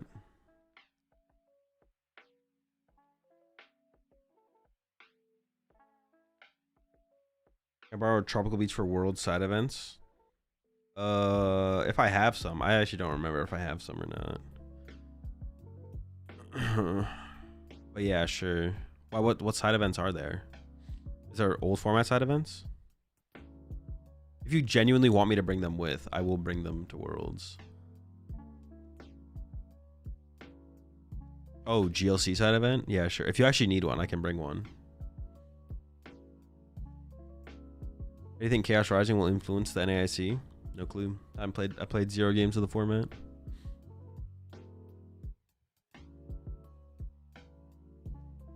I have to find it though.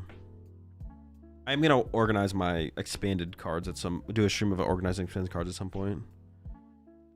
Wait, what deck is Chip on today? Do we know? I do not actually know what Chip was gonna play. He was talking about Raging Bolt, but I don't know if he actually committed.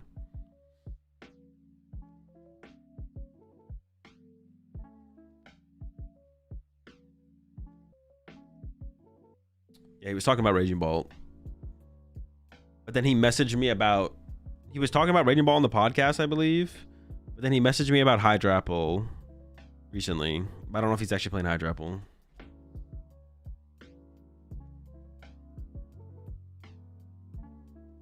Maybe he may stream. He might. They have put him on stream a couple times when he's been on his winning in. He's not on his winning in yet. Actually, no, he is on his winning in right now. This is literally a winning in round for him. Actually, Chip has two winning in rounds. He has to win one of the next 2 rounds to make phase 2. There's only 3 rounds left for today. What the fuck? This is like such a short day. Is the tournament just running super smooth or something? I feel like usually these streams, like I'm usually streaming for like 8 hours when I do these streams. But I'm only 4 hours into the stream today so far. I'm definitely not playing PTCG Live after this either though. I'll be doing PTCG Live on Monday. Everybody's just smoking each other? Yeah, I guess. No bathroom breaks? True, no bathroom. But you'd think the lack of bathrooms would lead to a slower running tournament, wouldn't you? If there's limited bathrooms to be used, you'd think that would lead to a slower running tournament, not a faster running tournament.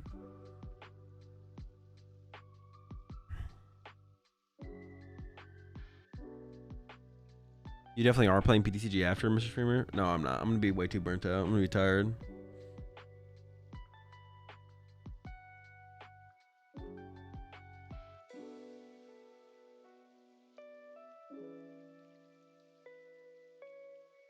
I'll tackle Chaos Rising on Monday.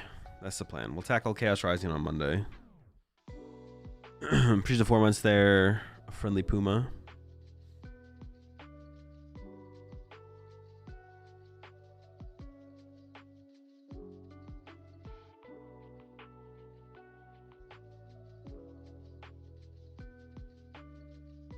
Is it Mitchell or... It is Mitchell, right? Mitchell versus Jose.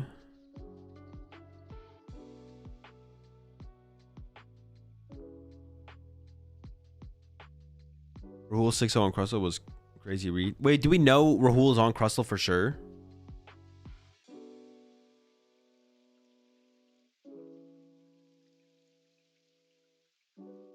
What's the first CRI deck you want to play? Probably Beedrill. We'll probably start with Beedrill.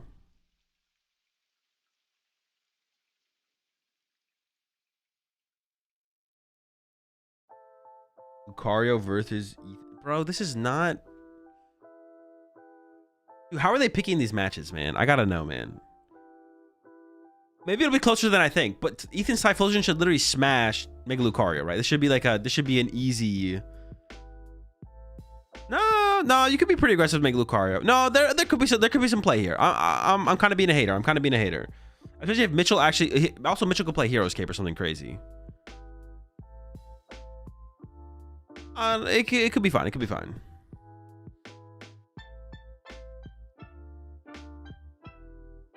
Those one's 10 Pulse games. Well, I just want interesting matchups. This is probably fine, though. This is probably fine. I'm probably being a hater, to be honest. This is probably a fine matchup. Lucario can be aggressive. They can play a 1-prize board. 1-hit KO into Mega Lucario is pretty tough as well. Like, it's not easy to 1-hit KO Mega... Wait, actually, is it?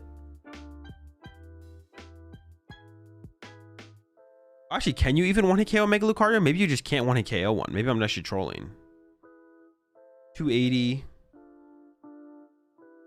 Oh yeah, actually it's hard. Okay, no, this could be a close matchup for sure. I believe in Mitchell. But you need like a Kieran, right? It has to happen through Kieran, right?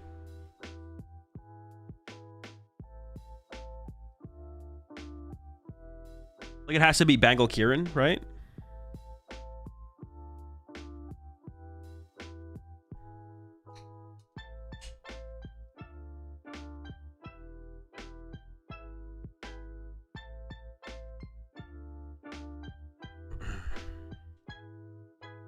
Yeah, show us what's in the mini fridge as well.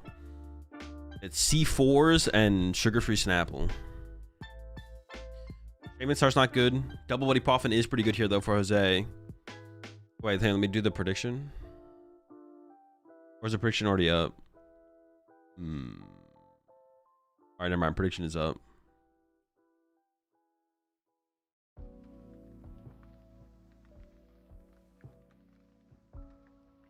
Appreciate it, Scrub. All right, double Poffin in. Cyndaquils and Dreepies on the way. Honestly, double Dreepy here seems pretty good. There's already a Dracloak in hand. No Dreeps? What do we prize them all? We gotta grab a Dreep here, right? Yeah, there's no way we don't grab a single Dreepy here. We always grab at least one Dreepy. I don't know how thick of a line it is. Okay.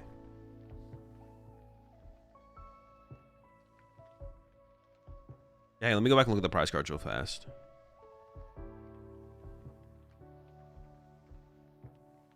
Double fire plus, ooh, triple fire plus Sacred Dash, okay. But you'll draw the fires as you draw your prize cards, so it's not that big of a deal. Wait, is Mitchell's camera just dead? Oh, the camera for Mitchell is literally just dead. Okay, sure. Okay, there's Dreepy in it. Okay, double Dreepy, triple Cyndaquil, pretty good. Wait, actually, who went first? Jose went first, right? I'm not trolling. Top 2 prize cards for Mitchell are Premium Power Pro and a Basic Fighting. Is playing the Hariyama build. So it's not like, if it was like Wally Heroes Cape build, that could get really interesting. That is not the case. A little bit more aggressive of a build. And the Shaman start is actually interesting because... Yeah, the Shaman start's interesting because it's harder for Mitchell to take a knockout on, but it's also not something Jose wants in play. But also, but like for Jose's current bench, do you really care if you have a Shaman in play? Not really, right? So honestly, the Shaman start actually might just be ideal for Jose because it's harder to KO. Like it's hard for a Soul Rock to KO it. You need a Premium Power Pro or double Premium Power Pro plus Accelerated Stab for the knockout. So, and it doesn't really mess up your board that much for Jose because you can still have triple Typhlosion plus double Dracloak. So even if it doesn't get KO'd this turn and stays in play the rest of the game, I don't think you really care as Jose. I think you're fine with that. All right, 8 off the Lily here from Mitchell. Still could get the knockout. Double Premium Power Pro. Or single plus get into the Soul Rock. And there's a Soul Rock. So we're going to be able to Lunar Cycle here. There's a Premium Power Pro. So we're currently a Premium Power Pro or an Air Balloon away from the first turn knockout, which I think is a pretty big deal here for Mitchell to actually set pace in this matchup. Turn 1 KO is what you're looking for. So can we get a Premium Power Pro or an Air Balloon? It is the Genesect. No Air Balloon. So we know it's a pretty heavy Air Balloon count, though, because of the Genesect. So that's an unfortunate whiff there. Yeah, I don't like that. I think we could attach to the active here. It goes to the bench one. It's still fine. We could retreat the active one next turn and then attack with Lucario. It's not that big of a deal, but... Fighting Gong, going to go ahead and get a, I assume, Hariyama involved. The only problem with attaching to the bench here now, though, is if we Lunar Cycle and whiff energy, we actually can't attack. Actually, no, the more I think about it, I kind of don't like attaching to the bench. It's fine. It's not that big of a deal. It plays around Candy Typhlosion, I guess. Maybe it'll be okay.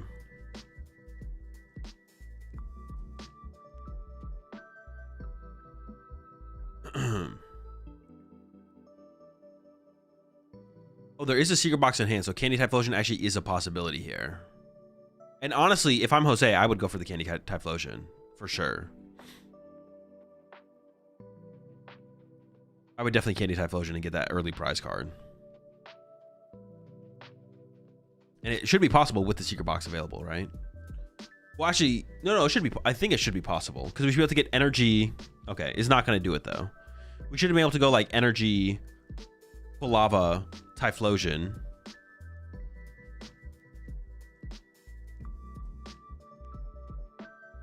And then secret box away.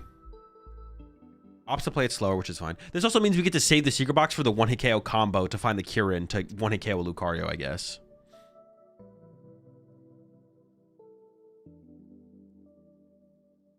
So should I have pasta or a fish burger for my food right now? I'd go with the fish burger.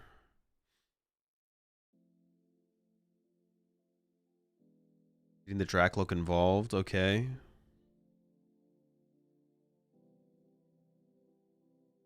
Don't hate that.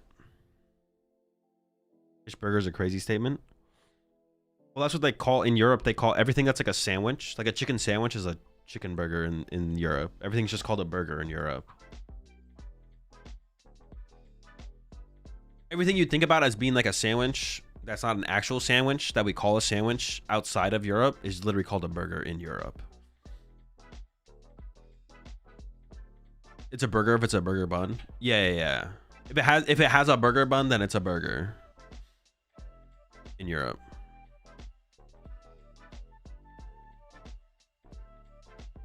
There's actual sandwiches in Europe as well, but anything that's in a burger bun is called a burger. Like what we would call a chicken sandwich would be called a chicken burger. All right, Loke number 2. Everyone gets a coin except the Shaman. Although, to be honest, technically Shaman's ability is active. Would it be okay for Jose to put a coin on the Shaman here? I think that'd be fair, right? That's not just Europe, that's most places that aren't America. Oh, really? I feel like I only noticed it in Europe. Oh no, they do that in Australia too, I feel like, though. I think it's the same thing in Australia, actually. Oh, we actually have access to the Genesect here for Mitchell. That's actually a pretty big deal to take away the 1-hit KO potential from Jose. But we also want to move the active Riolu, and the Air Balloon ends up on the Riolu instead of on the Genesect, which is going to be a pretty big deal here. Now for Mitchell, the question is, do you just take the KO on the active, or do you look for a Gust KO? Yeah, I don't even know if Mitchell actually really thought about that. Oh, we do have a boss, so we're going for the Gust. If Mitchell plays Judge, I honestly kind of would have liked to have seen the Dracloak get chased here. I don't know if Mitchell plays the Judge, though. Because then you could go like KO Dracloak, plus then next turn like Hariyama KO Dracloak, and then go like attack with Lucario, knockout plus Judge or something like that. But yeah, with the Secret Box in hand here for Jose, Jose can reach for the 1-hit KO, I'm pretty sure. And have backup of double Dracloak to be able to chain attacks from there. So this is looking still really, really good for Jose.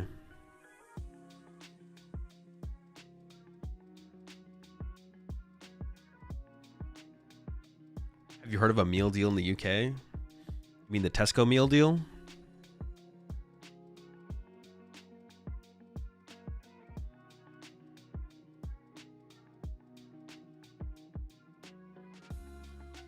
They get the 1-hit with Kieran Silver Bangle.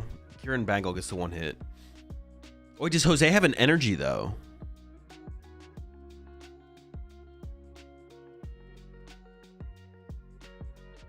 There's 3 energy prized. There's 2 energy in the deck. I feel like Jose needs to draw into an energy off these Dracloaks here. So he could definitely whiff here. This is like another reason that using Ethan's for an energy on the previous turn would have been pretty good. Because now our access to energy is very minimal. And we actually might just whiff here. And this would be the opening that Mitchell needs to actually start to gain a prize lead.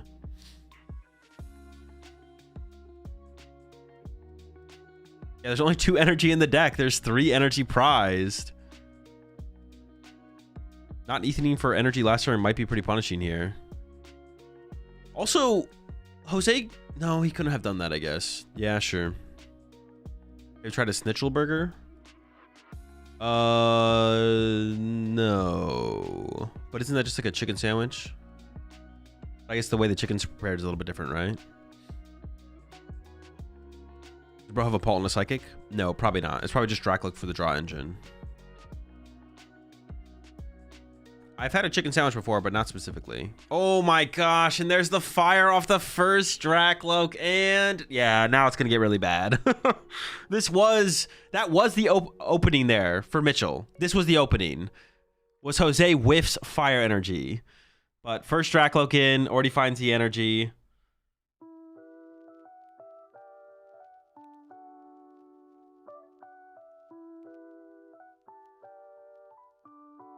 There we go. Typhlosion. Kieran plus 30. Energy. Brave Bangle. Knockout. Now, we do KO this Lucario, but we can't 1-hit KO the next Lucario. Probably only plays 1 Kieran. I would assume only plays 1 Kieran. So we can only get 1-hit KO. I mean, Mitchell probably wants to attack with Hariyama on this turn anyway. So we probably go Hariyama this turn. But if Mitchell had just... see, and Mitchell could have, I think Mitchell could have got the Genesect set up.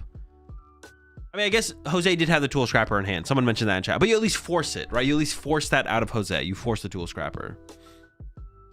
Isn't Black Belt better to play?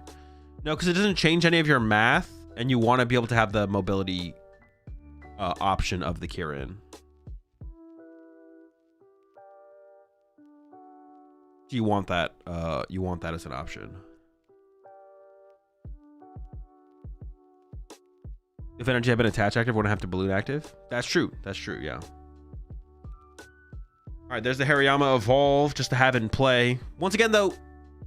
Also, another thing was like Mitchell chased the type. Mitchell should have chased Draclo, especially because we see the judge in the hand there for Mitchell. So Lacey shuffle draw 8. Sure.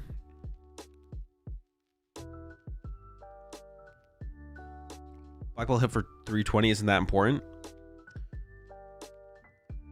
Yeah, I mean, it can come up. But you have like Victini and Brave Bangle and stuff, so it's like not that big of a deal. I guess it's not that big. Maybe it'd be okay, yeah. No, but Bangle Kieran is the same thing as the Black Belt. I think the mobility part of it is just, well, maybe it's not that big of a deal. Maybe you're right. Maybe you could just play Black Belt. You might be onto something, to be honest. What do we really need the mobility for? There's a little bit of retreat lock in the form, but not an egregious amount. It would be 1 modifier compared to 2, so you might be cooking. This matchup seems unbeatable for Lucario. I mean, that's what I was saying when they showed us that this was the match that was going to be on stream. I was like, this seems like a pretty bad match. But once again, I think the matchup's closer than this game is suggesting. Mitchell had a pretty slow start, right? Which is unfortunate. He had a slow start. Not the aggressive start you want in the matchup. You want that turn 1 attack knockout going second. I think we could see this matchup play out a little bit differently in the next game. Also, Jose had a pretty good start, right? Turn 2, triple Quilava, double Dracloak is like pretty good. So I think it is favorable for Typhlosion, but we definitely saw a little bit of a lopsided in the starts as well. Also, Jose did hit the energy. Like if Jose whiffs the energy there, that's the opening for Mitchell to take advantage of. I think we'll see game 2 be a little bit closer for sure. I think you actually kind of need to go the Riolu here. Yeah, I think you got to go with the Riolu here.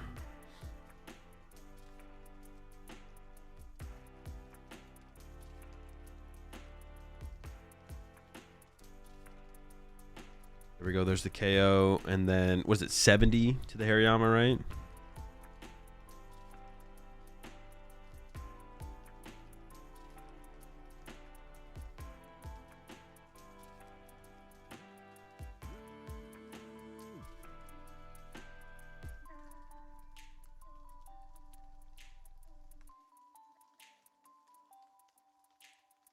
I feel like Sora should take at least 2 prize cards by itself for the games to be close. Yeah, but I feel like it's pretty reasonable for it to do that, right? It's pretty reasonable to like draw your second prize card before Typhlosion draws their first. Like it's not like crazy, right?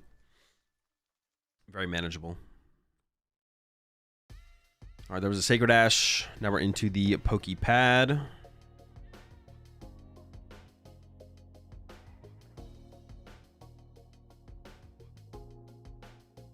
Next Typhlosion is already set up though. Like I said, Jose can probably only 1-hit KO 1 Typhlosion though.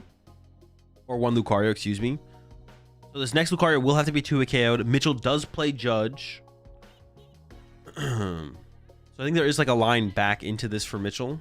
It will have to involve Jose like whiffing chaining Typhlosions here though. That would also have to be part of the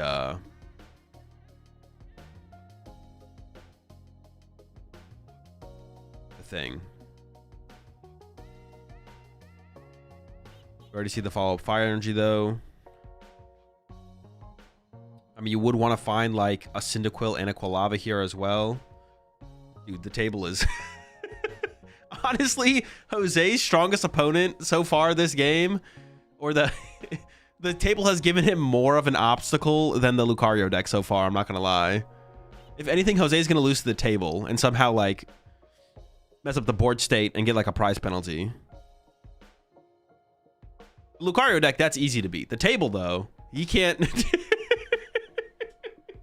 He can't handle the table right now, bro. This is tough for him.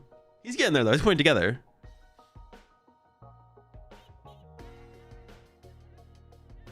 As long as he doesn't ruin the board state from messing up the table, then he can beat the Lucario deck in front of him pretty easily, I think.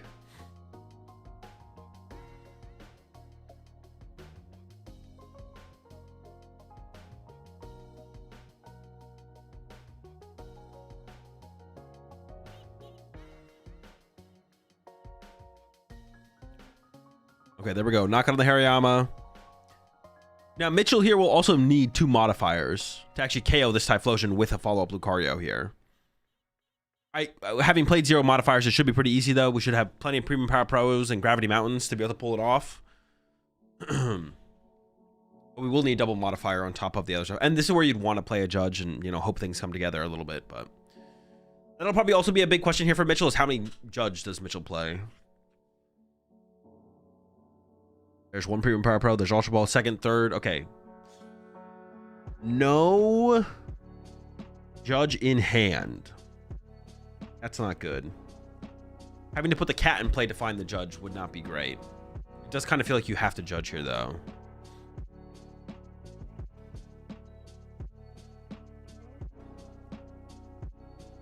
I wonder if we should actually attach to the active Riolu here, though, actually. I think this might be a misplay. I feel like you'd want to attach to the active Riolu, attack with that one knockout, and then be able to retreat into the bench Lucario. I guess you can still do that. We do have second... Well, we're discarding the Air Balloon now. So we have to find another energy to hard retreat, which might limit our access to Lunar Cycle. I think that's a misplay to attach to the bench. I feel like attaching to the active with the Air Balloon makes more sense. So we want to be able to punch with Lucario, let that Lucario take a punch, retreat to the other Lucario. Or maybe even get a Wally involved if we play a Wally here. I don't know if Mitchell plays a Wally, though. It's very possible that Mitchell does not play Wally. The Premium Power Pros. Not even going to go for the Judge here. Just going to play the Lily instead. Seems fine. I mean, yeah. I mean, I think you'd want Judge there, but if you don't have the Judge... Putting the cat in play just feels really, really bad. Putting the cat in play feels really, really bad. Because you put cat in play, then it's another 2-prize knockout. The ace for Lucario is unfortunately Maximum Belt. We have seen it as a Maximum Belt.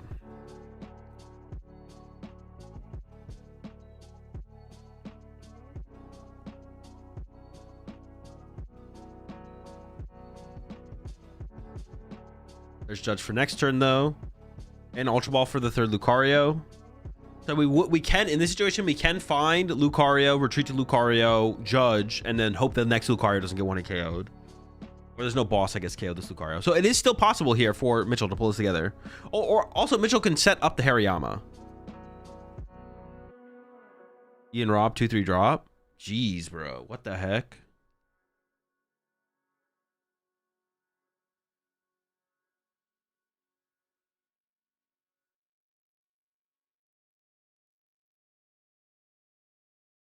Dude, wait, that's a dude. Like, what the fuck? These are the dude. People like Liam and Ian dropping from the tournament. Those are like players you wouldn't expect to even whiff day 2.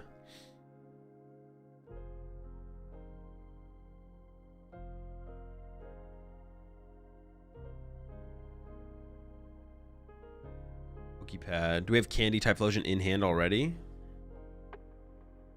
Or do we have Air Balloon? Oh no, we do have Candy. Okay. And the energy to go with it.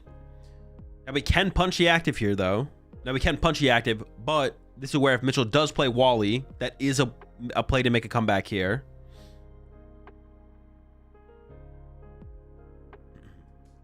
Raging Bolt will win this, Ian Rob. Did Ian play Bolt, though, or did he play Polt? You think that more top players whiffing day 2 is indicative of a lower skill meta? I mean, the meta is lower. Well, yeah, of course. Yeah. But that's not like a shock. I don't think those players should be whiffing phase 2. I'll say that. I think if those most of the time, if players like Ian and Liam whiffed phase 2, it's probably to a fault of their own. Either playing a bad deck, but knowing they're playing a bad deck, not knowing they're playing a bad deck, or playing poorly. So Jose is playing around the potential of the Wally here by going after the Makuhita. You could have just punched the active, but Mitchell still has 3 prize cards left, so you can still KO through the Lucario on a following turn.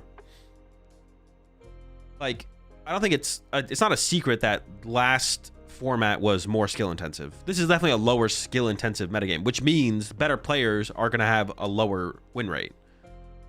But I think the ceiling in the Pokemon TCG, even in this format, is so high. Like, yeah. The format is worse, but still fine. I wouldn't even say the format is worse. I would just say the format has a lower skill ceiling, for sure. Yeah, I don't even necessarily say like that it's... Personally, I wouldn't say necessarily that it's worse, but...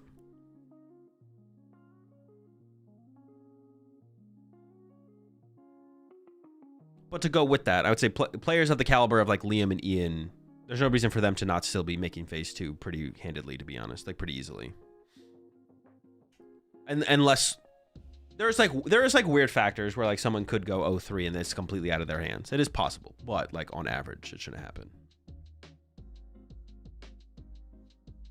I mean, similar to me, but personally, I get your point for sure. Yeah.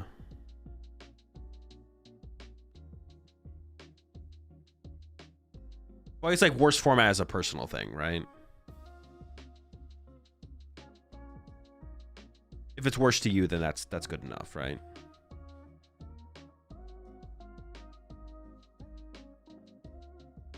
I have not seen a Wally from Mitchell yet, but that would be like one of the potential win conditions here for Mitchell. Also, I don't know where Mitchell's third Lucario is. I assume Mitchell plays it, but I don't know if it's like gonna have to come through recovery or if it's in the deck.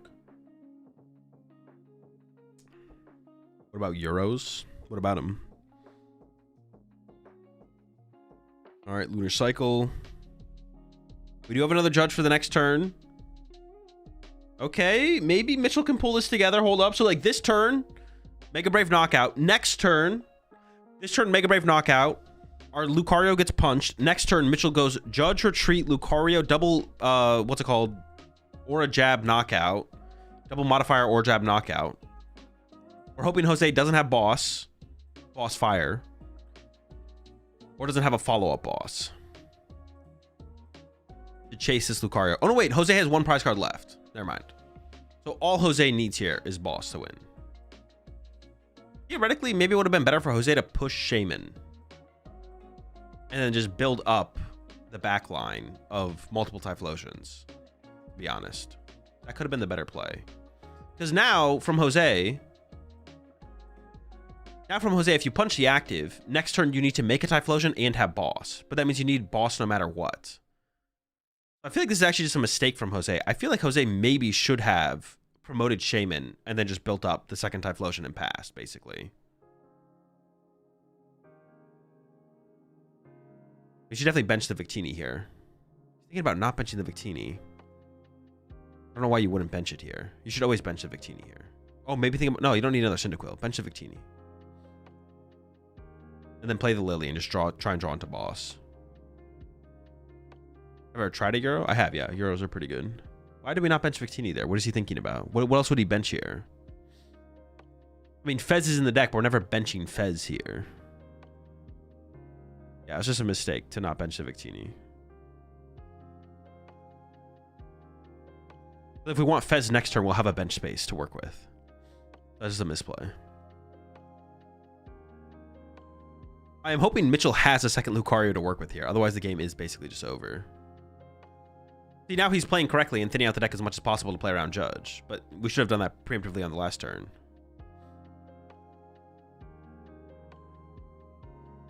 Oh, maybe he plays a 3/3 Dracloak and was waiting for a third Dreepy. That's the only other thing I can think of, to be honest. What does Victini get you? One less bad card in your deck for when you get judged. That's why he's putting both the Brave Bangles in play, because they're useless cards at this point that are better off being in play than being in the deck. So same thing with Victini. Useless card. Put it in play. The only thing would be if he plays 3/3 Dracloak, then if he had third Dreepy left. That'd be the only reason to leave the bench space open. So he maybe does.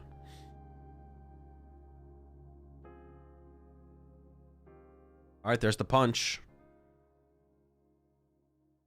Question now is, does Mitchell have another Lucario? That's what we need here, is another Lucario. If we have another Lucario, this is actually very winnable. I think I see another Lucario. I think it's in there. That's huge. He had third Dreepy in hand, I thought. I don't think so. Not in the last hand? I don't think so. I know there's a lot of full art cards. It's hard to tell.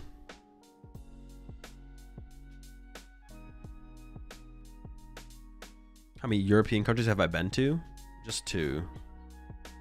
UK and Germany. Wait. Yeah, I think just 2. I think just 2.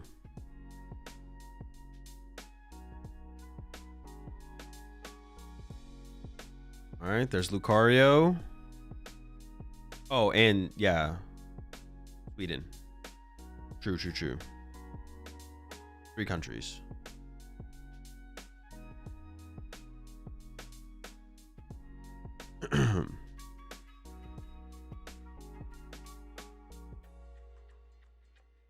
There's a Gravity Mountain. Dream Power Pro. I think we should, I think Mitchell should play the switch here as well. And then with the bench one, you just use Aura Jab to give out. Yeah, okay, we are playing the switch. So now we just Aura Jab, put energy on everything, plus play Judge. And see, this is why from Jose, like if you need boss to win the game anyways, which you probably do, like this is pretty predictable that this would be Mitchell's line here.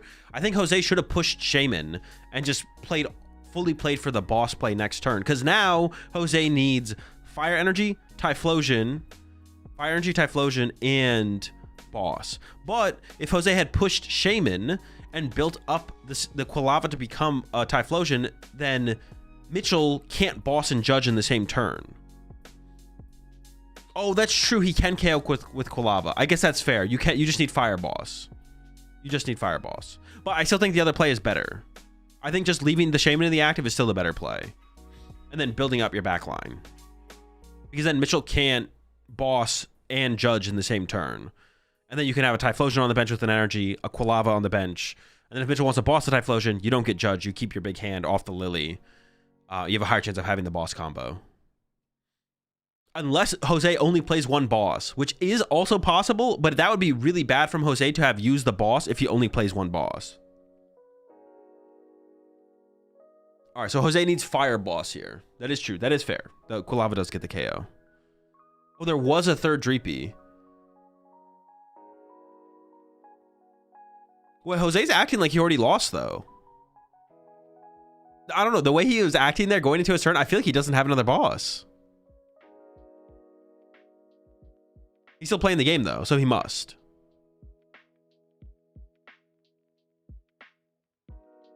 He had a Fire Energy?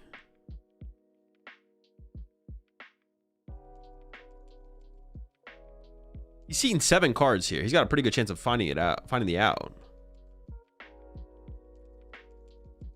It was like his facial expression made it seem like he was just cooked. He's like, yeah, I guess I just lose. Stretcher in hand. Okay, he's got it. Okay.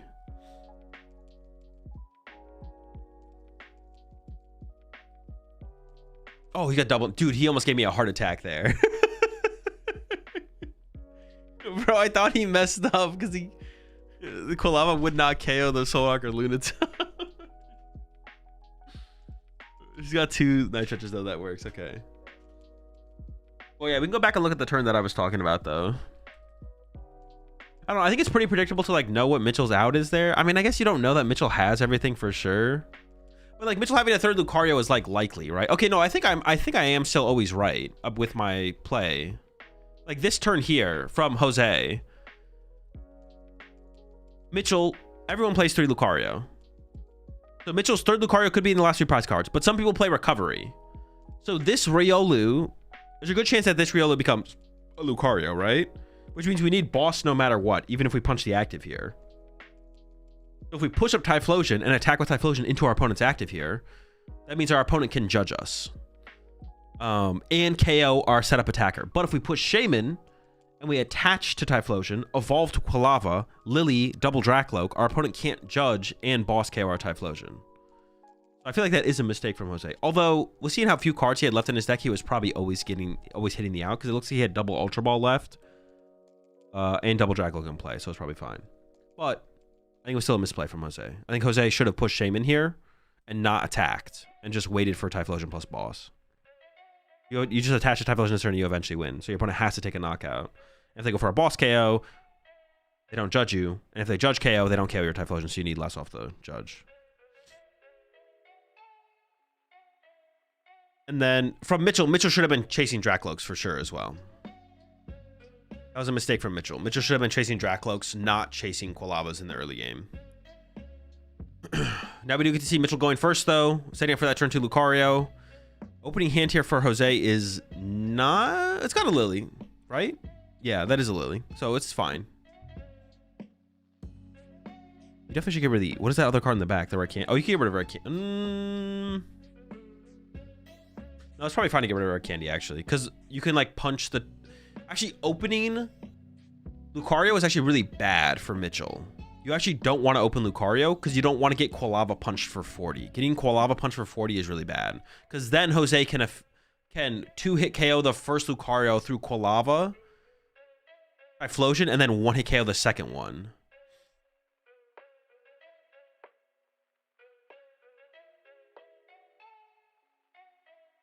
So you really want to get into Soul Rock here as Mitchell.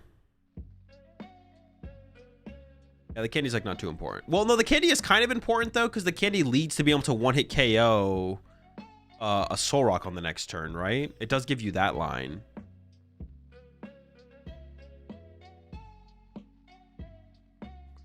Typhlosion instead of Shaman did force either energy or 2 modifiers from Lucario's side. Yeah, but it's like so easy to hit. It's not even like a big deal. There's second candy in hand though, so.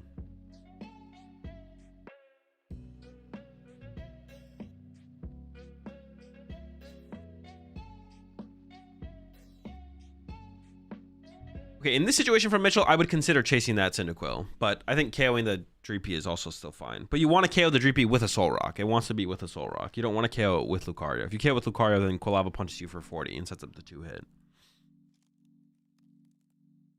Top deck Genesect. I wouldn't hate to see that get thrown down, to be honest, and just hope you draw into the air balloon. Oh no, you have the maximum belt. You can throw the maximum. Oh, sick. Okay, perfect. I guess you. I don't think you. Well, you saw Jose discard one of the battle cages, right? Already. I think, anyways. So maybe this is fine.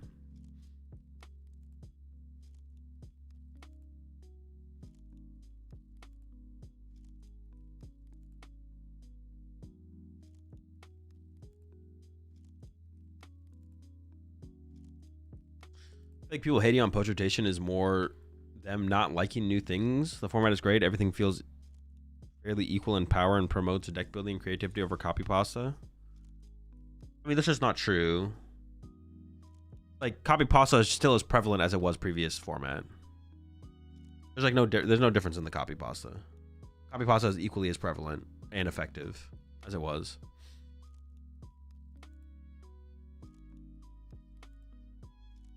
I think innovation has a little bit more value, but yeah, copy pasta is still just as prevalent.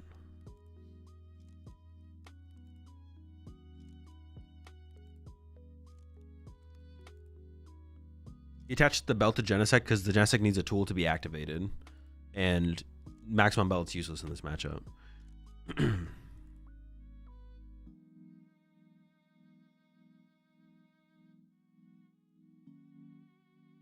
about Mega Greninja? I don't know. I played 0 games with it.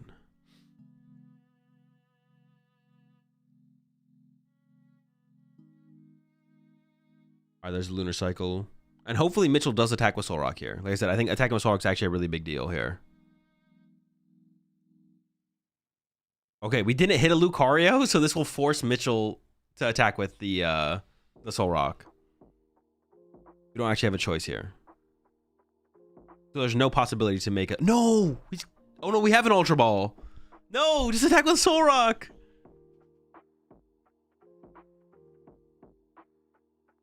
It's actually so bad to attack with Lucario here. It is so bad.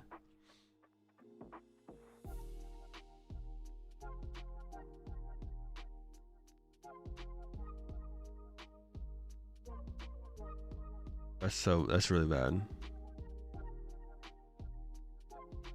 This gives Jose the free Quilava punch. As long as he's got something to work with. I can't tell what's in the hand. Besides his Buddy Poffin being played. There's cards in the hand, that's for sure. There's also actually only 15 minutes left.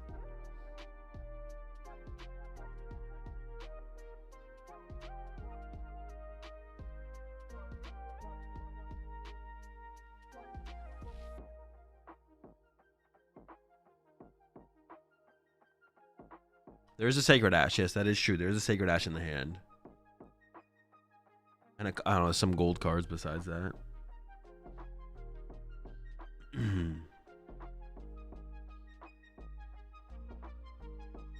What is it? This has to be an Ultra Ball, right? No. Quilava. Okay. Wait, then why did we get a Cyndaquil there instead of a Dreepy? Did we prize a Dreepy? Because we could have gotten the Dreepy off of the Ethan's Adventure we're about to play.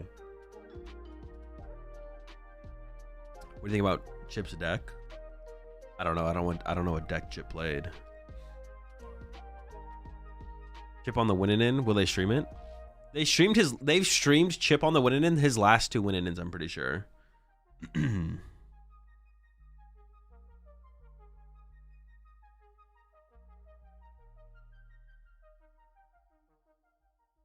Wait, did he just Ethans for a Ethan? Did he just Ethans for an Ethan?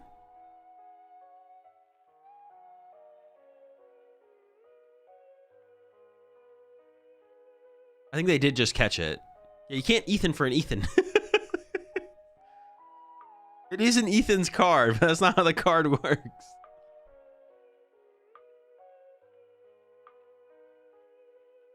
They corrected it, right? Okay, I think they corrected it, yeah.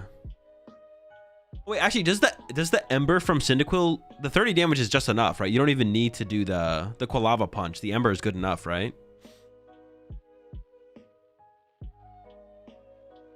Oh, well, this is a waste of a Typhlosion, isn't it?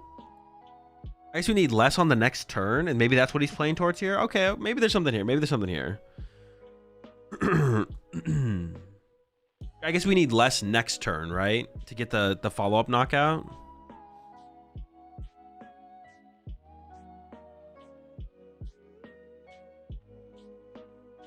Once again, though, if Mitchell had just attacked with a Soul Rock, that wouldn't be enough damage to KO a Soul Rock. But setting up a 2-hit on a Lucario is a pretty big deal. That's why it was, once again, really important to attack with Soul Rock last turn.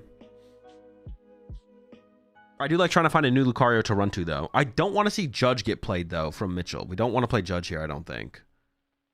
Jose did very little out of that previous hand. I don't even think he played a supporter. Do not play the Judge. Jose did nothing last turn. We never Judge here. No! I didn't even know that did that. What did Jose do last turn? Jose, what? Evolved to Quilava, used Ethans, candied out. Okay, hold up. Okay, hang on. Actually, I don't hate it. Because we can KO the Quilava off the bench. Mitchell this turn can find Judge Hariyama, because there's a Ethan's in Jose's hand. There is a Ethan's in Jose's hand here. So if Mitchell finds Hariyama KO Quilava, I actually don't hate the play. At first I did hate it, but now I don't hate it. But we need the Hariyama.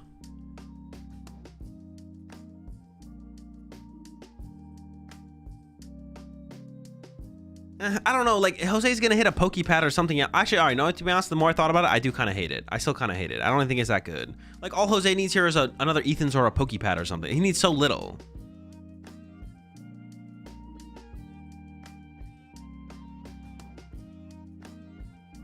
Jose is trolling there, surely. You evolve the active, search Ethan's, and then we guarantee a knockout next turn with Min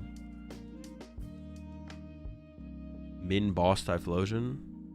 Well, I don't think he had a way to get that many Ethans in the discard pile at him. I think that's why he went for the bigger attack this turn. Because his handle, I think, was dead pre-Judge. Lunar Cycle, do we find the Hariyama? No. But we found the other Lucario. So I kind of like retreating to the bench Lucario here. Once again, make Jose kind of work harder for these KOs. If we leave this one in the active, there's a decent chance it gets knocked out. Because we're not KOing the Quilava. Yeah, I still don't know if I like the Judge there from Mitchell, though. There is value. There is like a line that's there besides...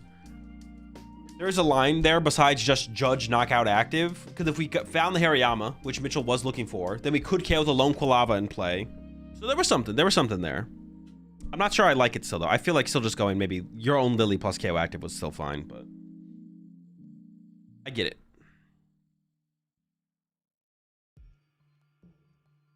$10 minutes left.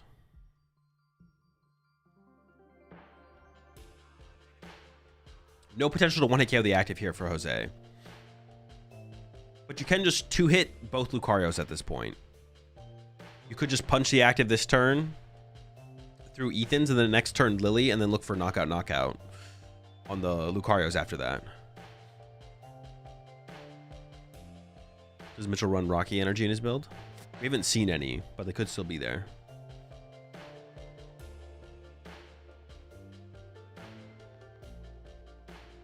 Yeah, we're definitely not finishing the set if Mitchell wins this game. I don't know if Mitchell's gonna win this game though. As Lucario, why wouldn't you run 1 to 2 Rockies?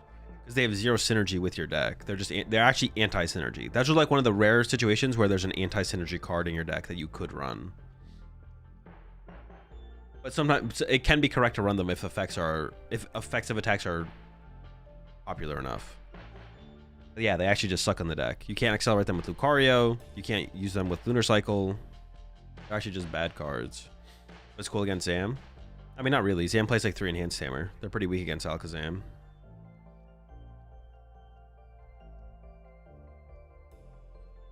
Yeah, you're not beating Zam unless you play like 4 Rockies. If you play 4 Rockies, you can beat Zam. But with 2 Rockies is not beating Zam, so. There could be other reasons outside of Zam to play them, though.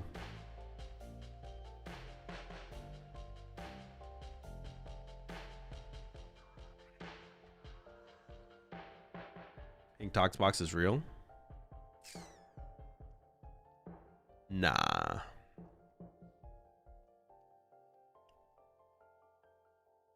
Teching for Zam as Lucario is also just stupid. Like we have bigger things to worry about as Lucario than to be teching for Alakazam. We need a lock in. If we're teching for Alakazam, we're trolling.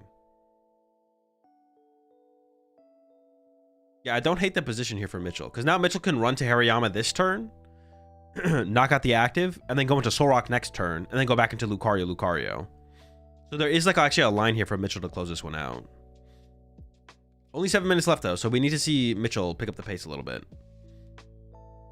And of course, Jose can still win even in that trade-off by just going Gus K Lucario, Gus K Lucario.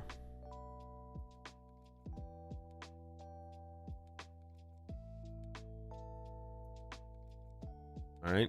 I think we're actually living off this Lunar Cycle to find this Hariyama. Okay, there we go. There's a Hariyama. Air Balloon active as well is nice. Well, I think we had the switch in hand as well, so it wasn't that big of a deal. But evolve to Hariyama, knock out the active, attach to Solrock. Or actually, we could attack with Solrock this turn, I guess, and take out the Dreepy. Actually, I kind of like that a little bit more because we want to make sure our Solrock can get a KO.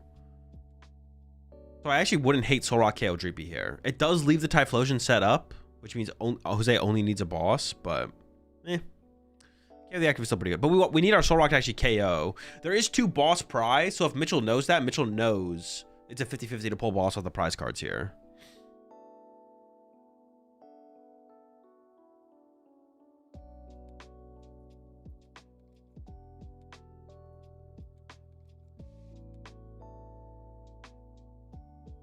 I don't like that attachment to Lucario. The attachment should be on the Solrock here. Solrock wants to be our follow-up attacker here, not Lucario. We want to go 1 prize, 1 prize, 3 prize, 3 prize. And then we just win the prize trade as Mitchell here, if that happens.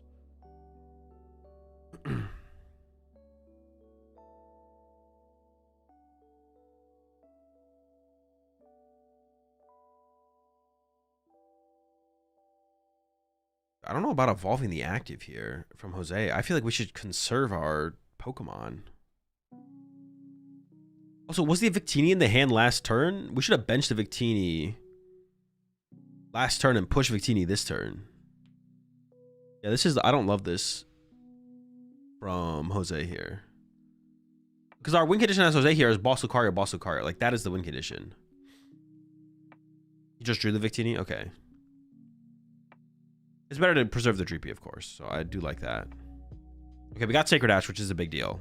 So we can actually chain attackers here. But I wouldn't... Yeah, evolving to the Typhlosion I think is just bad. We should just push the Quilava is fine, but save the Typhlosion for later.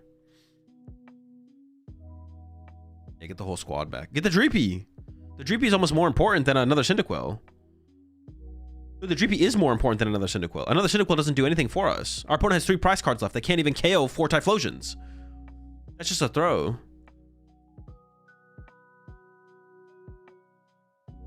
Our opponent can't even KO 4 Typhlosions. Why did we get a Cyndaquil instead of the Dreepy out of the discard pile?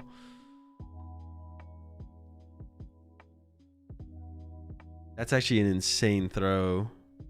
There's another Dreepy. We just didn't even get the other Dreepy in the deck. Why are we going for so many Cyndaquils?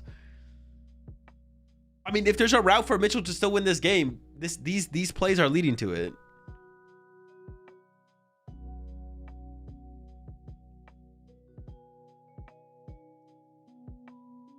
If there's a possibility for Mitchell to win, this is it. This is part of it.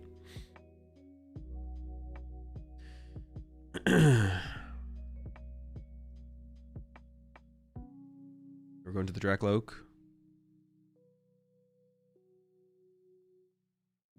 Does Mitchell play Wallies? No. Not that we've seen. I guess it could be in there, but...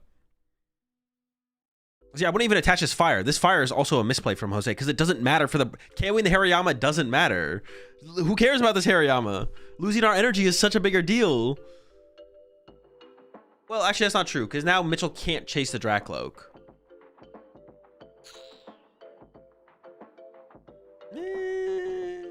Because here's Mitchell. If I was Mitchell, I would want to go Soul Rock KO Drakloak, but I guess you can't do that now. Well, no, you still could do it. Oh, we don't have a boss. Never mind. We can't do it anyways. Never mind.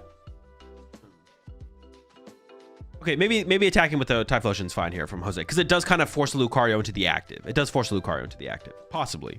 If Mitchell has boss KO though, you definitely go for the boss. No. If you're Mitchell here and you have boss, you definitely boss KO the Drakloak 100% of the time. But we didn't get a boss off our prize cards because they're still prized.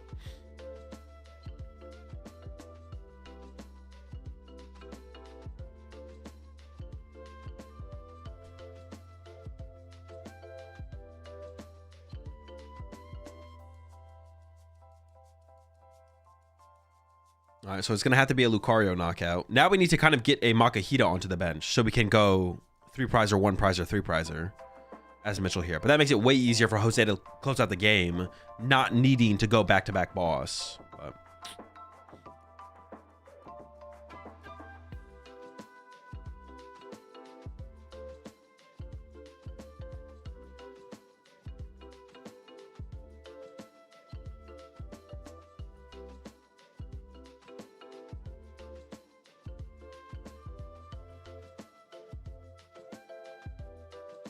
Is it just KO? No Hariyama? No Makuhita, I mean? Wait, was Makuhita in the deck or did we discard it earlier?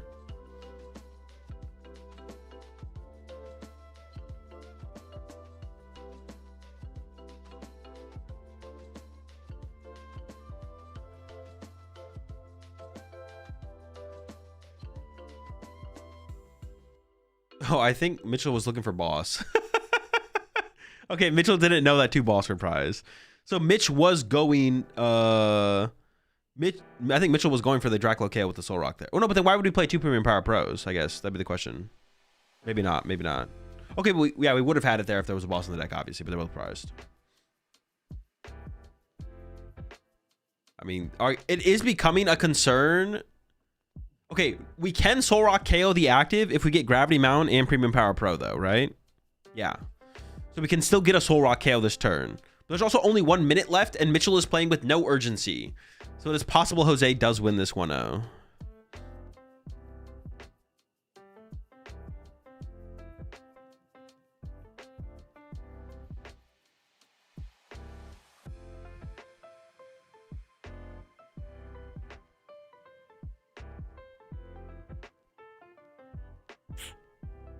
Not it. It's just going to have to be the Aura Jab, which sets things up for Jose to win in 2 attacks. There we go. Aura Jab knockout. Jose can win in 2 attacks. But he also, actually, he does need to take a knockout this turn, or Mitchell will actually win the game. Can you put those on non-fighting Pokemon? I actually don't remember.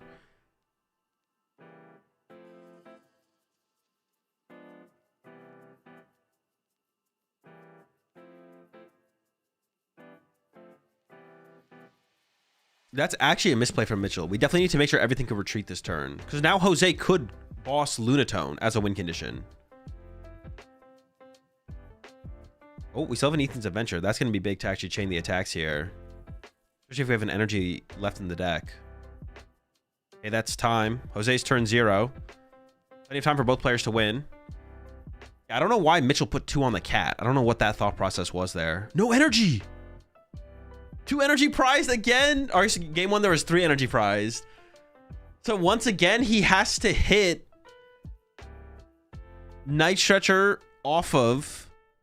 Well, actually last time we had to hit the energy. He has to hit Night Stretcher off of the Drakloak here. But he also misplayed by not benching another Dreepy. So now he can't even chain Dracloaks here for Jose to like get the out because he didn't get the Dreepy last turn.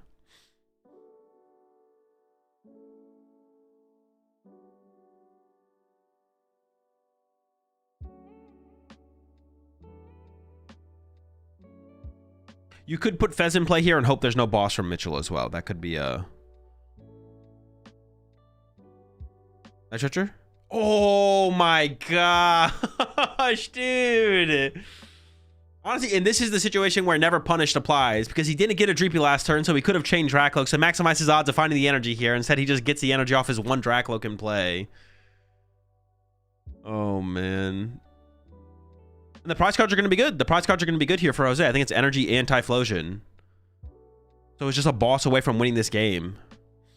Mitchell did get a boss, though. So Mitchell can go boss KO Victini with a one prizer. Oh, no, but that doesn't matter. Oh, no, that does matter. That does matter. Now Mitchell can go KO Victini with Soul Rock into Lucario close out the game.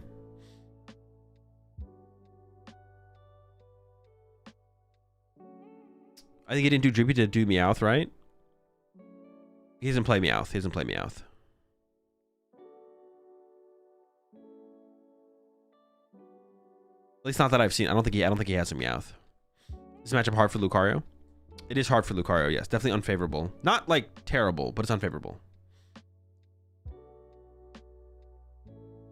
All right, Mitchell has the boss. Can KO the Victini. Boss off prizes for Jose. Oh, is it just super cooked? Did he just get all the right prize cards?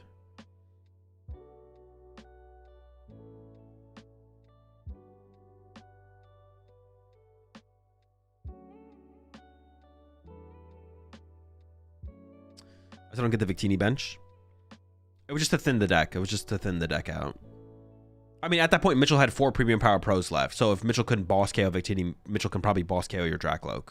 So it's not like that big of a deal from Jose's point of view. Because at that point in the game, Mitchell still had all the Premium Power Pros left, I believe. Maybe played 1.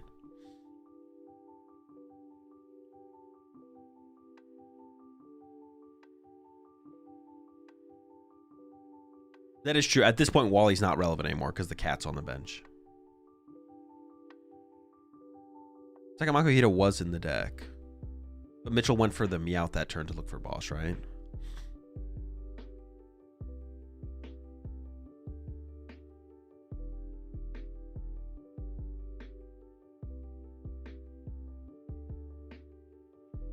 Wait, we didn't boss? Well, that's game then, right? Or unless Mitchell is trying to hit... No, you can't even KO this with Soul Rock, right? So Mitchell is just hoping that Jose can't KO because you're retreating to Lucario here, right? And you're just gonna hope Jose doesn't have Fire Typhlosion with being able to play Lily? Or even like Lana Zade. I don't think Jose plays Lana Zade, but as Mitchell here, you wouldn't be shocked if you saw it.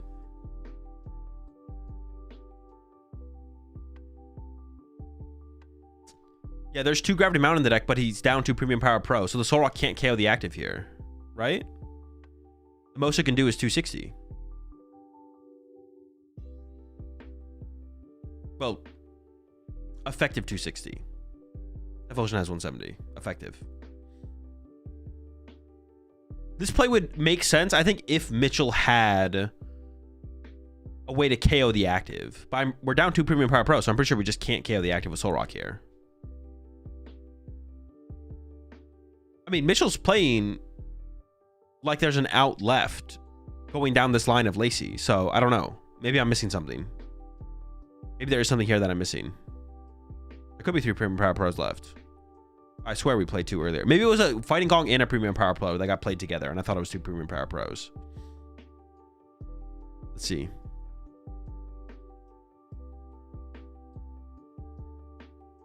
Lunar Cycle for 3. Ultra Ball, Lily. I mean, that's 0 pieces, so it's not happening. There is 1 Premium Power Pro in hand. Yeah.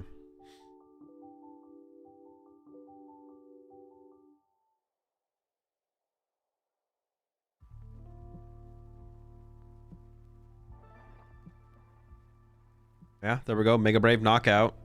Going down to 1 prize card. Oh, yeah, Jose shows it. Fire Typhlosion. Yeah, the only... I mean, I guess, like, Jose had game anyways, but the only line available there for Mitchell was Boss KO the Victini. Only real play. This was never, like, a real play.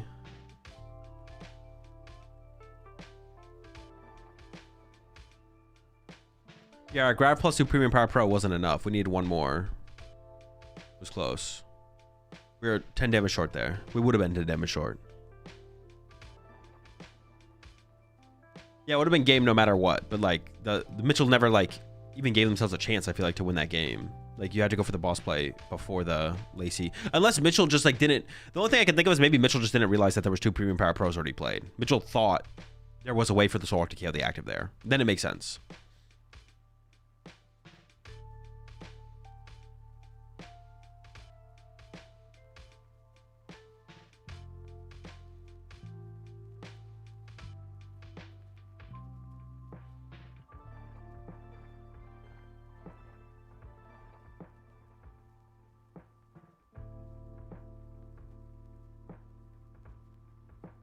Is it worth playing 1 Pult, 1 Psychic, and Typhlosion? No, those cards are terrible.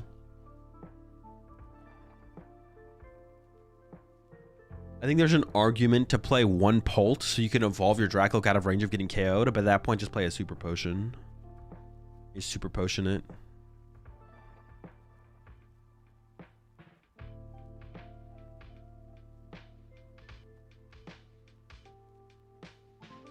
Or is it Hyper Potion? Whatever the potion is. Play the potion and heal your Dracloak at a range. Potion it up.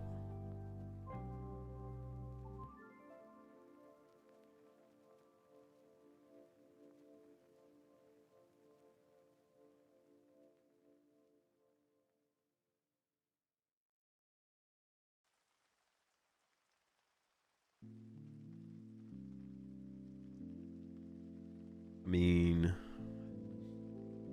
the Paul is potentially better than Super Potion since it can be used under item lock and can be found off Ultra Ball, not just Secret Box.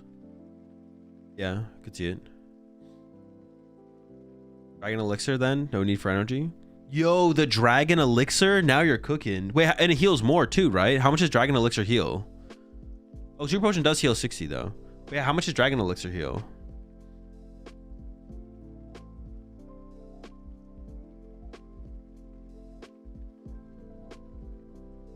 60 as well. Wait, what the fuck? Icy doesn't discard your energy.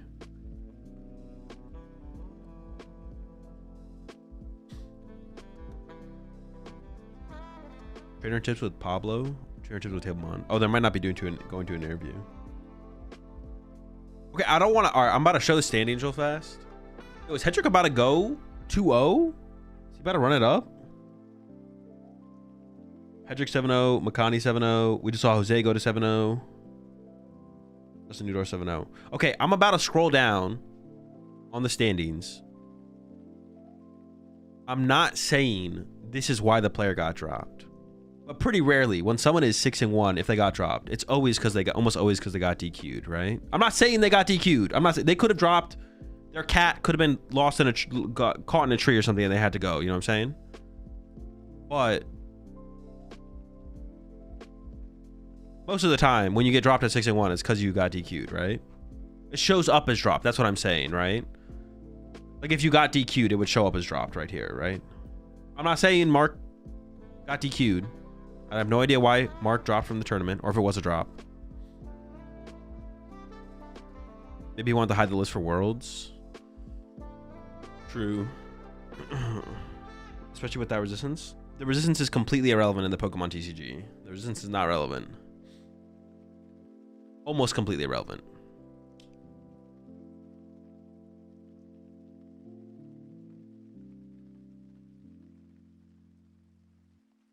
Gotta go cat and microwave again.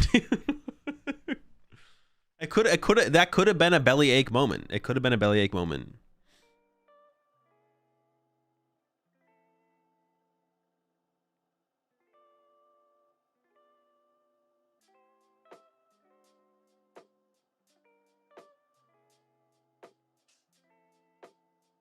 Maybe mom said it was time for dinner.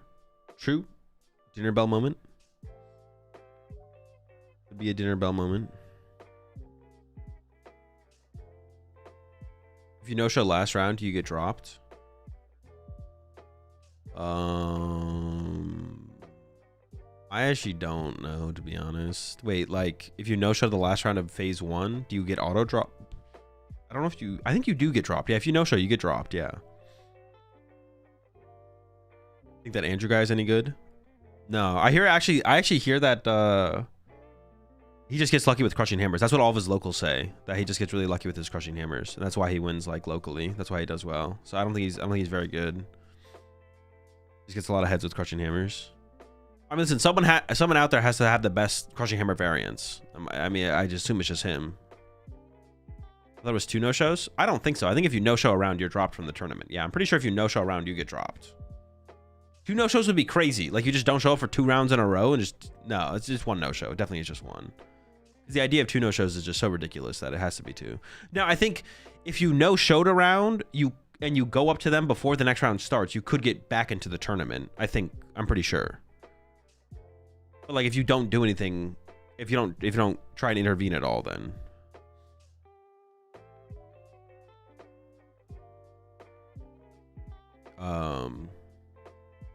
So I made phase 2. Best of luck in phase 2, Rainy. You can definitely get yourself back into a tournament if you somehow do no-show a round. But if you do no-show 2 rounds in a, or if you no-show no-show a round, the next round starts, you're not in the tournament. Like, before the next round starts, you're removed from the tournament once you've no-showed, and then yeah.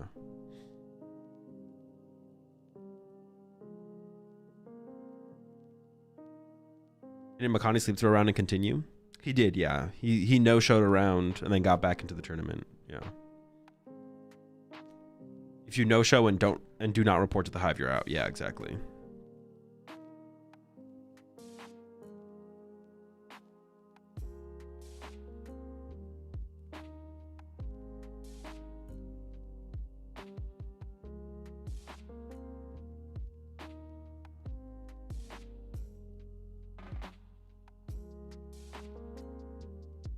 All right, they are going to an interview. Hold up. With Ethan's Typhlosion. Tell me about this deck choice, because I know it's been around for a while, but what makes it suddenly seem so strong? Honestly, I played in Campanese regionals like a few weeks ago, and I was playing Alakazam. I was like, I'm tired of playing Alakazam, so I saw someone get top 64 with Typhlosion recently. I was like, you know what, I'm just gonna play Typhlosion because Hydrapple just won, Lopunny just won, and I feel like the deck can do pretty good against those decks. So you were trying to counter the metagame, but still wanted to retain your single prize strength. Was it pretty difficult picking up Ethan's, or does it run pretty smoothly? I played it like post-rotation, so I know how to play the deck. And as long as I don't hit like Dusknoir, the deck is pretty good against like the Hammer Bolts that are running around. I played against 3 of them, and I 2-0'd all of them because the Hammers are basically useless because Typhlosion attacks for 1 energy. So they can't really do that much. Another deck kind of showing itself here in Indianapolis that has a good Hammer-Bolt matchup. Thank you for sharing this with us, Jose. Is there any other thoughts or shout-outs I can get from you before I let you prep for the next round? Shout out to all the guys in Tampa, all the Orlando guys, my girlfriend Leia. Wonderful. But don't go anywhere, folks, because we've got more Pokemon action coming up. Oh, all the Hammer Pulse. The Hammer Pulse getting cooked.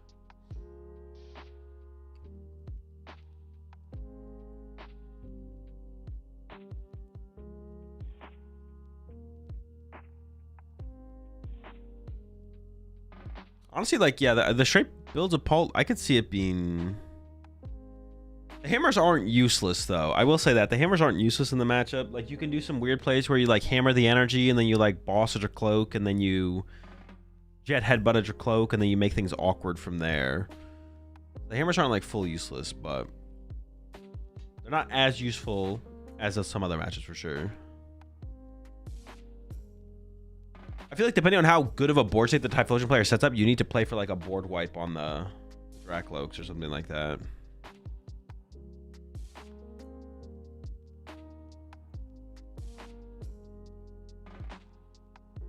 Typhlosion doesn't have a ton of energy, right? I mean, they got like 5 and a couple Night Stretchers. They have enough. That is true, though. Like, getting ahead... I mean, if you're getting ahead and doing something while not taking a knockout, then you are progressing towards, like, a resource win condition for sure. Just beating them out on resources. Why is everyone saying their deck beats Pult? 80% of the time, it's just not true. I mean, when you play decks like Typhlosion and Slowking... I mean, that's where the skill gap comes in, especially with Dragapult. Like, when you're playing decks like Slowking and Typhlosion, if you play against the average Pult player... It's not as simple as attack with Dragapult and hammer energy off their Pokemon, right? There's a little bit more depth to the matchup. Like, I mean, that's why I still feel like there's a really large skill gap in the Pokemon TCG. Like, it's they're like doing the right or taking advantage, knowing how to play those matchups and then taking advantage of the scenarios as they come to you. That is like the skill gap in the Pokemon TCG.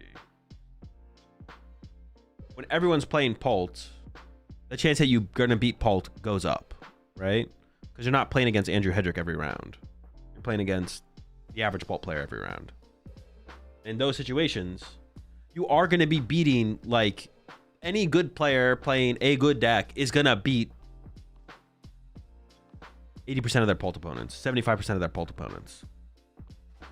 You're only going to struggle because it's just a skill diff. If you're a tier 1 player and you're not playing Pult and you play against an average player playing Pult, you're beating them like 80% of the time. It doesn't mean the matchup is an 80% win rate matchup. It just means you're beating them 80% of the time. And it even gets more extreme when you play a weird deck like a Slowking or like a Typhlosion, which are like very underplayed matchups for the average Pult player. Like the average Pult player is probably better in Pult Mirror than they are against those matchups as well. That's like another thing to keep in mind. We just like watch 2 weird decks, 2 off meta decks, the Typhlosion and the Slowking. Their win rate against the average Pult player is even going to be higher because the average Pult player is not going to have tested those matchups. And even further than that, there's the good Pult players. The good Pult players probably also have not tested against Ethan's Typhlosion, right? I doubt Andrew Hedrick has played against Ethan's Typhlosion unless he hit on ladder, right? But he's going to be able to look at the situation in front of him and come up with the optimal play despite having played 0 games. He's going to be able to come up with the optimal play way more often than the average player, right? All right, with that said, I'm going to go get some food real fast. I'll be right back.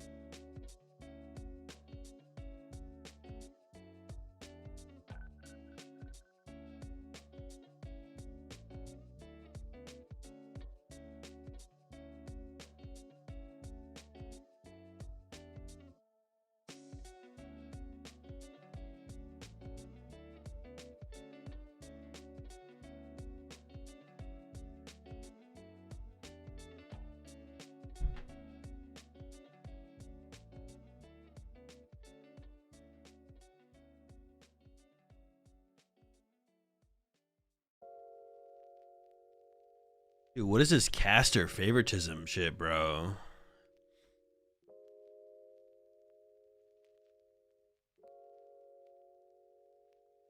Only casters on stream, man?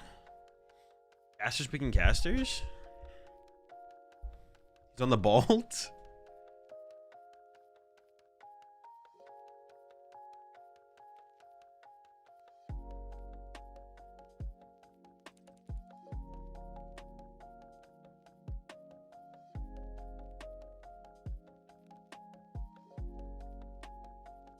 Chip is on the winning end. Yeah, Chip is 4-2-1 on the winning end.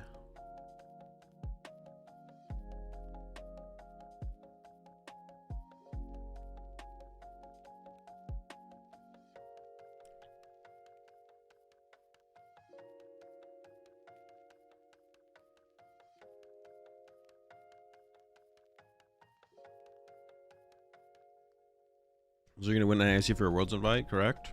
Sure, why not?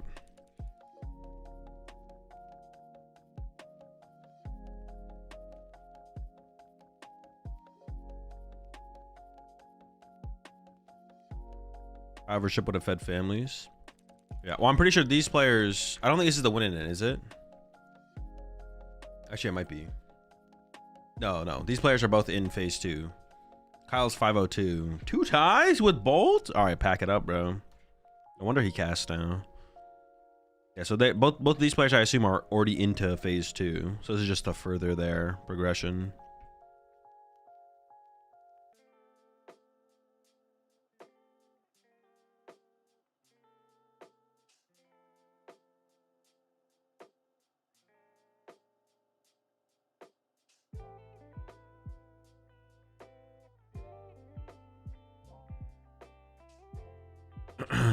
Would this be your first Modern Worlds miss?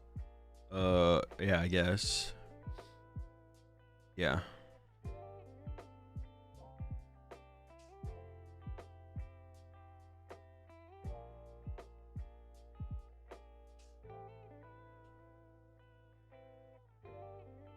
Bolt.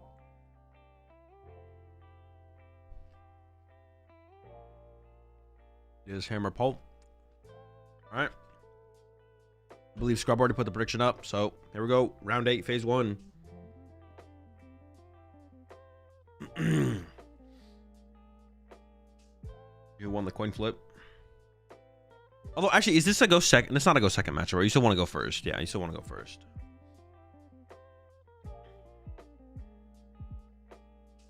Double buddy prize is bad. Well, I mean, unless you open a buddy poffin in hand, then you're chilling. It's only prized once you whiff the turn 1 buddy poffin.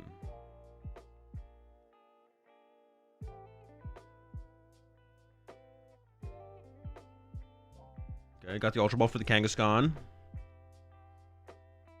I assume.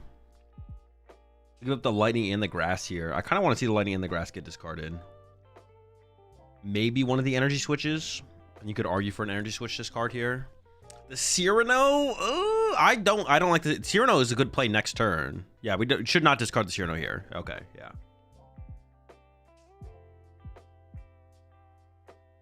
Just get the Kangaskhan, retreat to the Kangaskhan, drop with Kangaskhan, and then we basically have turn 2 Kangaskhan attack set up in hand. And then next turn we can Cyrano and go from there.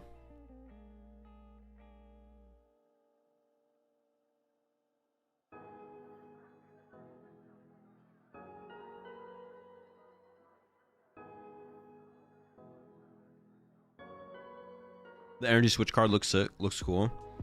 Yeah, honestly, Kyle's deck might be as expensive as some modern fully blinged out decks because of the energy and the energy switches. I don't actually know how expensive they are. No. Dude, I feel like the Cyrano is so good next turn. I feel like this is a misplay from here from Kyle. Just get the Kangaskhan and hard retreat, and then we're still on pace to attack with... Oh, no, I guess we do need the free mobility here to actually... No, maybe this does make sense, actually. Because we can't retreat the...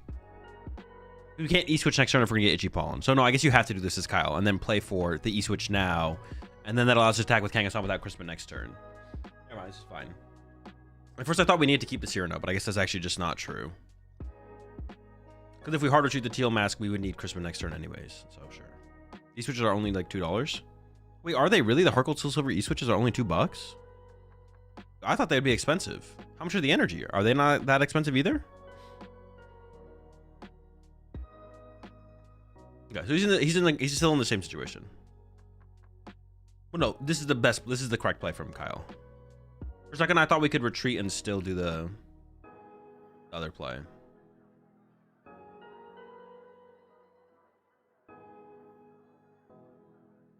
And now we have the turn 2 attack set up.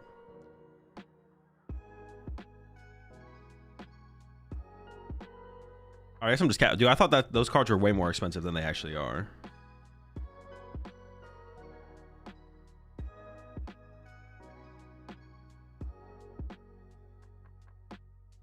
The way I low-key want that energy switch now.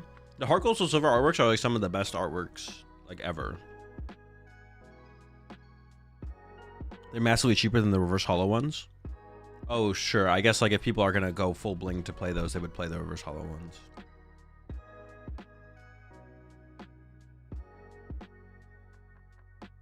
Is it good to set up Kangaskhan and Bolt? Yeah, it's in this matchup. That's usually your initial attacker is Kangaskhan. But there's the Crushing Hammer from Bodhi. So there might not actually be a turn 2 attack here from Kyle.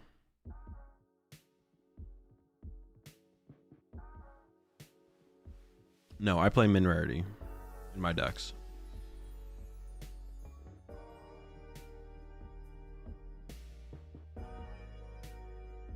Yeah, in this matchup, you usually attack with Kangaskhan, and then you go into like Clefairies after that to match the pulse. Sometimes Water Pond Sob gets involved, but...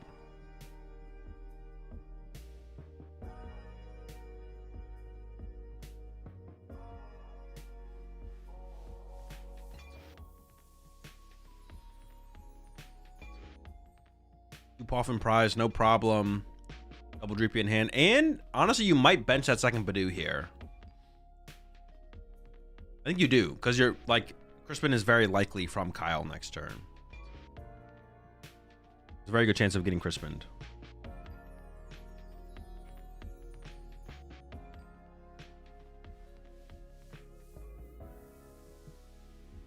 I mean, I think you look for Crispin here as Kyle, right? You just go Kangaskhan first, see if we get a Crispin. No Crispin. Cyrano to set up the back line. Attach active and hope for hope there's not another Crushing Hammer. And if there is, hopefully you get a Crispin. I think checking for Teal Dance is probably not worth it. I think attaching active is probably higher value.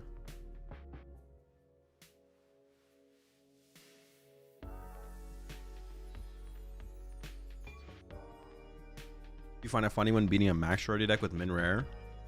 No. That would imply caring about rarity of cards to begin with, which I don't care about. Everyone should just use the cards they like if they can afford those cards.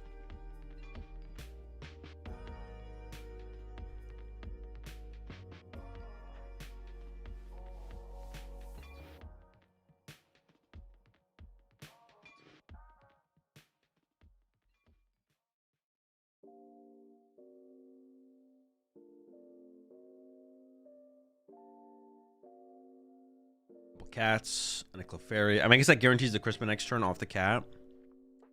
It'd be funny if I mean, Watchtower could be kind of devastating here. I guess there's a possibility of getting out.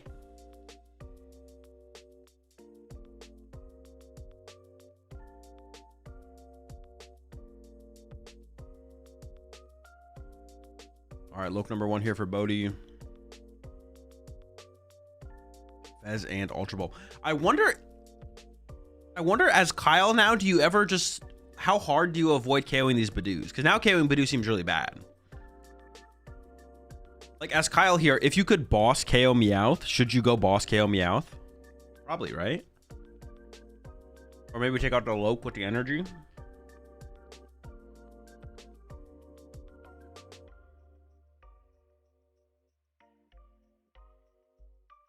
Judge and Psychic. I feel like it's got to be the Psychic here. Yeah, Bodhi's going to go for it.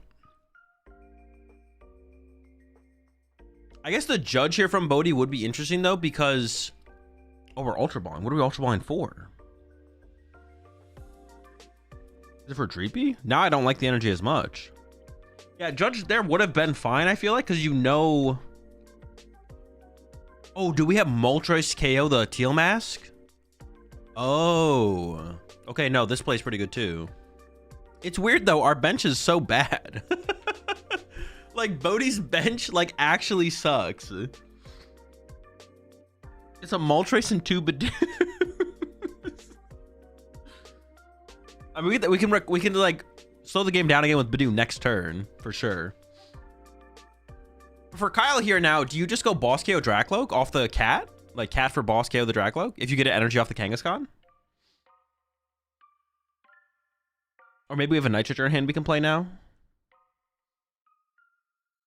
Ultra Ball for Fez. I guess we could start with Kangaskhan and then maybe Ultra Ball for Fez. But I kind of like boss KO Dracloak because the Moltres isn't that big of a threat on the current board state anymore. Now that you have no Teal Masks.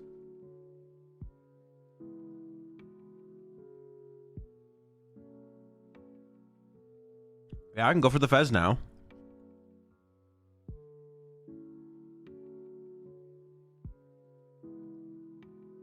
Try and find that energy. And just run around the Moltres. If there was more Teal Masks... thinking about that though makes me like this play less from Bodhi. It makes me kind of think that maybe Bodhi should have just taken the Judge and gone like attached to Dracloak plus Judge. The Moltres is still available later on, but like we're so far away from yeah, I don't know.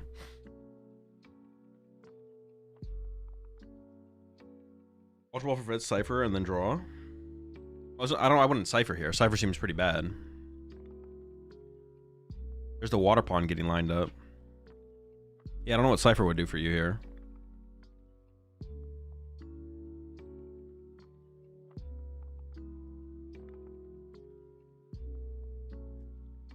Oh, you can go Water Pond, Trumpet, E-Switch, Cat, Boss, KO Dracloak.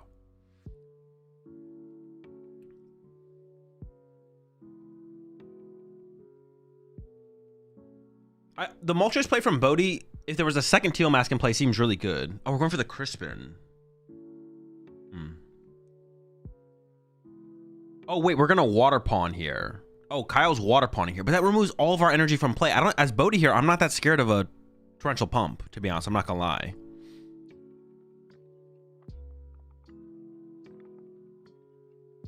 Yeah, if I'm Bodhi here, I'm not that scared of a Torrential Pump, I don't think. I feel like Boss KO Dracloak was a way better play here.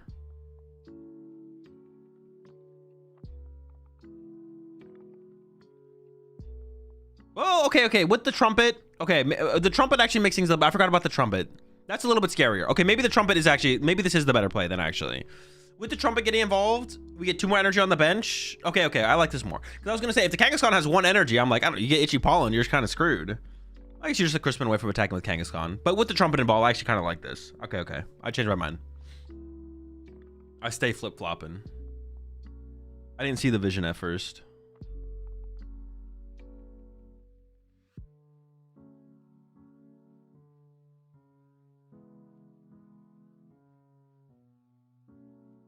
Yeah, still a missequence there. I guess you're right. We could have retreated, trumpeted first, then E-switched off the Meowth. Right? I think you're right? But he needs to Phantom Dive Stamp this turn, probably? No. But he could just Itchy Paw on this turn and still be in a fine spot. It's not ideal, but... Yeah, if you just Itchy Paw on this turn... I guess you're a little scared of Sob, but like... Yeah, I guess Sob's a little scary, but... If you just Itchy Paw on this turn, I don't think you're in a terrible spot. Kyle would need attachment this turn into Crispin next turn, which it is possible for him to have, but... Even then, that would be 2 more prize cards, you could still win from there. With all the energy going back to the deck once again. Yeah, Trumpet's only on bench, but Kyle could have retreated, used Trumpet, then use E-Switch, right? Oh, there's a stamp. And the attach. Bodhi could find Dragon Ball Crispin here.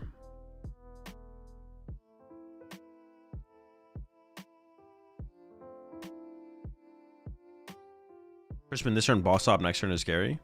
Yeah, but it's so hard for the deck to do that. Like, I feel like the deck just doesn't do that. I mean, it can. Not that it can't, but I feel like it just doesn't do it. Well, with the unfair stamp, it's very unlikely.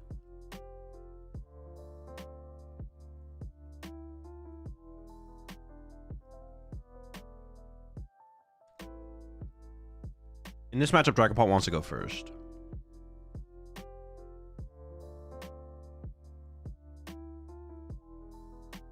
Yeah, Bodhi didn't have stand, but I guess it was like quite a bit more likely for sure. Okay, no Crispin play happening. Oh, but it's still not that scary though, because this Draco can become a Dragapult before the Water Pond could actually snipe, right? So it's not that big of a deal. Well, Kyle would be Crispin Clefairy away from winning the game. I do actually wonder if that's a mistake from Kyle to not bench the Clefairy on that last turn, to be honest. Oh, and Crushing Hammers are also a factor here. Oh, this could make that huge. Okay, I think it is a Tails there. Kyle was going to give him a coin. I don't know why Kyle was giving him a coin. Yeah, I just want to go back to...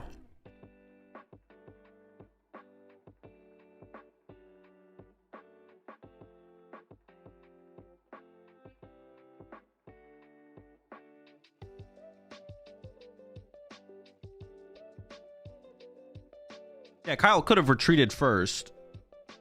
Trumpeted here. Yeah, the Crushing Hammer is way less relevant now, but...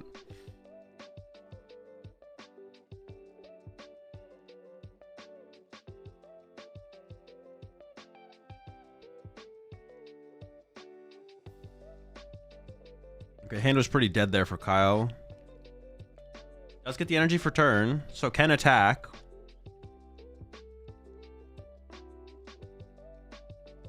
Zebdu goes down to 3 left. Bodhi still has 4. Bodhi can win in 2 attacks.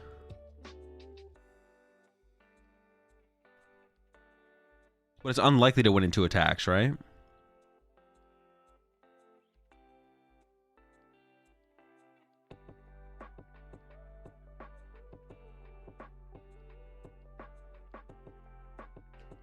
Oh, was Kyle showing the result to people? That makes sense.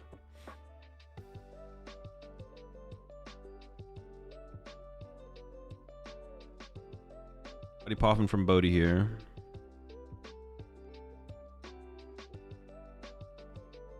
Well, nobody Poff. Another Dracloak on the way. It looks like Bodhi is not playing to Dunsparce, right? We haven't seen the Sparse at all.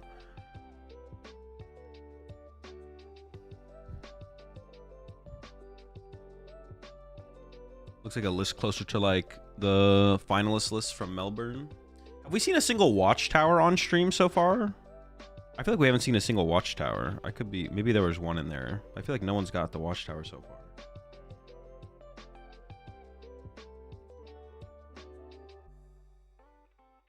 But we have seen a lot of weird decks like, or like, I guess Dragapult's the #1 Watchtower deck, right? We haven't seen that much Dragapult on stream. They've been trying to avoid it, it seems like, which makes sense.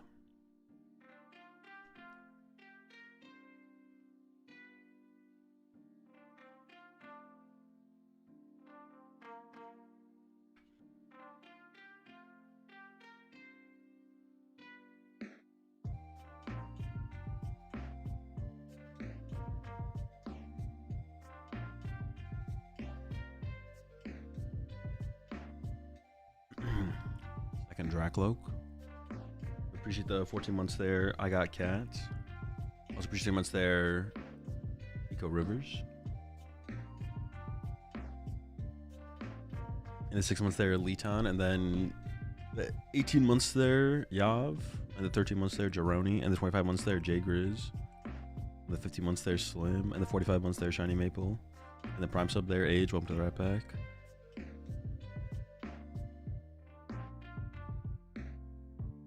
Loke 1, Loke 2. There's Crispin. Oh, there's 2 Watchtower. Okay, we found the Watchtowers. But we do have an Area 0 in the hand for Kyle.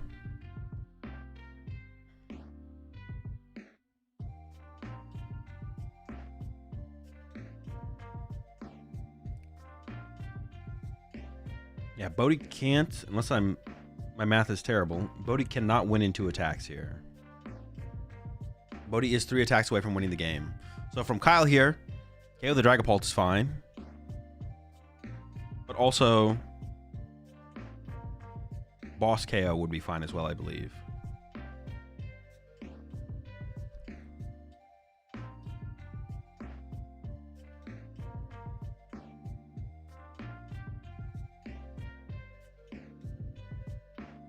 Okay, we got a cat. Cat could become boss. Nitrogen can become Teal Mask, and we could cycle a grass. No knockout was taken last turn, so Unfair Stamp is obviously dead.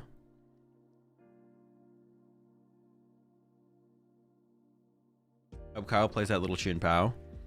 I mean, it's kind of awkward to get that involved, to be honest. Man, I'm thinking back on the... thinking back to the Kyle could have E-switched off the cat. We could have attached to Water Pawn last turn, and we could have actually sobbed. You could still sob this turn, so it's not maybe that big of a difference. But having 1 more energy on Water Pawn here, I feel like it's like a really big deal. But the missed sequence from Kyle means we're that much further away from a Torrential Pump possibility.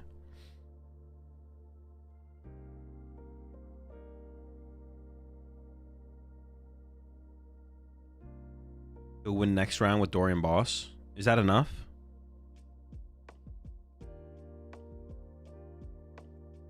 Well, no, he can't generate 3 damage for Monkey Dory.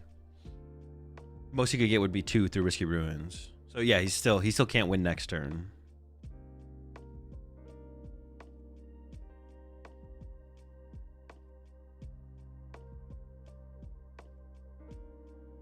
I feel like for Kyle here, it has to be cat for boss. KO cat, and then look for the KO on the Badoo to win the game or something. I don't know.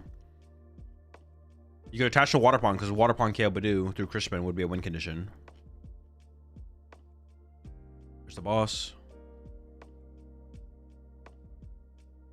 Hold up. No. Wait. Is boss Sob the best play? I don't think... I don't think Kyle's has enough good enough hand to do that. You could do the Sob play if Kyle had like a way to win the game in like 2 turns, but I don't think that exists in Kyle's current hand. I think it just has to be boss KO cat. We'll see if Kyle does anything else.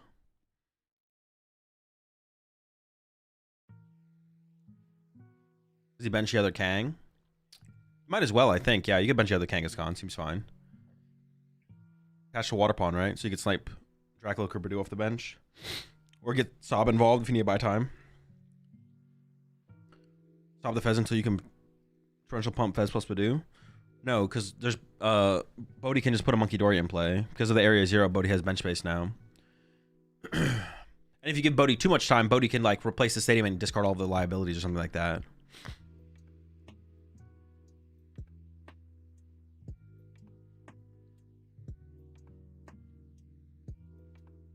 All right, there we go. Knockout on the cat. Badoo promotion here from Bodhi. Bodhi is out of hand disruption, though. I guess that is maybe a factor because Bodhi's played... Oh, no. Does Bodhi still have the Judge? Bodhi might still have Judge. The Unfair Stamp is obviously gone.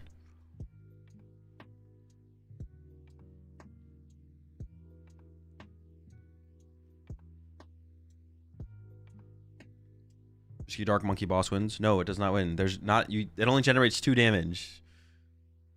He still has the Judge. Okay. Bodhi cannot win the game this turn, chat, but it is impossible for Bodhi to win the game this turn. He plays Pokemon Catcher, but he doesn't play Pokemon Catcher. It's not possible. It's not possible.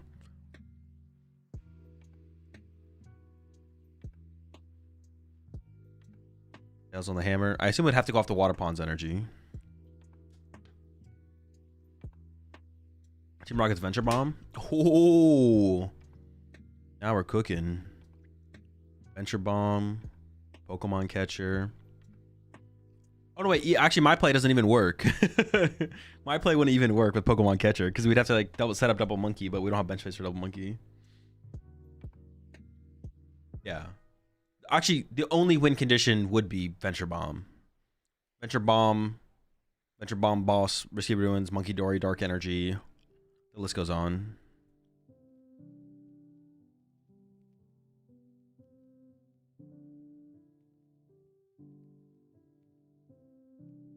Cat here from Bodhi off the Night Stretcher. Is it just going for the Judge?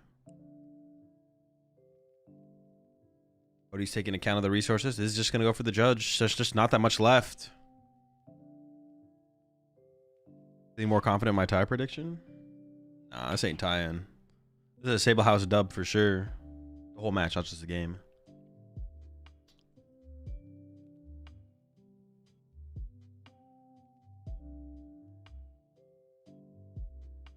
Judge the only play for Bodhi, right? I don't know. I don't know what Sable House did on the last. I feel like you don't have to judge here. Probably get rid of the cat without the energy, right? Like, you're always losing into attacks here as Kyle, so you get rid of the cat without the energy.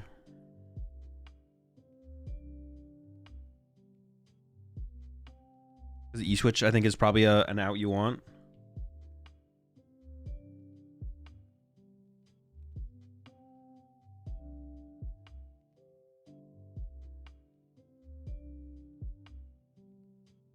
The watchtower is pretty big here.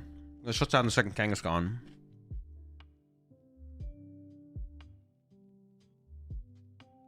We need a judge there to expedite play. This is crazy. Oh, it hasn't felt that bad. Has it been that bad? I don't think it's been that bad.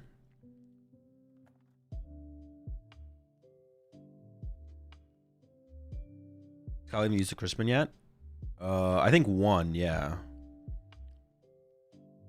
All right, not a bad draw. Got the stadium bump. There we go. There's the attack from Bodhi, spreading the damage out. Or just alter the cat. Oh, now he can just snipe the cat off the bench. But I'm pretty sure Bodhi guarantees has boss next turn anyway, so it doesn't really matter. Trumpets. Trumpets not really doing anything here for Kyle. Kyle still needs a little bit more. Kangaskhan for 2. Ooh, that should do it. Bodhi packs it up. Yeah, the water energy's still in the deck. It got cycled earlier. The torrential pump will close things out, and Kyle does get the dub.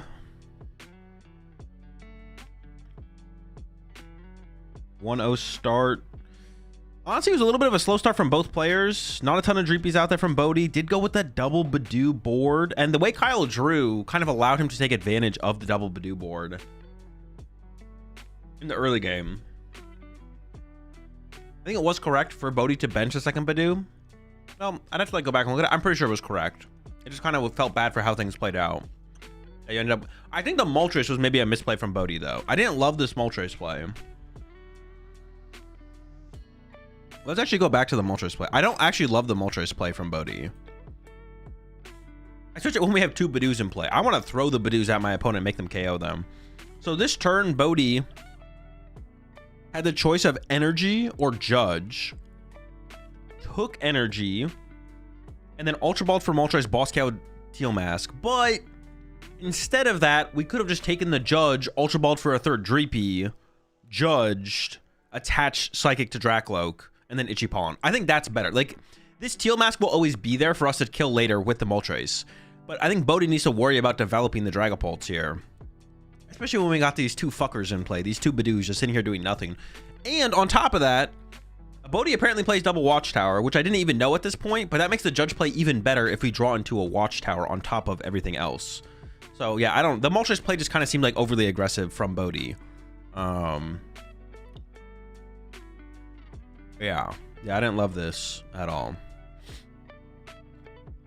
You only want to disrupt when you attack for max value.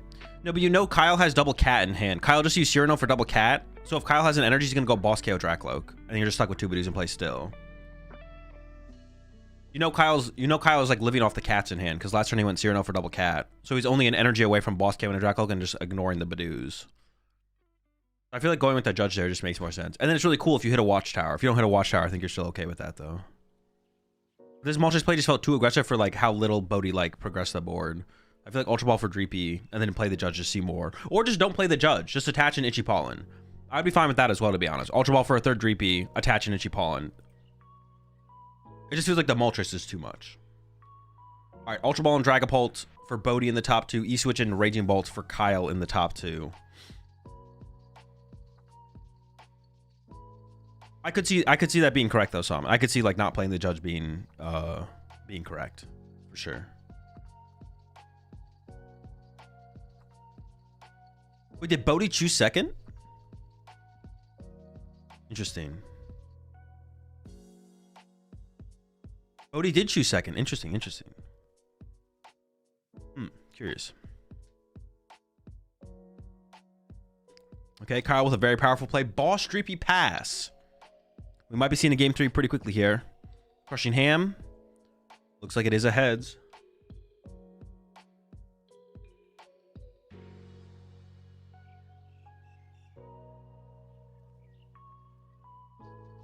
The thing is, like, Kyle's deck does not attack turn when going second that often. So I would have felt like going first would be better in this matchup, but Might be wrong. Second Lily. Sick, man. Back-to-back Lilies. Love to see it. 2 hams gone. First Dracloak established. Appreciate the 58 months there, Hollywood. What are you choosing second is Troll? I told him to go first. He doesn't have faith in you, man.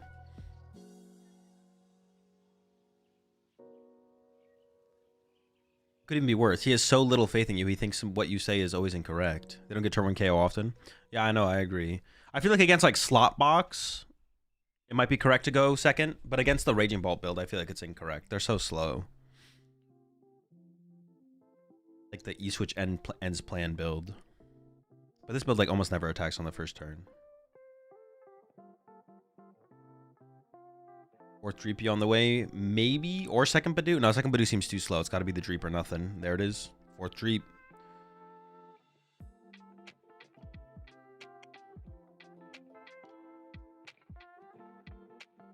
Second Loke. Do we have the energy to retreat? You definitely want an Itchy Paw in here. Would cost a Night Stretcher. Goes with the Lily for the next turn. Loke number 3. Raw energy would be nice. Nope. I think you take the Pokepad though, right? For the next Dracloak. And then, I mean, committing a Night Stretcher here for an energy to Itchy Paw is probably fine. That's probably chill. Wait, what did we take over the Lily there?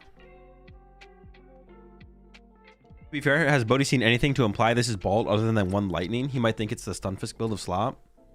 Nah, you always assume it's Bolt before you assume it's the Stunfisk build, for sure. Oh, now I'm curious to see what Kyle picks, though. I don't actually know who won the coin flip either in game 1. And so you can see Kyle. Kyle's thinking about it, I think, based off, like, Bodhi picking... It was Hammer or Lily. Oh, okay. Lily's probably correct, then.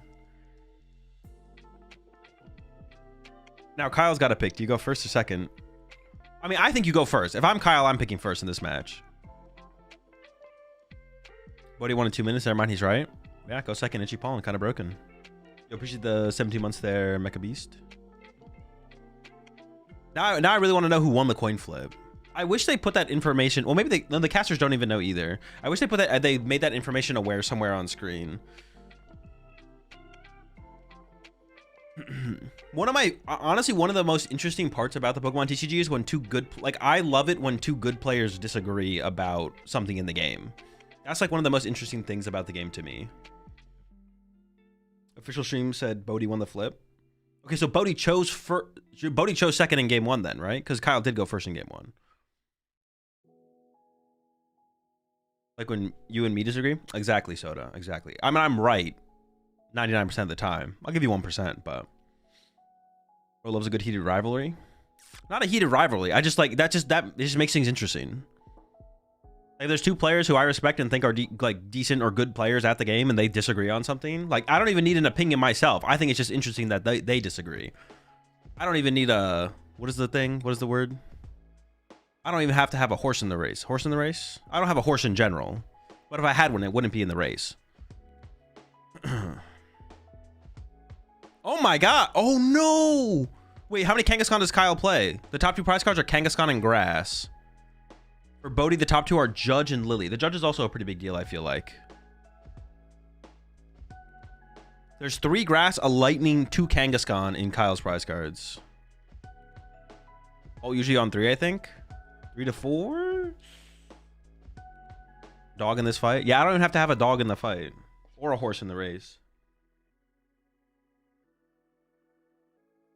What was the disagreement? Well, apparently there wasn't one. Everyone's chosen second so far. There actually is no disagreement. Everyone just chooses second, apparently. Okay. Draw that from Kyle. Got the Cyrano. If we have a 3rd Kangaskhan, we're playing the game. Let's see. It is. I feel like it is 3 to 4 now for Kangaskhan's. How many does Kyle play, though?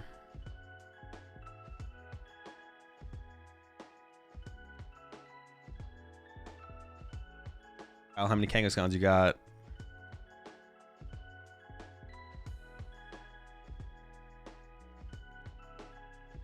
Come on, Kyle. 3rd Kangaskhan one time. See, this is like the problem with going second, though, right? Like, now I know Kyle's opening hand was really bad for going first, and like he's definitely happy he went second, but like The Dragon Ball deck doesn't even need Poffin. They just need like 2 Dreepies. Okay, there's your third Kangaskhan. I don't know.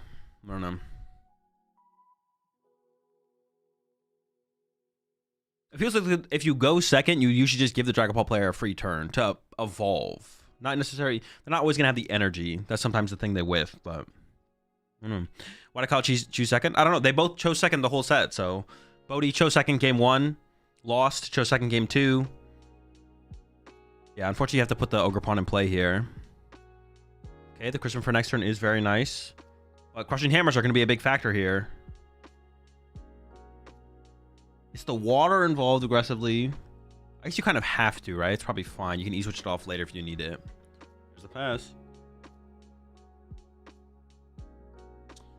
Big hammer. Heads. Off the active it goes. Wellspring kind of cheeks in this matchup. It's not great, but I feel like it makes your opponent play more honestly. Like, making your opponent play as if it could happen is a big deal.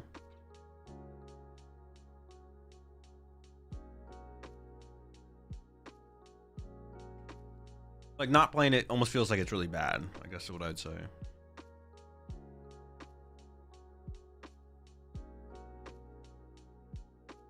I mean, this is probably going to shut Kyle. No, Kyle could attack, but it would have to be with Teal. Well, no, he could attack with Raging Bolt, I guess. Raging Bolt, like, not attacking with Kangaskhan feels so bad, though, in the early game. Because you want to keep Kangaskhan in the active to continue to draw cards and then also recover from a Judge or an Unfair Stamp. Does have to be the cat, though, from Bodhi. That's good. Oh, wait, there's no bench space for Monkey Dory. Wait.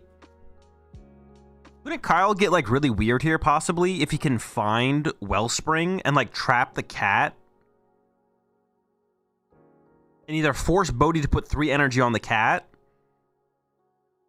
I feel like you could do some weird stuff here as Kyle now. If you can, you have Boss, you have Cyrano as well. You could Cyrano for Wellspring this turn. Cyrano for Wellspring this turn. Next turn, Boss, Sob, Cat. And then look for like a 3 prize. Well, I mean, you could attack with the cat, obviously, but that would force Bodhi to attach 3 times to the cat, which is terrible. And by then, you might be able to find a Gust KO Lone Loke play or something. I mean, that's what I want to see here from Kyle, I feel like. I want to see him play for Sob, Cat.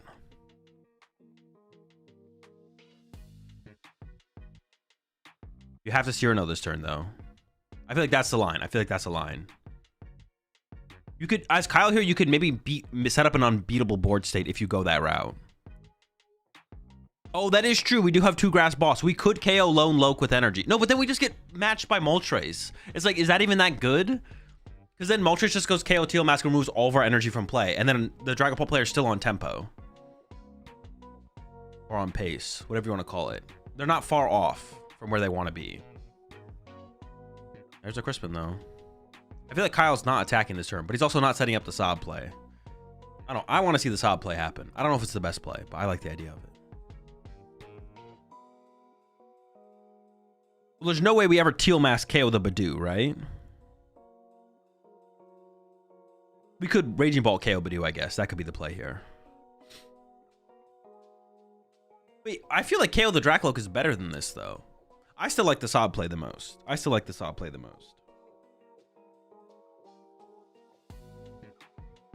No, maybe this is the better play, though. No, this might be the best play, actually. This might be the best play for Kyle, actually. Just Raging Ball knockout.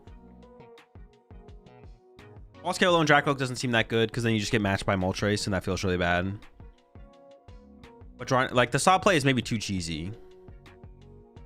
The Sob play is one of those situations where it's like having never played out the line before. I actually don't know how it concludes. I have to have played it to like and have an idea of how it concludes to know if it's like the correct play or not. All right, second Dracloak on the way here, finally for Bodhi.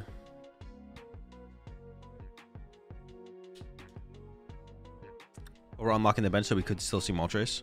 Yeah, but there's a big difference between like Moltres with Boss or Moltres KO the active. That's a pretty big difference. I think if you're Kyle here, you're pretty comfortable with giving over the Moltres KO Boss line, I think.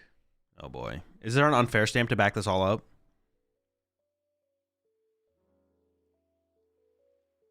Dude, just give him another heads. Dude, these are actually an unfair stamp to back. The way he's sequencing this makes me think he has unfair. Bro. See, this is also the problem with attacking here as Kyle, though. See, that's why I like the Sob play. Attacking there just feels so bad. Attacking there has to be bad, right? I feel like playing Cyrano and just getting a bunch of options in hand and then like attaching for turn is probably still just better. Like attach to Kangaskhan, Cyrano for Water Pawn, and like double Clefairy or whatever he has in there, and then just like pass. And then go for the Sob play or something else next turn, something more aggressive next turn. Because that's another problem with KOing Badoo is you KO'd a Badoo and then you gave like, and then unfair stamp is unlocked. Like, look how cringe this is. And there's a watchtower, bro! Oh my god, it's over, man. It's so cooked. What if you were gonna attack? Why not just Boss Loke?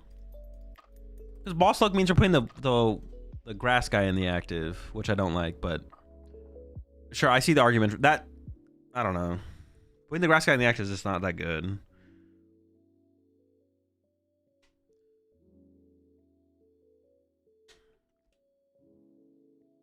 Jeez. Well, it's looking pretty cooked.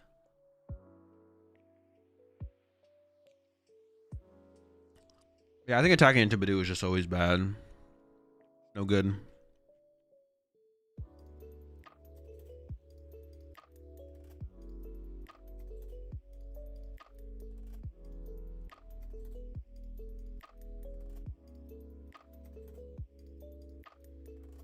It's pretty bad. What?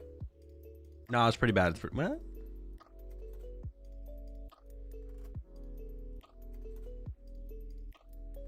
We're dancing. Ooh.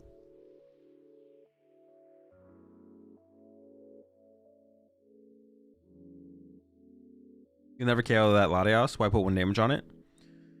If Kyle ever gets like area 0 plus Shin Pao to like clean up the bench, it's possible he won't be able to clean up all the liabilities. So you very well could KO the Latios at some point.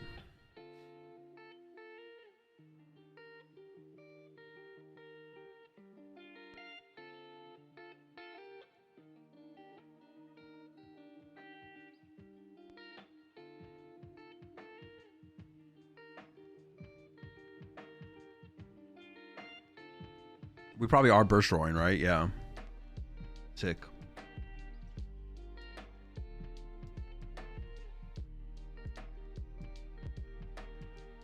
Oh, it's kind of cooked. Burst roar, hope. Bodhi doesn't have boss.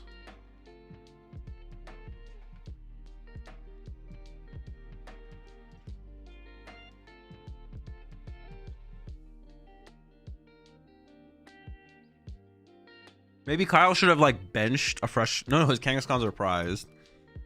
The best play if the Kangaskhan's weren't prized was maybe bench a fresh Kangaskhan, attach, and then hope for 3 heads on the next turn plus unfair stamp.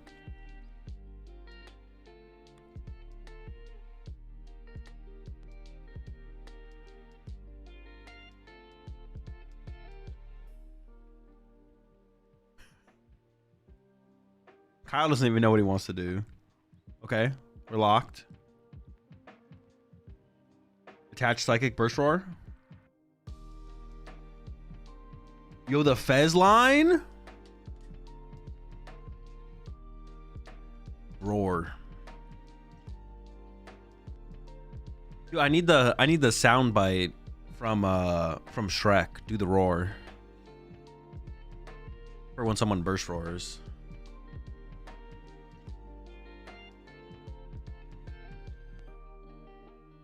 No Fez? No knockout taken. Can't Fez. You know you're cooking, you have to punch with Fez? I think he's doing it to protect the energy. Well, I guess you could put it on the Kangaskhan if that was the case. Maybe we are looking for a Cruel Arrow. Yeah, I mean, this is pretty cooked. Someone in chat said Bodhi has boss, so... You pick what you want to boss. I mean, you probably say... You could save the Teal Mask for later, but removing that much energy from play is also pretty good, so... That's like the only thing to consider here, I think, as Bodhi. Oh my god. Oh yeah, we have the oh my gosh. So just KO the Clefairy plus the KO the Latios. I don't know. Pick anything, KO it. I guess it's probably the Clefairy because you can still lose to like unfair Crispin knockout. I mean, sure, probably not, but or 1/1, yeah.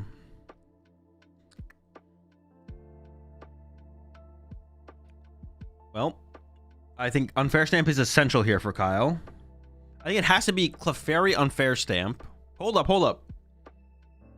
Clefairy unfair stamp, or hold up.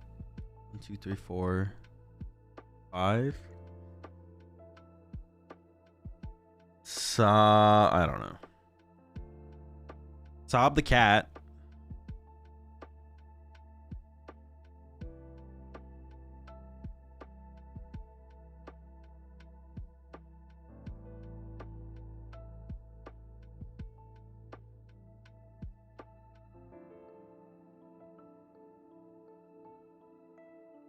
I don't know. That's probably Clefairy unfair stamp.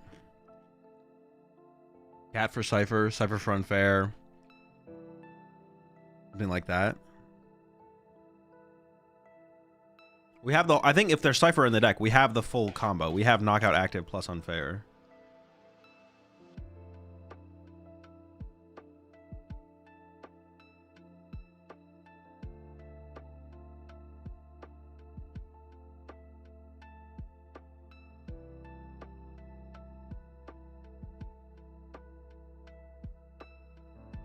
If we bulk KO, we force boss. Oh, I didn't even think about that. I guess you could go Raging Bolt knockout, sure. It looks like Kyle's going to go for the play that I talked about, though. That is true, but you'd also leave yourself with nothing in play.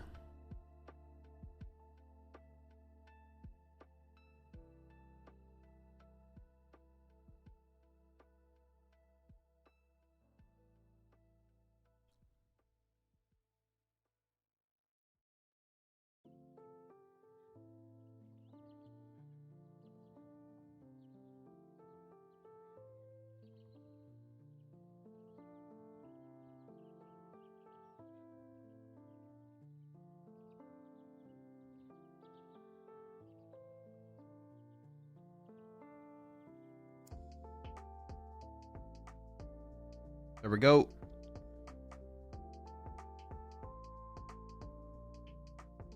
Fairy is back. Bodhi has 2 turns and needs so little over those 2 turns, though. This is obviously not going to result in a win for Kyle. I mean, but you know, you gotta do what you gotta do. You just do what you can, and then I mean, this would be like a historical dead draw off unfair stamp if Bodhi does not win this match. Bodhi's likely going to win next turn. But technically, it is possible that he doesn't. It would be a historic dead draw off the unfair with double Dracloak in play.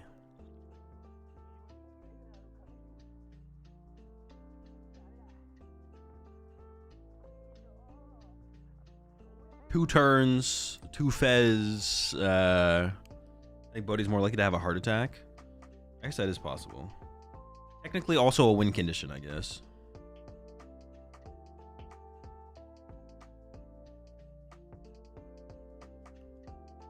Many technical outs remain for Kyle.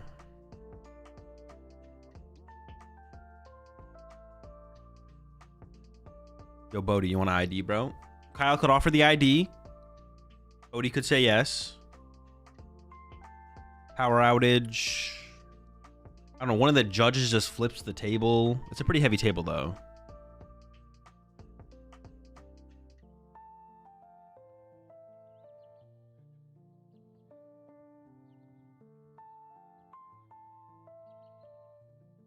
Infinite win conditions for Kyle? Yeah.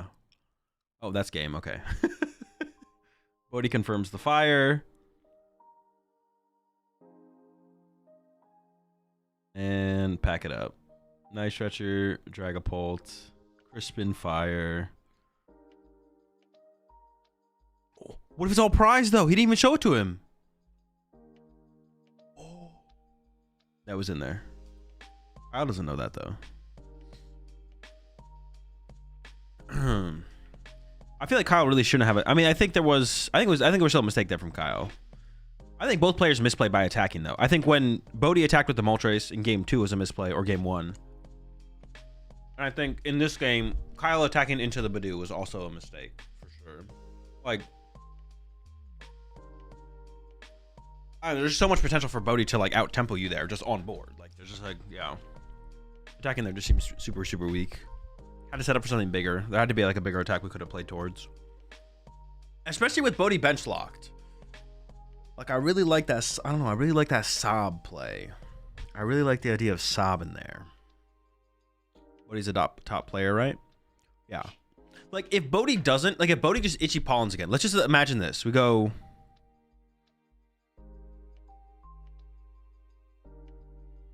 Because I think it's always possible for Kyle to get the first 2 prize cards if we go for the Sob play. I think Kyle can always get the first 2. Bodhi is a top player, yeah. Bodhi's very good.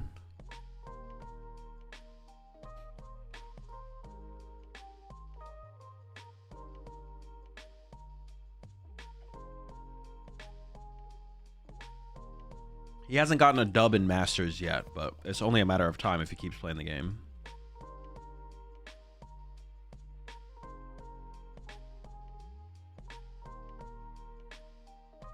Why not attack with Raging Bolt in the last turn? It's just such a massive investment. You have like no follow-up. I don't know. Maybe it would have worked.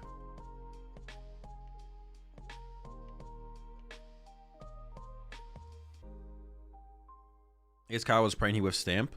But he doesn't even need Stamp there. He just needs to attack with a Dragapult, and he's like in a fine spot. Like, if Bodhi didn't even have Stamp there and just had like Crispin attack with Dragapult, that would have been like fine.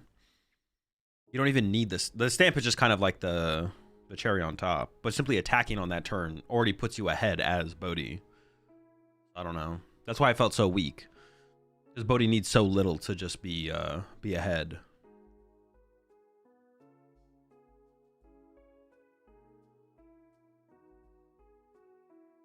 All right, let's peep the standings before they cut to the interview.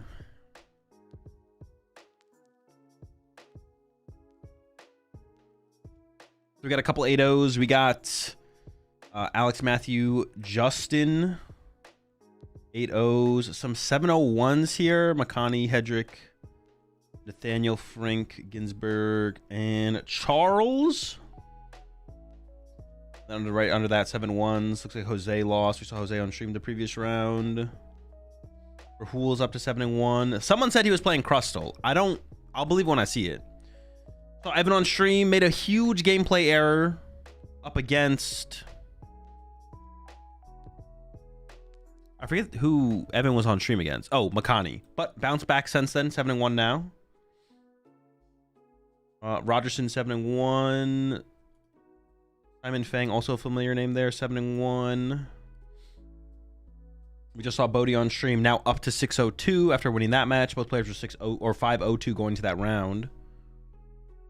And the record for top cut should be X1-2, which means if you got into phase 2 at 5-2-1, you probably can't make cut anymore. Like, these players are in phase 2. Everyone who's 5-2-1 is in phase 2. But they can't make top cut. Most likely the cutoff for cut will be X1-2, not X2-1.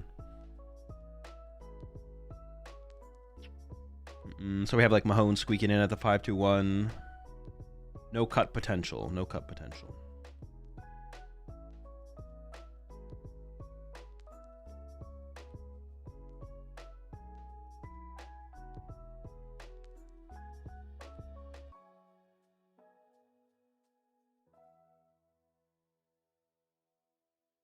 Yeah, Chip did make it.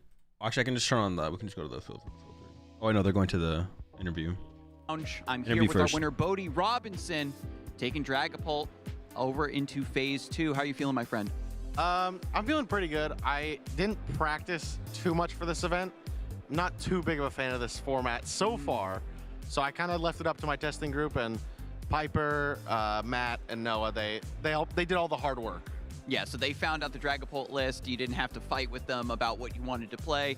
You trusted them. And even though you haven't played too much with the deck, are you still feeling that strength? You can tell why it's so good? Yeah, I mean, I've played a lot of Dragapult in the past, and I know in this format, since Gardevoir's rotation, that Dragapult pretty much has no contenders. And a lot of decks are scrambling to find counters, and it's pretty easy to deal with them.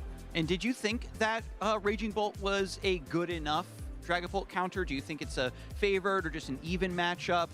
I do think it used to be pretty good in Dragapult, but since the addition of the 4 Crushing Hammers, the Watchtower, and the Moltres, I think it's swung back in Dragapult's favor. Okay, yeah, so they had their time, but now Dragapult just adapts. I think this is a cycle that we see often where the top deck has a lot of room to negotiate with the metagame, right?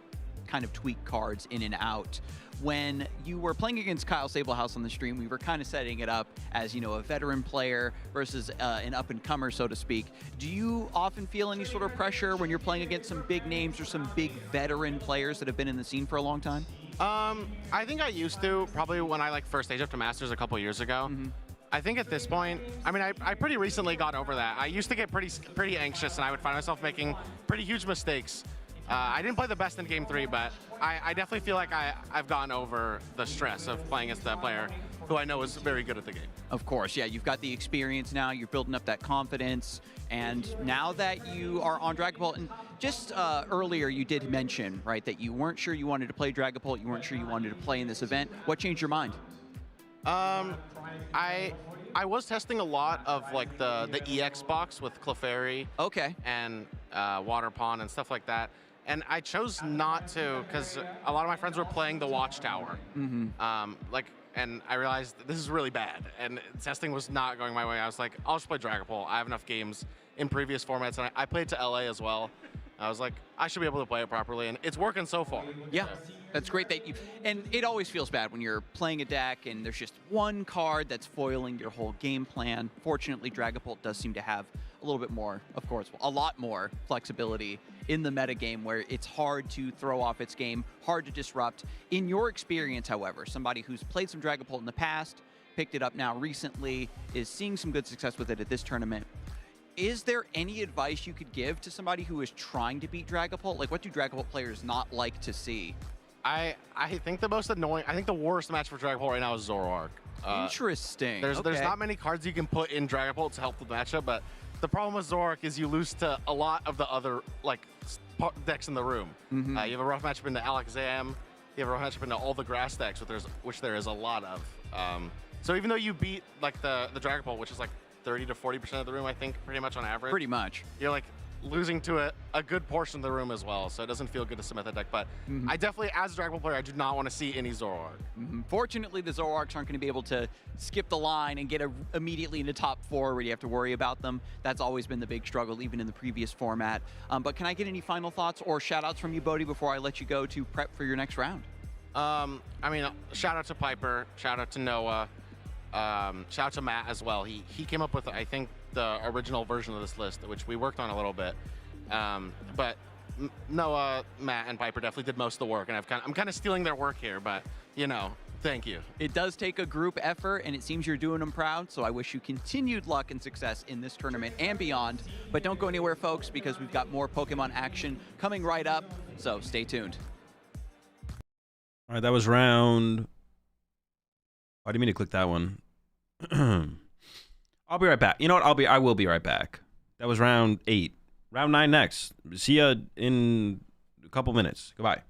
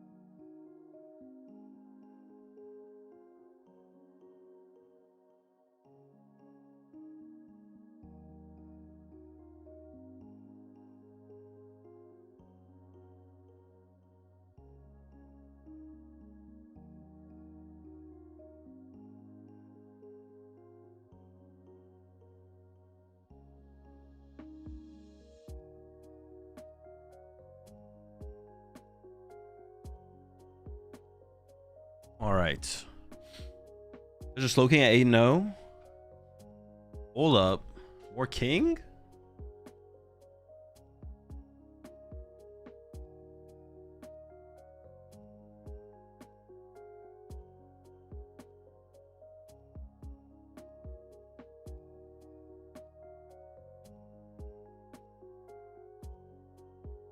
Okay.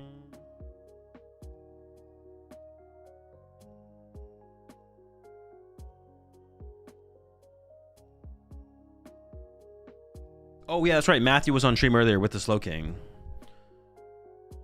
Yo, king. The king. There was a king at 8-0 at Melbourne. There was a king at 8-0 at Melbourne. Hopefully this time we see the king in cut though. Did you stream table 350?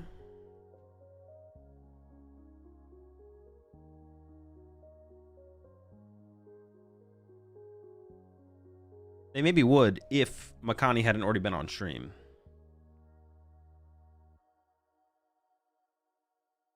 But Makani's already been on stream, so. Bro, this king propaganda is disturbing. Dude, there's no, this is not propaganda. They are in the tournament, Heracross. Propaganda would be like people saying like, Slow King is tier 1. Or like a broken deck.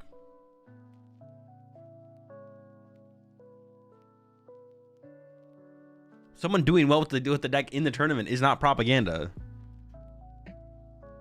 That's the actual result. There's also a king at 8-0 in Lima. Wait, what the fuck? Actually, dude, why are all these kings starting 8? So wait. So Slow King has started 8-0 in the last 3 phase 1s of major tournaments. But 0 have made top cut? Was there one in top cut of Lima? Wait, did the king that started 8-0 in Lima make top cut or no? Oh, it did get top 8. Okay, okay. Melbourne, they did not. Phase 2 did not go well for the king. Although I will say, I did watch one of their games. They definitely had the potential to make top 8. They made a really big throw in their one of their win-in matches. The Slow King player did. They had 2 win-ins in a row, and they threw one of them. They maybe would have lost them at game anyways, but.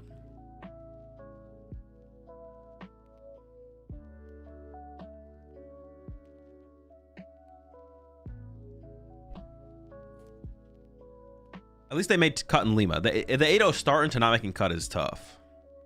Not the good kind of tough. It's like tough as in like bad.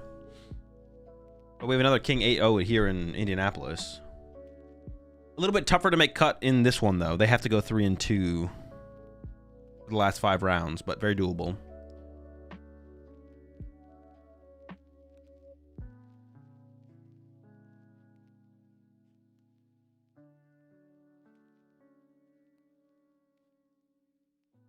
Slow King is a chill deck. I don't know why everyone thinks it's a propaganda.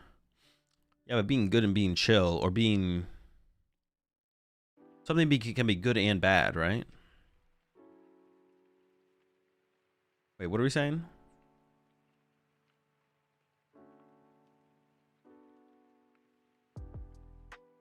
Dude, that was definitely one of the world's finals of all times, for sure.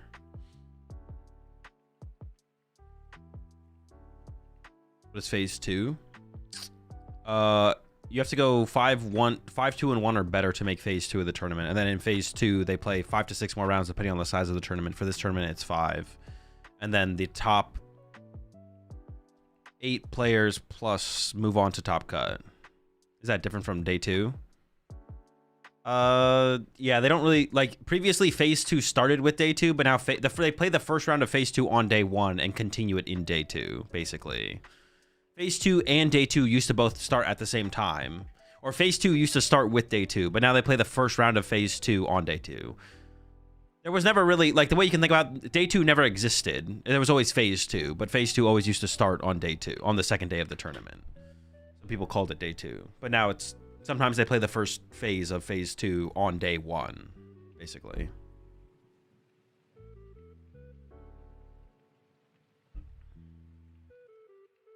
It doesn't really change. Nothing really changes.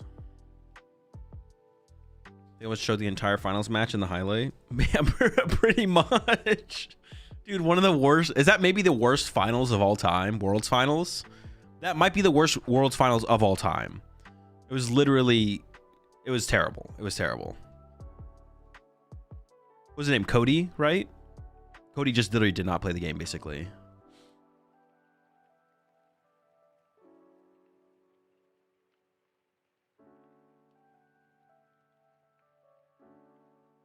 Did I see the Unks, Mahone, and Chip got in? I did see that. I did see, yeah. They still got it, man. They still got it. Yo, people were saying they didn't have it. People say they didn't have it anymore. Specifically, people were saying Chip and Mahone couldn't compete anymore. They're being called out specifically. Which was the best Worlds finals? I have to go back and look at the Worlds, to be honest. I don't remember off the top of my head. I feel like Tord versus Vance was decent, if I remember correctly. Yeah, Tord versus Vance was decent. That finals got me to the game. I never watched TCG before. Heard the commentary crew say Shintaro was on a deck no one saw it coming, so I thought that was cool. Been playing ever since. Mega Audino got you in. Chip makes cut. Chip cannot make top cut with his current record, no. What was the worst Worlds finals? The one Shintaro won was pretty bad.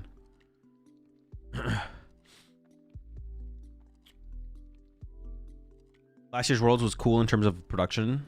Yeah, the production side of things was super cool for sure. Yeah. Cifuentes versus Sanosuke was weird finals. I don't know if it was good or bad. If I remember correctly, that one wasn't great. It was kind of just Cifuentes. Yeah, like Sanosuke couldn't really play the game. Although, Chip, I didn't actually watch all of that Worlds finals. Everyone says that Sanosuke misplayed by not setting up Pecharunt, but I remember watching at least one of the games, maybe all of them, and there was never a time for him to set up the Pecharunt. The Pecharunt is a very good attacker in that matchup, but I don't remember an opportunity for Sanosuke to ever set up the Pecharunt. I could be wrong. I could be misremembering. But everyone's like, oh, he forgot. He just didn't know he should attack with Pecharunt in the matchup. But I remember watching at least one of the games, if not all the games, and being like, he can't ever set up the Pecharunt here. There's never an opportunity for him to set up the freaking Pecharunt. But everyone always claims, everyone I've talked to about that finals claims he could have set up Pecharunt when he had an opportunity to set up Pecharunt and threw by not setting up Pecharunt. I have to go back and watch it though. It's possible. I still remember it. Newdorf versus Hedrick.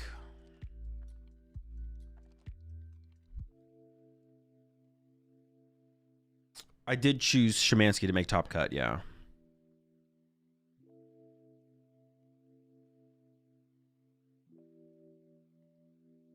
Yo, what's up, Kickflip?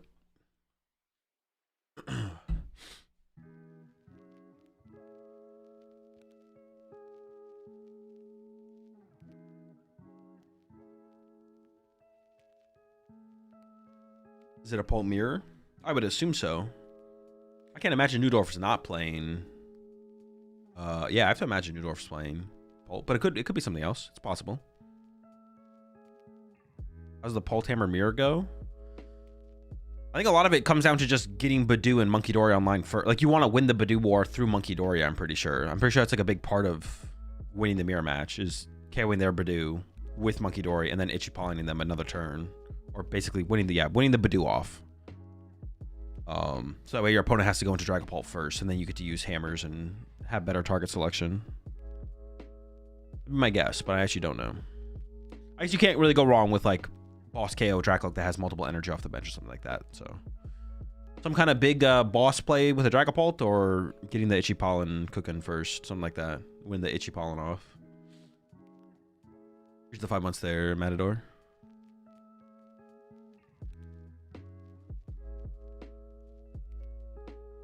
Are you a Pult main? Sure, why not?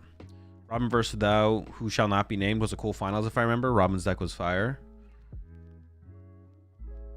Didn't he just kind of roll him? Like, he literally cheated and couldn't win. I'm pretty sure Robin just demolished him in the finals if I remember correctly, but it's been so long.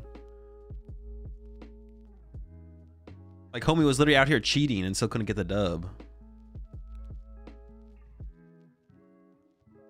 Robin's build was very cool, though. Very, very cool build.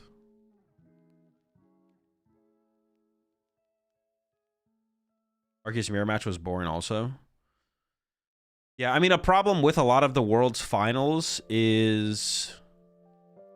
yeah, a problem with a lot of the World's Finals is, like, the metagame. Like, Worlds... I said this earlier. Like, Worlds metagames are also pretty mid. So, that'll also lead to, like, worse finals potential, obviously. Someone cheated in finals and lost? So they say. Oh, it is Nor. Okay, Nor versus Hammers. Okay, this will be more interesting for sure. Nor versus Hammers is way more interesting than just Hammers versus Hammers. Or Nor versus Nor. And I guess Newdorf did get the down pair here. Not that it really matters for... Like, both players still have to win a lot of matches to get to top cut, so... I think a lot of it does come down to, like, the early Badoo shenanigans. Still, like, you still want to get control of it through there, but...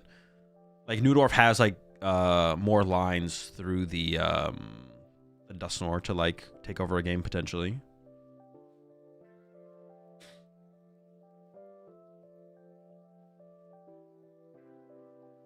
Hammers can't win again. Oh, it could. There's probably a lot of good players on Pult Hammers as well.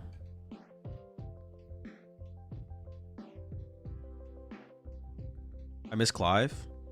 Yo, I kind of miss Clive too, to be honest, Slab. His videos, his like vlogs he did were kind of cool too.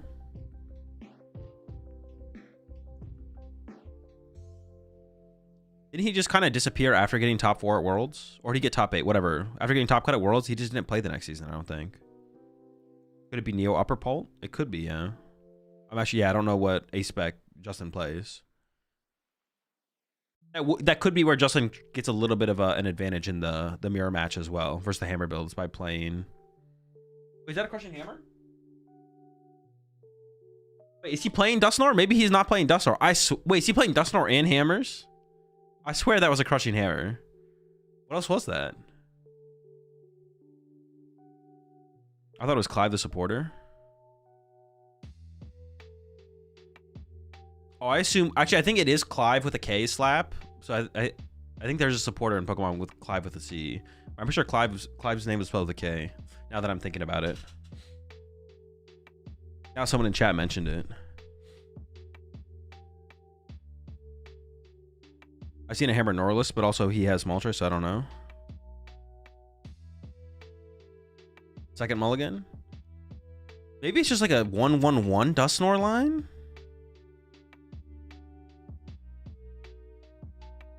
They said one of them is running something spicy.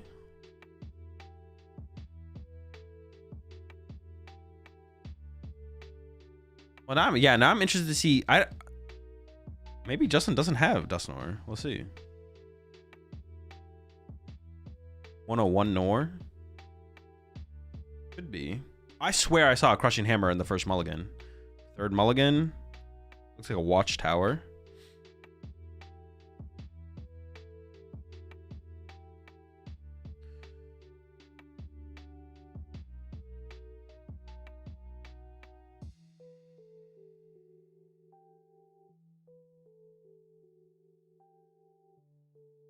See, Justin didn't power shuffle. Surely this is the one, right?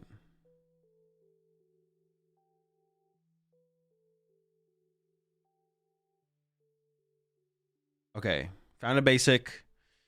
3 mulligans for Hedrick. That's a good start already, but we'll see who's going first here.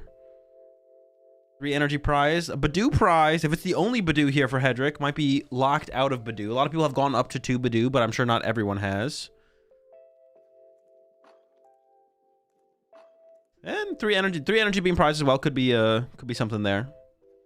Could mess with like the mid game Crispins a little bit. We'll see.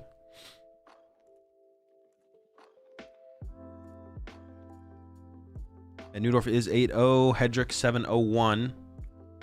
Long way to go for both players to make it to top cut. Monkey Dory start there for Hedrick. Dreepy start. No Poffin it looked like for Justin. There might have been one in the hand though. All right, what is in here? Watchtowers. Okay, there is definitely a Duskull. Maybe there... Oh, there is Crushing Hammers. It is Dusknoir and Crushing Hammers. Dude, what the fuck?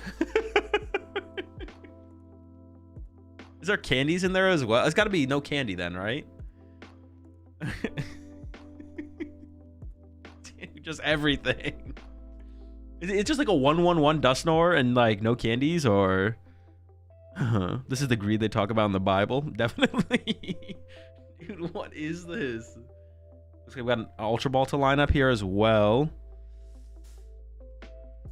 Ooh, oh, the hand's not bad. Double Dracloak for the next turn. Yeah, that's a crushy.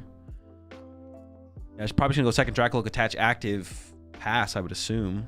I can't tell what that card is. Oh, is it the cat? Oh, it is the cat. Interesting. Well, then don't you have to throw it down here in case Hedrick plays Watchtower? But maybe he knows Hedrick doesn't play Watchtower, or maybe he thinks he only plays one. Is just worth risking it, or is okay risking it. We'll see. Fire active and pass. All right, let's see what Hedrick's got. 3 mulligans. Honestly, the hand is not that that hand is not that good to have drawn 3 mulligans. No Buddy Poffin, 3 Ultra Balls. I mean, you could play a couple Ultra Balls. It's basically a Buddy Poffin, right? But yeah, I don't know if we're gonna see is double due here from Hedrick.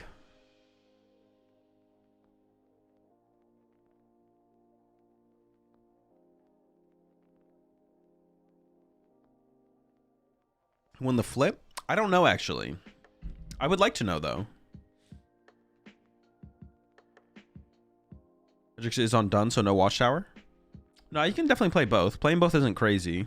You can do 1 Ruins, 1 Watchtower, plus a done line. Wouldn't be anything wild. Prioritizing the Badoo. Does have 3 Ultra Balls in hand. It's obviously less likely.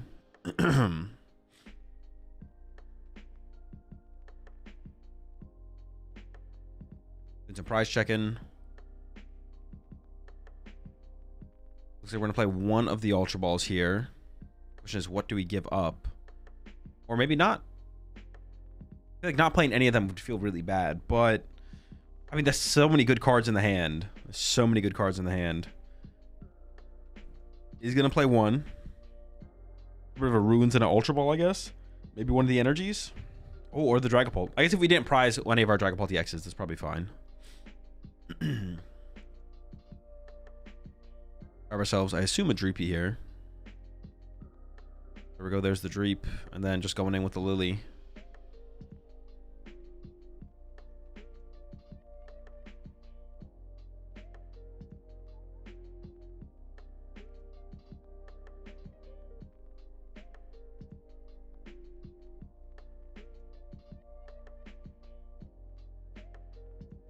I was gonna say, Hedrick doesn't actually riffle shuffle, does he? But he does like that little like bridge when he mashes, so that's how all of his cards get so bent. I was wondering, like, he doesn't riffle, so I was like, how do his cards get bent? Solid draw. Not bad. Not bad at all. He does like that when he mashes, he does like a bridge, a little bridge in the mash.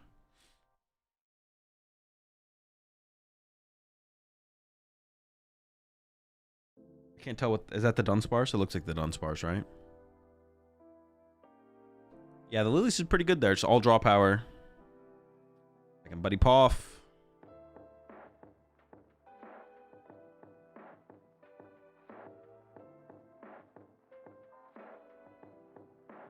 Foil bends without inner sleeves.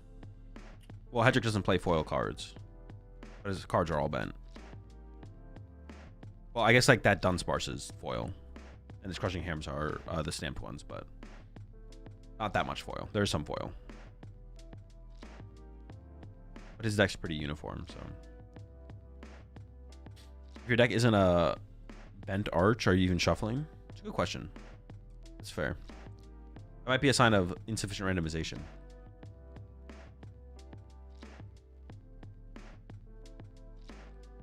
There's a retreat, and here comes Itchy Pollen.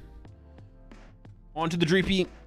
No Watchtower. We don't know if Hedrick even plays it. Hedrick probably doesn't play it. There's the Dracloak. And we Ultra Balled for Cat last turn from Justin, so I assume we're just going to see that aggressively get played here. And there it is.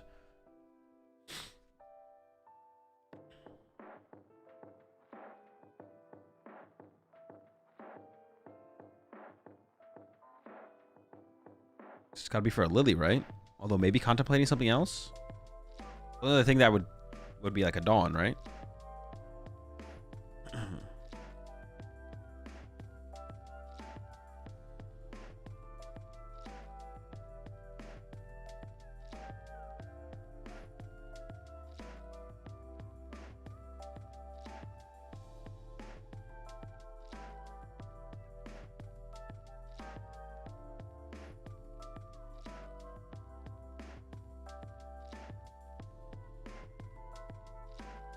Reap. Of course, we have no items here. There's the Duskull. Does play the Dawn as well. Okay, has the Dusclops to protect the Duskull on the next turn as well. So this isn't terrible for Justin. I don't think we're going to see an Itchy Pollen from him. Second Dracloak, also very nice. Okay, it's looking pretty good. I was a little stunned by the Newdorf shuffle. I was watching him shuffle. I had never really like thought about how other people shuffle versus I shuffle, but I was talking to some newer players in Melbourne. I was like watching how they were like shuffling, and like I definitely shuffle faster than the average player. I already knew that, but now I'm like curious like to watch how other people shuffle, because I never like thought about how I shuffle or what would lead to me shuffling faster than other people. I never like thought about it before until recently. Yeah, so not terrible here for Justin. We almost have a Dragon Pulse attack ready to go if you want to get aggressive on the next turn.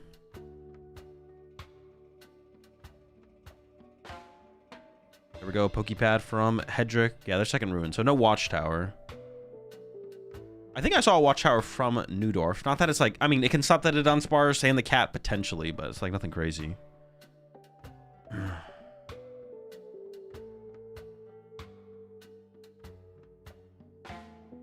Rose Badoo literally has a dent. Hedrick confirmed beats his Pokemon. What the fuck?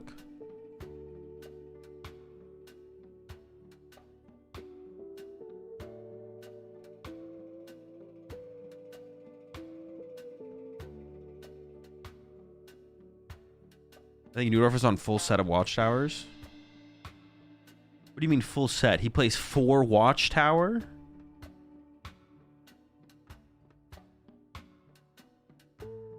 Alright, do we got any Lokes here for Hedrick? Oh no, we have plenty of Lokes. We had 2 Lokes in hand before the turn even started.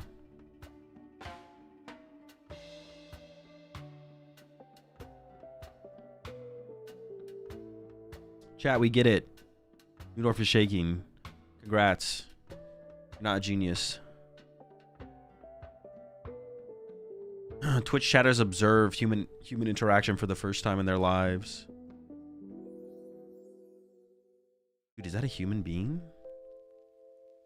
You guys notice that, like, is it just me, or does Newdorf have brown hair?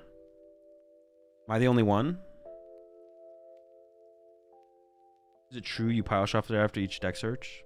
Dude, don't talk about me like that. Disrespectful. 10 fingers? Wait, hold up. 1, 2, 3, 4. Oh my gosh, they both have 10 fingers. What is that? What is like the chance of that happening? Okay, Crushing Hammer number 1. Tails. That's not normal for Hedrick.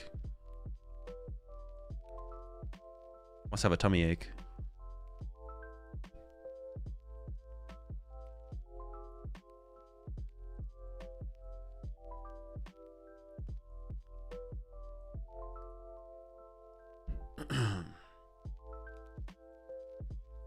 It's the indie air. Dude, I thought he was literally about to attach to the monkey door. I was like, what is this? Hedrick's knowledge of the mirror match far surpasses anything I've ever thought about before. Psychic energy to the monkey dory on turn 2.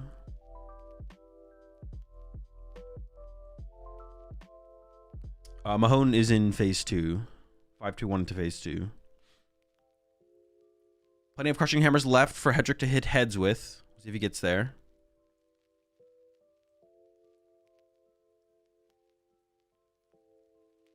One final Dracloak to use. No hammers found there. That could open up an aggressive line from Justin on the next turn. Still no Crushies.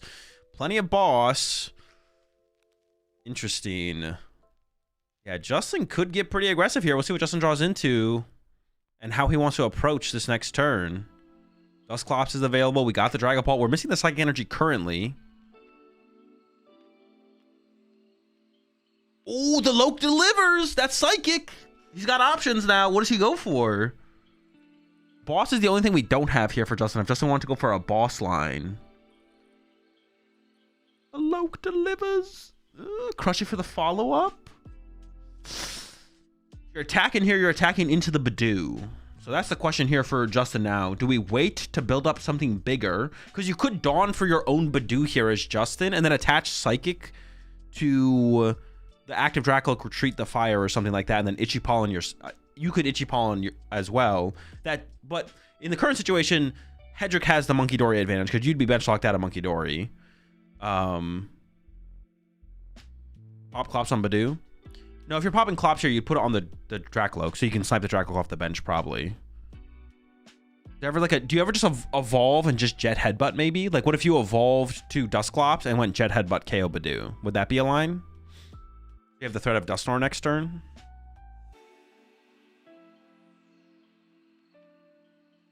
All right, well, we didn't grab Badoo. So we're attacking. I assume that means we're attacking this turn. The question is, what attack are we using? Could Jet Headbutt, could pop the Clops and KO the Dracoloak off the bench, but that seems terrible. I think I'm going Jet Headbutt here. I don't see us retreating this. I assume we're attacking here from Justin if we're playing it like this. But then that makes me think we're going with the Jet Headbutt.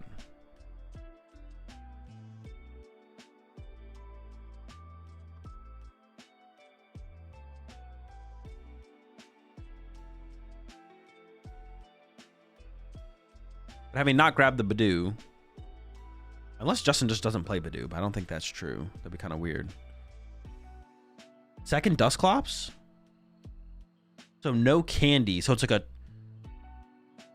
Is it a 2-2-1 Dusknoir line and Crushing Hammers? Dude, what? How do you fit all of that? It has to be, right? You're not going to play 2 Dusclops. Are you, though? You could. 2 Dusclops? 1 Duskull? Is that a thing? So is it a 2-2-1 Dusknoir line, no candies, plus 2 Crushing Hammer? Have we seen a Lily? Yes. Yeah, we did see a Lily. You made me stop and think, though. Okay, he's going the aggressive route. Okay, interesting. Hedrick does have the Crispin to respond to this, so I don't think I don't think Hedrick is sweating too much. Yeah, here comes the punch. You could put 1 on the Dreepy. You could hang 1. Well, no, you have 2 to work with here, actually. You could put 2 on the Dreepy. Yeah, it does end up with 2 on Dreepy. Monkey Dory can't be utilized this turn from Hedrick because you really want a Phantom Dive, I'm sure. Oh, we're going for the 1-1 split. Sure, same difference. Yeah, probably same difference. Energy Dreepy off the prize cards here for Justin. So Justin gets to be the aggressor here, but I don't think that puts him in like a overly whelmingly advantageous position. Like I think as Hedrick here, you're fine with the situation, especially if we get a Crushing Hammer heads or 2 moving forward. I low-key do like the Jet Headbutt play better. It's interesting. I think it could have been the better play for sure. I'm not personally 100% convinced, but like there's definitely some merit to it for sure, right? Just going Jet Headbutt, KO the Badoo, attach your Psychic, have the threat of Dusknoir on the next turn, make Hedrick have to worry about the Dragapult and the Dusknoir at the same time. Maybe you give Hedrick too much control, maybe forcing the Crispin out of him, like making him have the Crispin play is better though. Because otherwise Hedrick play just becomes boss KO your Dusknoir maybe, right? That's like the only thing I'd be concerned about. Or it does let Hedrick like Crispin and then use Monkey Dory this turn as well, right? Although I guess there's no damage to work with if we're not using the other thing, so, you know. Yeah, Headbutt because no damage for Hedrick to Monkey damage. Yeah, you wouldn't want a Phantom Dive. You definitely wouldn't want a Phantom Dive and not pop the Dusclops. So you go Jet Headbutt, no Monkey Dory damage, give yourself the threat of the Dusknoir on the next turn. That's like what I want. That's what I thought would be the better play. Would be give ourselves the chance to get to the Dusknoir, evolve the Dusclops, Jet Headbutt KO active, don't leave damage in play for a Crispin Monkey Dory line, and go from there. Justin does play hammers. How many? We don't know. Also, I think we saw the Moltres from Justin as well, if I'm not mistaken. I'm pretty sure that was also in the deck. So day 2 will be Pulp Mirrors. There will be a lot of Pulp Mirrors in day 2, yes. Probably like 2. It's probably not a ridiculously high count. 2 to 3. I doubt I doubt it's 4, but I guess it could be technically. You like Sander play 1 hammer? Could be just 1 crushing hammer. It could be 1 hammy.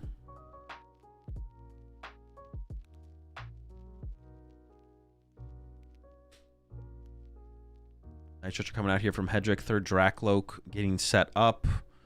Once again, does have the Dragapult attack already. Ooh, did find the unfair stamp. You could get aggressive with that as well this turn if you want to. I think you probably have to get aggressive with that this turn, because who knows the next time Justin is going to draw a prize card.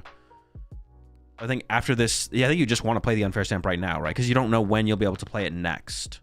Or if you'll take a knockout and then get unfair stamped first anyways, right? Dragapult was 32% of day 1. Pretty chill number.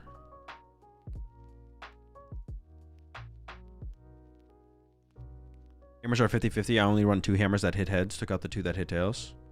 Oh, wait. That's actually... I didn't actually like think about it that way. Huh.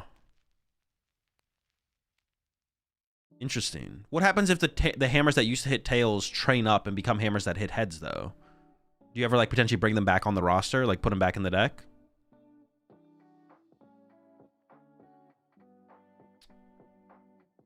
Ogerpon Meganium was second most popular.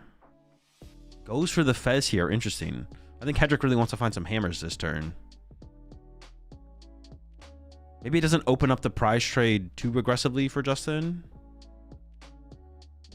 Are we getting Monkey Dory involved again, or what are we going with this Night Stretcher? Oh, a Psychic. Just get back in the deck for a potential Crispin, probably. There we go. Yeah, but it was like very close. Bolt was 3rd by like 0.2 or something like that. And Bolt is effectively Slop. So Slop overall was like almost 11% or something like that. I think Bolt is Slop, personally. So if you add Bolt plus Slop percentages together, it's like 11%. It's the same difference. Bolt at its core is Slop that chooses to include Raging Bolt. It's not Raging Bolt first. It's Slop first, Raging Bolt second. That's Slop. No hammies. Fez for 3. Hammies. There's a hammy. Heads for Hedrick from the hammy. Tails. 2 tails in a row. Unheard of. Andrew Hedrick's 2nd tails off a crushing hammer. How will he recover? Mentally, physically, or otherwise. This could be devastating for him. It's the end of the era. Hammer Hedrick is... Hammer Hedrick is no more.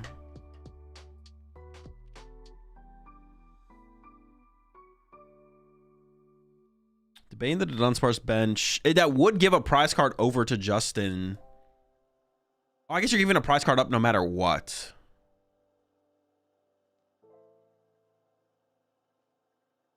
Oh, that Dracloak's supposed to have 10 on it. Wait, why is it? Oh, yeah, because we put 10 on it. Yeah, I guess the Dunsparce makes sense, because if Newdorf finds Dark Monkey Dory, you can KO a Dracloak anyway, so you just want the extra draw power to work with.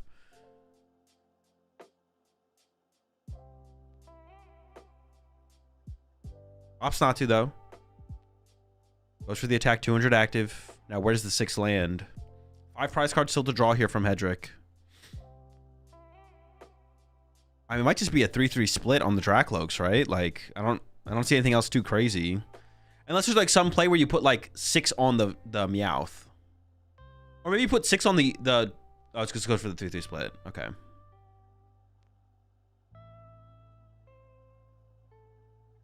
All right, what can Justin put together off of this unfair stamp? We still have we have our Lokes to work with.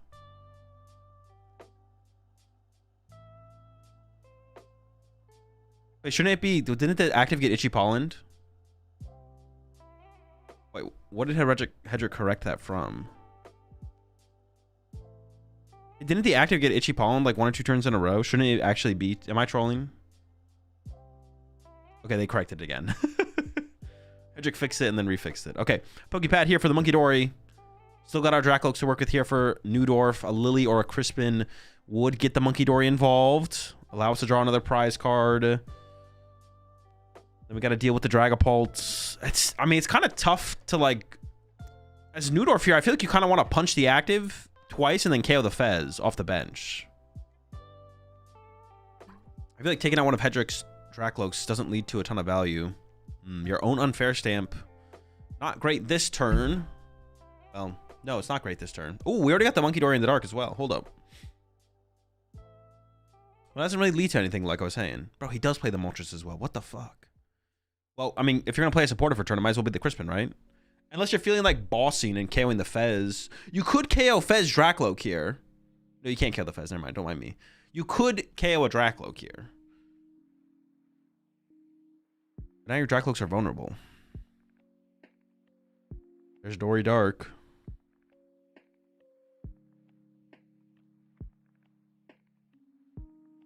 We get Newdorf's 70 leaked already. The Newdorf 70. Gonna KO both Dracloaks. Interesting. Okay, this does leave no damage in play. Okay, actually, I do like this play, right? This leaves no damage, well, at least 10 damage in play, I guess. Oh, we're gonna leave 10 on the Fez. Does that ever backfire to leave 10 extra damage in play? I don't think so. Okay, this play seems actually really good though for Justin. Take away the Dracloak, so when we Unfair Stamp next turn, Hedrick has no draw power. And then look for just the 2 KO on the active to close things out. Crushing Hammer here from Hedrick still could be pretty devastating though. Removing that Fire Energy from the bench Dracloak while KOing the active plus a Dracloak. But Newdorf's hand is literally Crispin Unfair Stamp. Like, that's pretty good. Yeah, that was a pretty good draw there from Newdorf. Dark, Monkey Dory, and Boss. That's pretty solid. It's a pretty solid turn. Pretty cool, man. Hedrick can leave no damage in play for Newdorf to have access to. What is the line here?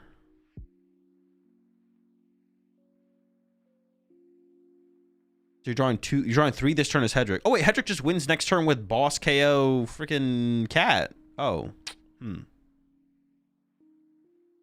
Right? You just win next turn with Boss. You draw 3 this turn, Boss KO Cat next turn. Oh wait, we theoretically lose. No, there's no damage in play. Does Hedrick know that Newdorf doesn't play Ruins? Also, does Newdorf play Ruins? I would assume because of the bench to Dunsparce, there's no Ruins, and Hedrick knows that.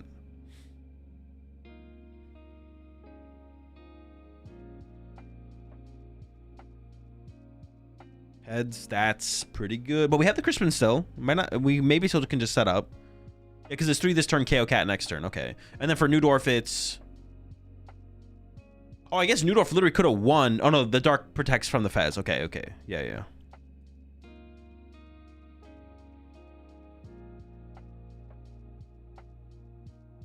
So we protect our Fez, just put 10 there, and then we're just going to KO the Loke. I assume we don't leave any damage in play for Newdorf to work with. He's playing Thorns. It's pretty good inclusion. Knockout. All 6 on the Loke. Okay. Monkey Dory protects our Fez. Okay, so I guess the 10 on the Fez from Newdorf made a ton of sense then, actually. And yeah, now Hedrick just wins next turn with Boss. Newdorf cannot win this turn. I wonder if we like went back to the first turn of the game and if Newdorf just didn't Ultra Ball for Cat and instead Ultra Ball for second Dracloak. Is it a Mind Bend angle? Newdorf with the aggressive Monkey Dory push? Was it always a Mind Bend angle? Dude. That's so sick. Oh, Justin's just giving him the flip, though. I don't know if I like this Duskull bench. Justin's just giving him the... If you want to flip for it, you win. But if you don't bench the Duskull... Oh, you have to not bench the Dreepy either, because the damage on the bench. But you don't have to bench any Pokemon here, right? Oh, yeah. No. But he could evolve the Dracloak to Dragapult and not bench anything, right? Watchtower, Unfair Stamp. Yeah, couldn't you just not bench those and then evolve the Dracloak to a Dragapult? Now you're giving Hedrick... You're being like, okay, Hedrick, if you want to 50-50 it, depending on your hand, you can 50-50 it, right? feel like giving the 50-50 is like super unnecessary. I thought I just evolved into Loke, but maybe I'm wrong.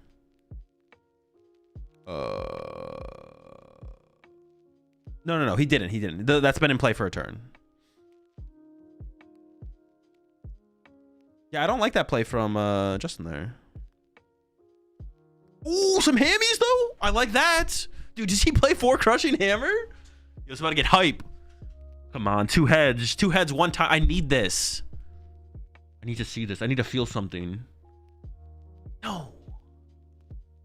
Give him 1. No. What's the point, man? Has it been all tails? Has anyone hit a heads? I don't know if anyone either. Yes! Come on! Yes, let's go. Yo, check the discard pile real fast. What's he got left? It has to get rid of a psychic, or there's a psychic in the discard, so you get rid of the psychic here, right? Now he can't do the retreat cycle to Dunsparce play. I mean, he would need a lot anyways. He would need the Dunsparce, Risky Ruins, and another energy to do the cycle play. But now he can't even do it. Actually, he could go Crispin. Oh my gosh, yeah. If he has energy in the deck, he could go Crispin, Stadium Bump to Dunsparce. That could be his 3-card hand.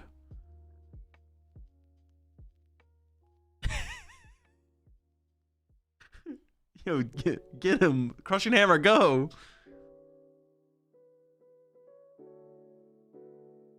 No draw power, 3-card hand. Hedrick 0-2. Oh. And Hammer Hedrick stays hitting tails. 0-3 on the hammies in this game. What is going on? Moving 30 over. Does Ken just give... Wait, do you want to give this damage to Justin to move where he wants it, though? Because now Justin can win with Evolved Psychic Boss. Wait, why did we move this damage? Now we can lose to Boss Fez, right? Or are we going for a Jet Headbutt anyways? Well, that seems terrible. Let's do it.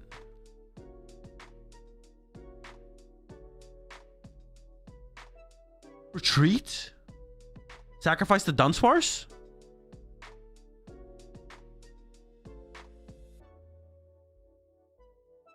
I don't even know what the correct play is here. I feel like giving Newdorf damage to work with is a misplay though, right? Shouldn't we just have left 6 on our Dragapult? Why is that bad to leave 6 on the Dragapult? I guess then because another Mind Bend plus a Dragapult attack on the next turn, like, we lose? Hedrick's got to make a play though. You got to do something.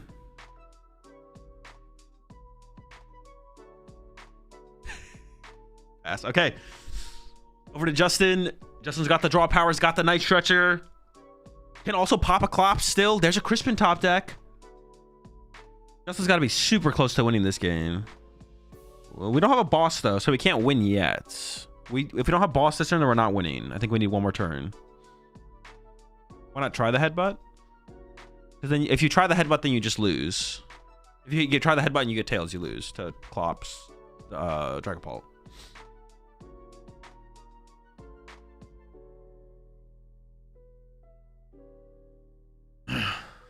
Only a psychic off the Crispin.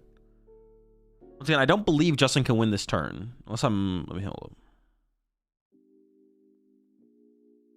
Yeah, Hedrick maybe should have got a warning during that last, I do agree. I think Hedrick maybe should have got a warning during that last turn.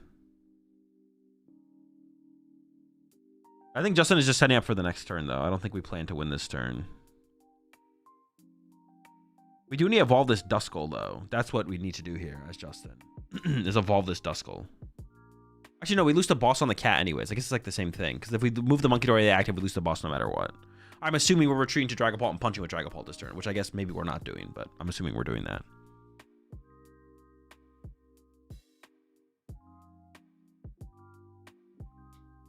You can ignore monkey and monkey to Dun and win. Well, he doesn't play candy. He has no candy.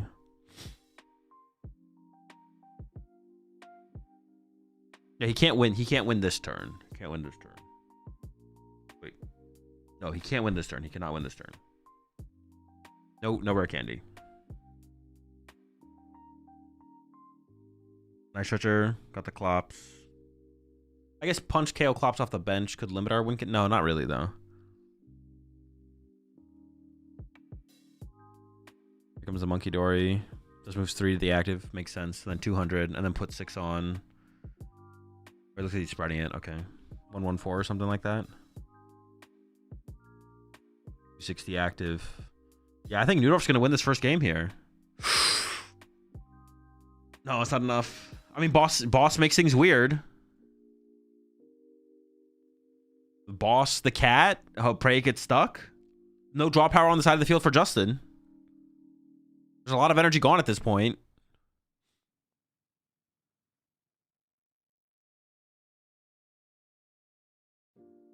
I mean, you can't leave this active, obviously. There's got to be boss cat.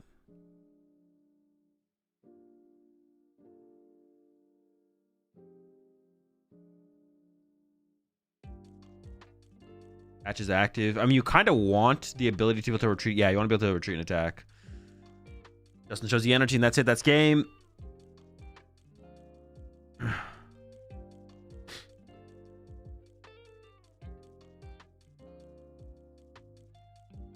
All right, game 2. Not very much time left. Justin with the Dragapult Dusknoir Crushing Hammer build. The everything Dragapult deck takes game 1 over Hedrick. Did Hedrick go 0-3, or he went 1? Hedrick went 1 for 3 on the Crushing Hammers, right? Either Justin win or a tie. Yeah, there is no Hedrick dub to be found here. There's no Hedrick dub. Oh, 1 out of 4. Yeah, 1 out of 4. 1 heads, 3 tails.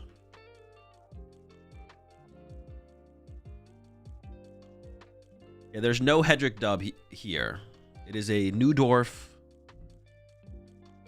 It's a Newdorf dub. Or a tie. My prediction is Newdorf dub 1-0. We'll see what Hedrick's pace is like at the beginning of this set. I mean, I'm sure he's going to be playing quickly. We'll see how quickly he's going to be playing. Hedrick plays way too damn slow, man. Well, the thing about this is, though, is like, if you know it's probably going to be a 1-0 anyways, you want to make sure you don't misplay and then lose, and then because you lost because you misplayed. Like, sometimes you enter a match and you're kind of already... You're already mentally assuming it's going to be a 1-0 victory for you or your opponent, especially after how you see the first game develops. So, like, halfway through that game, Hedrick and Justin knew most likely the winner of this game is probably the winner of the match, and they're both just okay with that. They're like, okay, that's fine. This is a close match still. I got to make sure I don't misplay and throw this game. Because if I do that, I'm going to get 1-0'd anyways. So it's better to just, like, take as much time as I can to make sure I'm making the right plays and thinking through everything properly. As opposed to trying to play quickly to save time for future games that aren't going to happen anyways, right? So both players are very actively aware of that probably, and know that this first game matters a ton. Like the first game is basically the match. They know that something could happen weird in game 2, but you're not going to play for that. All right, over to Hedrick. Not a great start. It's okay though. Playing Ultra Ball, aggressive Crushy. That's a tails. We see 4 hammers last game. I think from Justin we saw 3 crushing hammers, I want to say. No, I think we saw 4 from Justin because he played 1 early on and then it could have been 3. We saw 3 in 1 turn. I don't know if we saw 1 before that though. I think we did though. I think it is 4. I think Justin does play 4 crushing hammers. It was 3? It was 3. He could still play 4. That'd be, I mean, dude, what is the list at that point?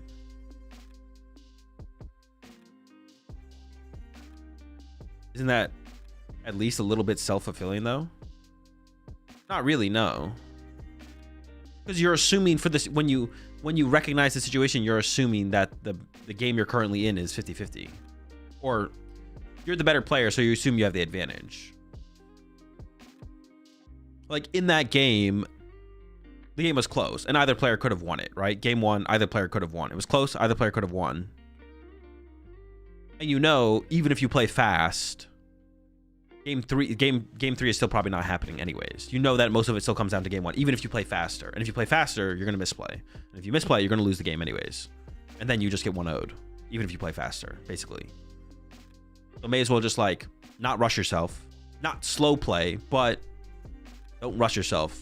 Give yourself the best odds of winning the first game, and then hopefully you're the one that wins.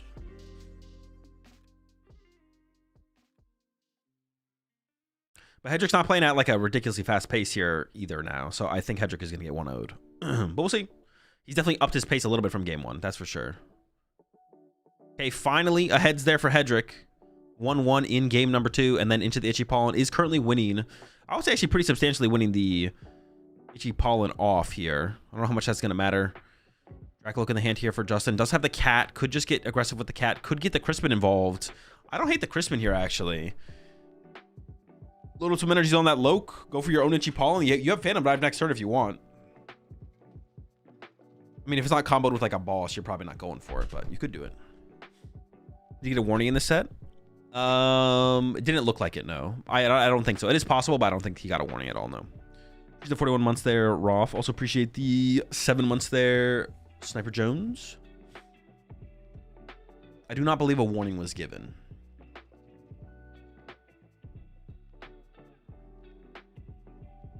Oh yeah, the cat could get the boss next turn. Good call.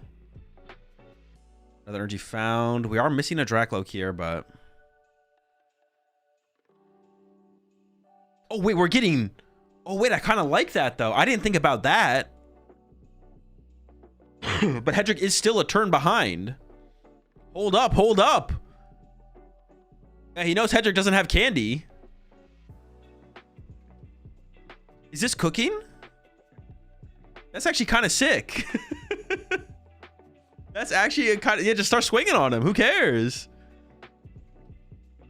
That's how you deal with the Phantom Dive into Badoo Dilemma. You kill the Badoo the turn before with Dragon Headbutt, so you don't have to worry about, should I Phantom Dive into this Badoo? That sucks. Are you begging to be stamped here? I mean, kind of, but Newdorf could always retreat back into Badoo on his next turn if his hand sucks, right? So if Hedrick finds Stamp here and stamps you, and you're not comfortable with your next hand, then you can just retreat to your own Badoo again and go back into your own Itchy Pollen. We're probably going to see the Itchy Pollen here from Hedrick. Now Hedrick, if Hedrick can find Stamp and actually KO Newdorf's Badoo, that would be pretty good, I feel like. So that way Newdorf can't run to his own Badoo on the next turn. So if Hedrick can find the Badoo here, I feel like that would be a pretty good... Or find the Unfair Stamp, excuse me. I feel like going Unfair Stamp, Monkey Dory, KO the Badoo off the bench would set him up pretty well.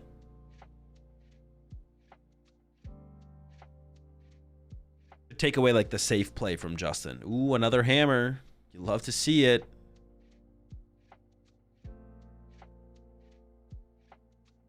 Hedrick does need to Crispin next turn, which is kind of obnoxious.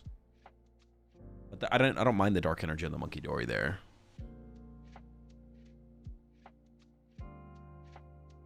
This is the final round of today, yeah.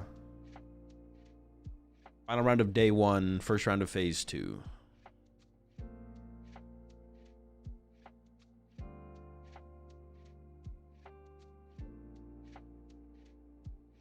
Loke number 2.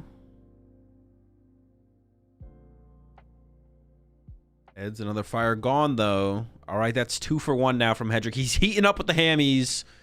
Game 1, he was a little cold, going 1 for 4. Game 2 now, though. You definitely can't take that fire energy. He has 3 psychics in hand. That's so bad. I mean, he knows he has to aggressively play for the Crispin next turn, so... Keeping the Lily. I mean, I guess Lily's better than no supporter, but I think you definitely just ditch it and hope you're hitting the Crispin next turn. There's still a fire and a psychic in the deck, so you can still use Crispin, but you just have to not top deck fire. You'll be... Oh, he might have a dark in there as well. So he's safe. He can't even top deck his way out of Crispin here.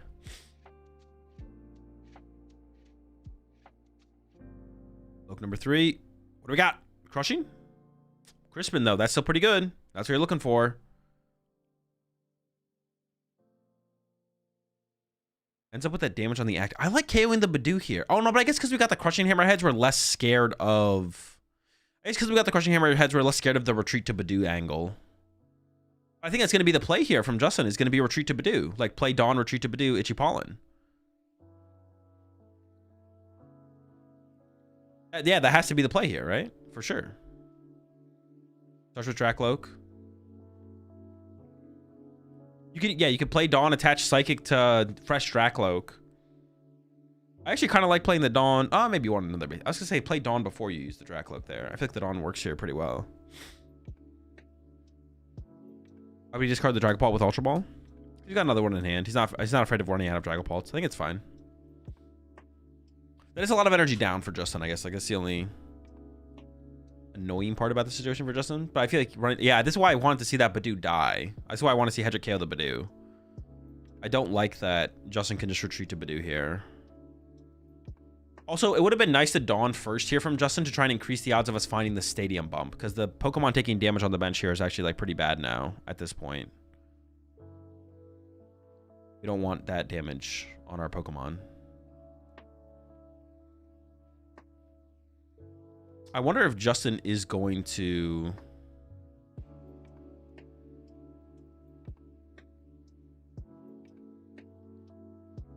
bench that Duskull there, just to have multiple threats on board. I feel like you do bench the Duskull this turn from Justin, because then Hedrick has to decide between the Duskull and the Dracloak of what to KO. Well, it's only if he goes for a Phantom Dive this turn, I guess. Oh, but he's probably not gonna... he's not gonna Phantom Dive, is he?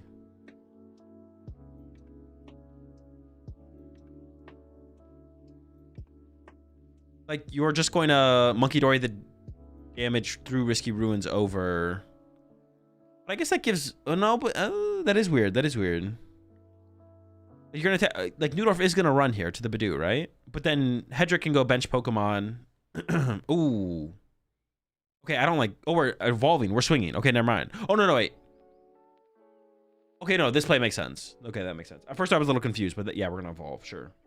We're not swinging, but we are evolving. And then Itchy Pollen.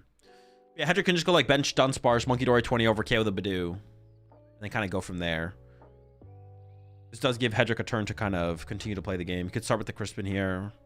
I don't see a reason to not start with the Crispin here. You may as well get Crispin involved. You also really need to find a basic Pokemon. So let's increase our odds of finding the basic.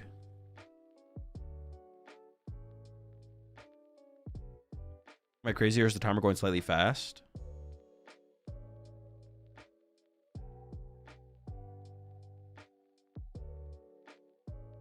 It does feel like it's going slightly fast. It feels like seconds don't usually go that fast, but I assume it's correct. Nice. Crushing Hammer for the future. Love it. No basic. Final Dracloak. Do we get a basic? Oh. Oh, is it that big of a deal, though? It feels like a big deal. In my head, it's a big deal. But is it really that big of a deal that we didn't get a basic this turn? We have to Itchy Pollen into the Itchy Pollen of Justin. We're not threatening him anyways. Oh, no, what? We could have attacked this turn. We could have attacked this turn. With Dragapult, right? If we had found a basic to actually go Monkey Door and move the damage over. But this is also fine, I feel like. But this does give Justin the chance to be the aggressor, right? Like, Justin could find, like, Dusclops Fire boss and go KO double Dracloak or something like that, which would be kind of annoying. Probably unlikely, though. There's a lot of energy, a lot of fires in the discard pile. I don't think Justin is going to pull that line off. You probably would have liked to have been more aggressive from Hedrick, right? Because if you had found, like, a basic, then you go Monkey Dory 20 over to the Badoo, attach Fire, Evolve, and you get to go KO the active plus KO Dreepy or Duskull off the bench. So I guess then as Justin, you push Duskull, or you push Dreepy, and then you sacrifice the Duskull and the Dreepy to Hedrick. Boss on the other Dracloak. And pass? And pass. Okay, that's it. Terrible turn there for Justin. Now for Hedrick. I don't think Hedrick has a Crispin left in the deck. But... or I don't think he can activate a Crispin. He has a Crispin left in the deck, but he can't activate it. So you can't attack with the active Dracloak as a Dragapult for Phantom Dive. But you could just go KO the Dracloak off the bench with Jet Headbutt and bench Dunsparce, right? Which I assume is going to be the line. We'll see, though.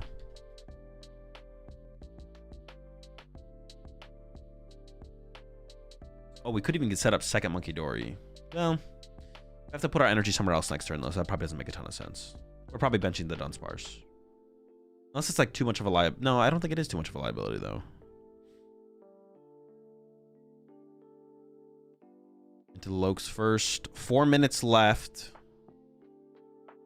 If we're headbutting, do we not take out the skull? I don't think so, because if you take out the Dracloak this turn, next turn you can go punch Dragapult, KO Dracloak, and then Nudorf just runs out of attackers the turn after, right? So I think it is KO Dracloak this turn, I'm pretty sure. I could be wrong. But the Dusk, for how far ahead we're going to be in the prize exchange as Hedrick, I don't think I'm that scared of... Maybe I am. No, I don't think so. I think we KO the Dracloak here. Especially because Nudorf like cycled with Dracloak and didn't evolve the Dreepy to Dracloak. So you know Nudorf's hand is literally dead besides Recon Directive, right? So I feel like it's got to be just boss KO Dracloak here. Feels too clean. But there's also like an argument to just punch the active though, right?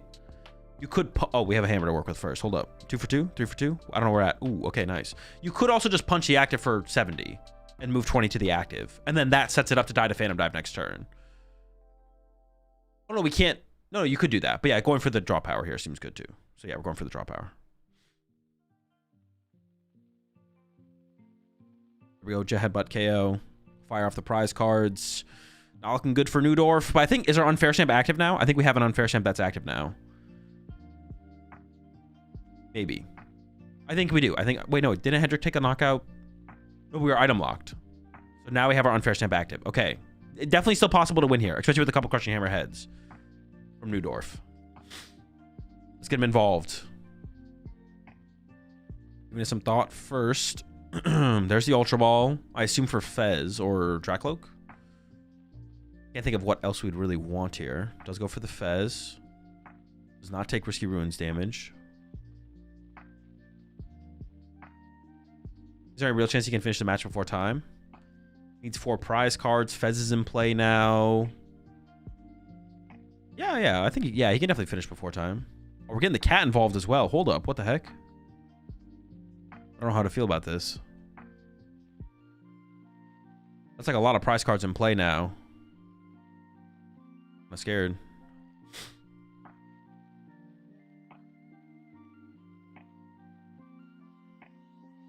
Well, I guess, I mean, Justin's kind of playing for the win here. I think Justin can win this as well, actually. If you go, like, Punch Active KO Monkey Dory this turn, maybe? Or Fezzing first. I thought we had Unfair. Am I trolling? I am trolling. There's no Unfair in the hand. Okay.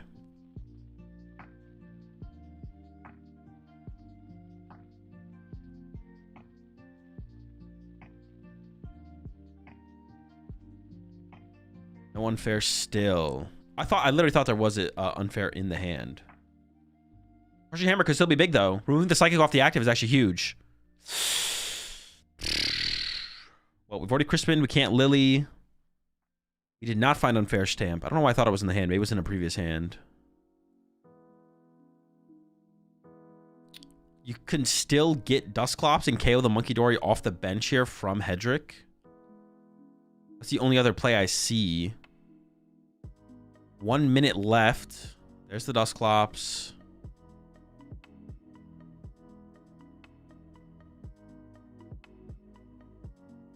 I assume we're KOing the Monkey Dory here. The Monkey Dory seems kind of scary if we leave that alive. We have to give Hedrick a prize card to do that, though. Maybe it's not that good.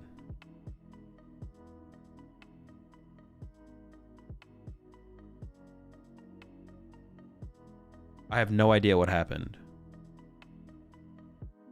Did Hedrick concede? Show us the result. Show us the result. Tie? Wait, did he show him a card or something like that? Or did he just know he was going to lose? Did he just like show him game? Wait, did he show him game maybe? I don't know. Did he have game next turn?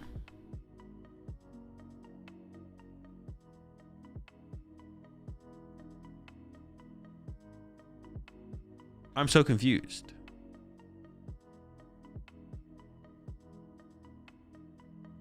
I'm glad they stuck around and showed us the match slip. I don't know. I don't get it.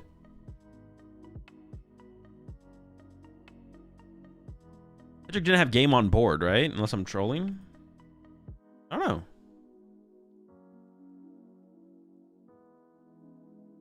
You can't ID after the game has started? No, you can literally ID whenever you want in a match.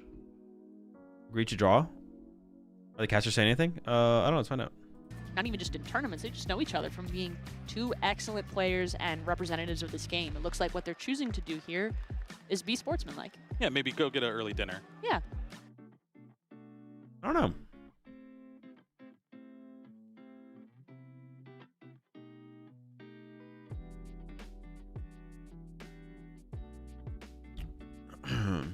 Maybe he showed him game in hand. Maybe he did have game there. I mean, maybe what Justin should have done was just pass and not leave damage in play either. Pop Clops gives Hedrick 3. Monkey, Boss, Meowth, KO, Loke for game. True. But what if you just don't attack then? What if you just don't attack? There's no damage on Hedrick's side of the field. You don't leave damage in play for Hedrick to work with.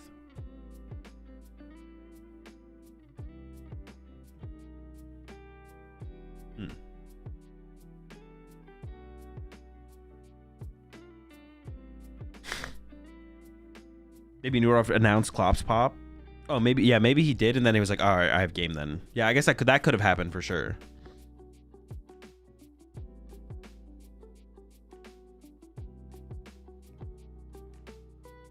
Maybe he did announce the Klopp's pop.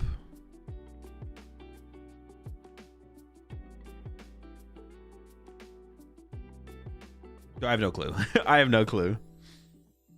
No clue. Unethical ball, man. I don't know, man. Oh, it seemed pretty ethical to me. I don't think there's anything unethical about what's going on. I just would like to know the reason why the ID happened for sure.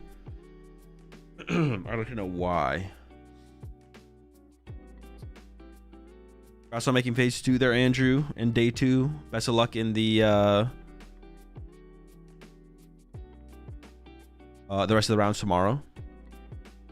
Right when he popped the monkey, Phantom Dive and take it out. Oh, wait, no. If you Phantom Dive KO the monkey, then there's no monkey to win the game on the next turn. He would need another monkey. But yeah. That's true. If you KO the monkey can't be used. I was right.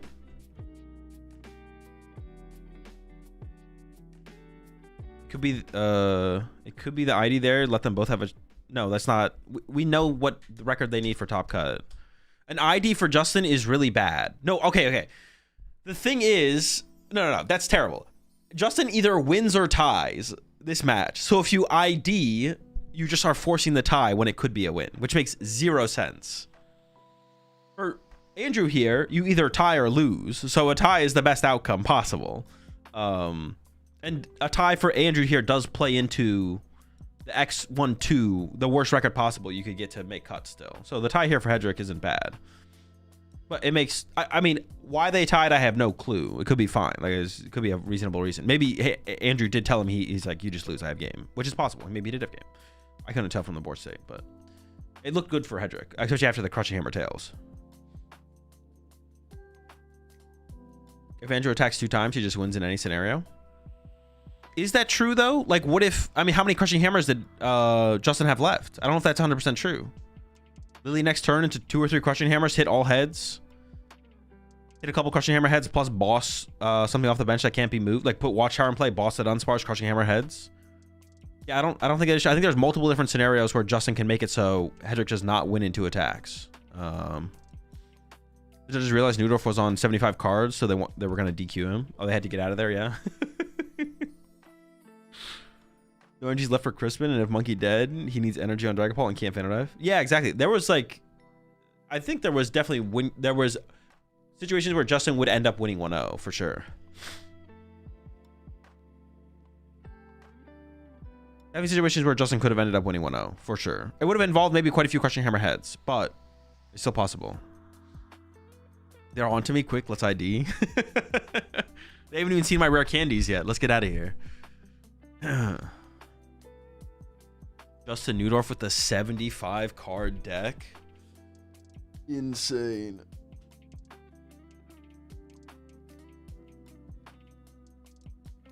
It does remind me. Some people in chat might know this story as well. I don't know. I mean, in the current day and age, this would obviously be a DQ. The fact that it wasn't a DQ back in the day was still kind of absurd.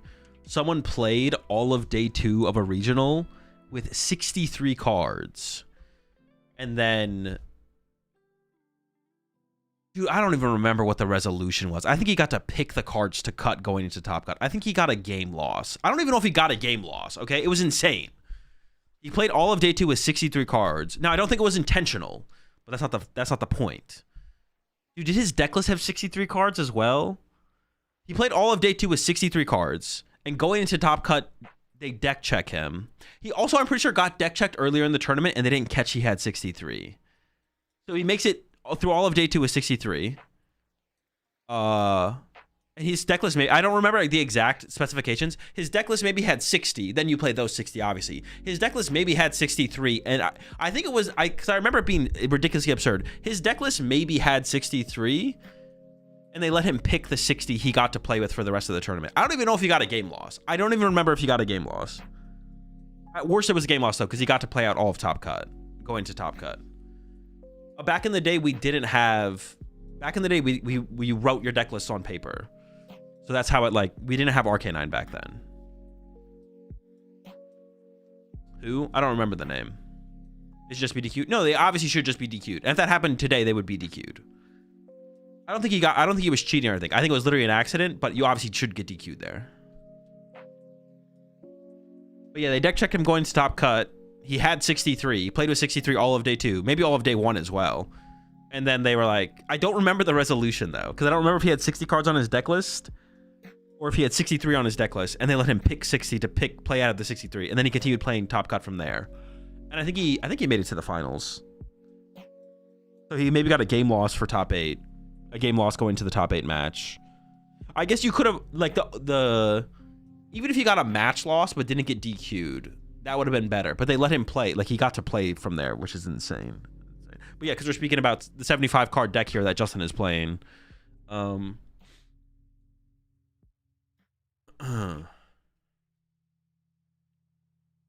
reminded me of 63. The infamous 63 card deck list. It actually might be on the Pokemon Iceberg. I actually don't remember.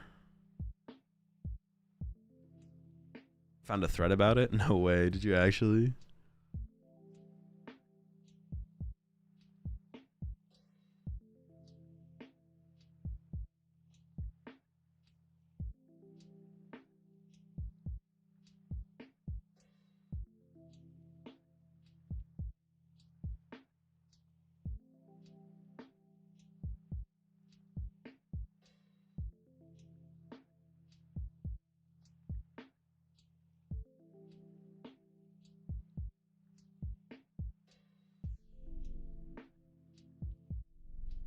Oh, dude, there's so much more in this than I remember. Yeah, I do think he got to pick the cards.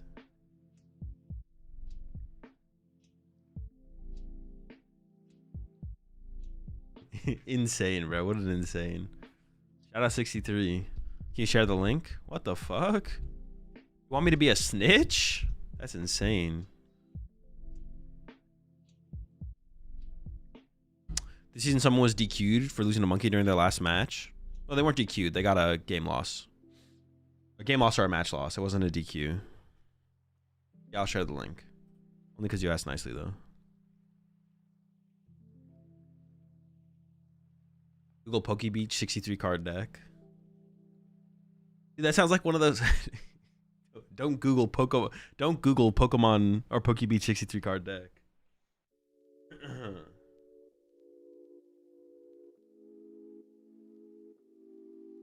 The former saying day 2 is a different format. Day 1 standard, day 2 expanded. That might have been true. I don't remember. That used to be a thing. I don't remember if that was during that time or not. Is day 1 over? Day 1 is over, yeah. Oh, I didn't. Oh, shoot. They're done, too. What the heck? They're ready to head out. All right, chat. I'm going to head off. I'll be back tomorrow for day 2. And if I'm feeling well enough, I might play some PTCG Live tomorrow. If not, I'll get into Chaos Rising on Monday. Yeah, we'll get into Chaos Rising on Monday.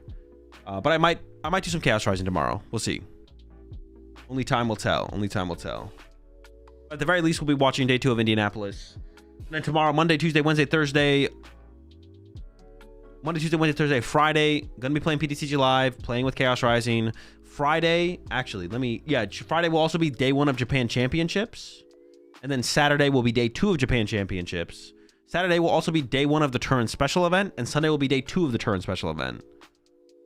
So a lot of watch partying over the weekend as well. A lot of watch partying over the weekend. A lot of things, a lot of stuff. Also, reveals for the 30-year anniversary set for Japan Championships, maybe? Do they usually do card reveals at Japan Championship? I think they do, right? A lot of watch partying over the weekend as well. That's also coming up. That's a plan. Possibly, maybe? I'm gonna go ahead and raid Pilot here. You fuck with Chip? Nah, not really.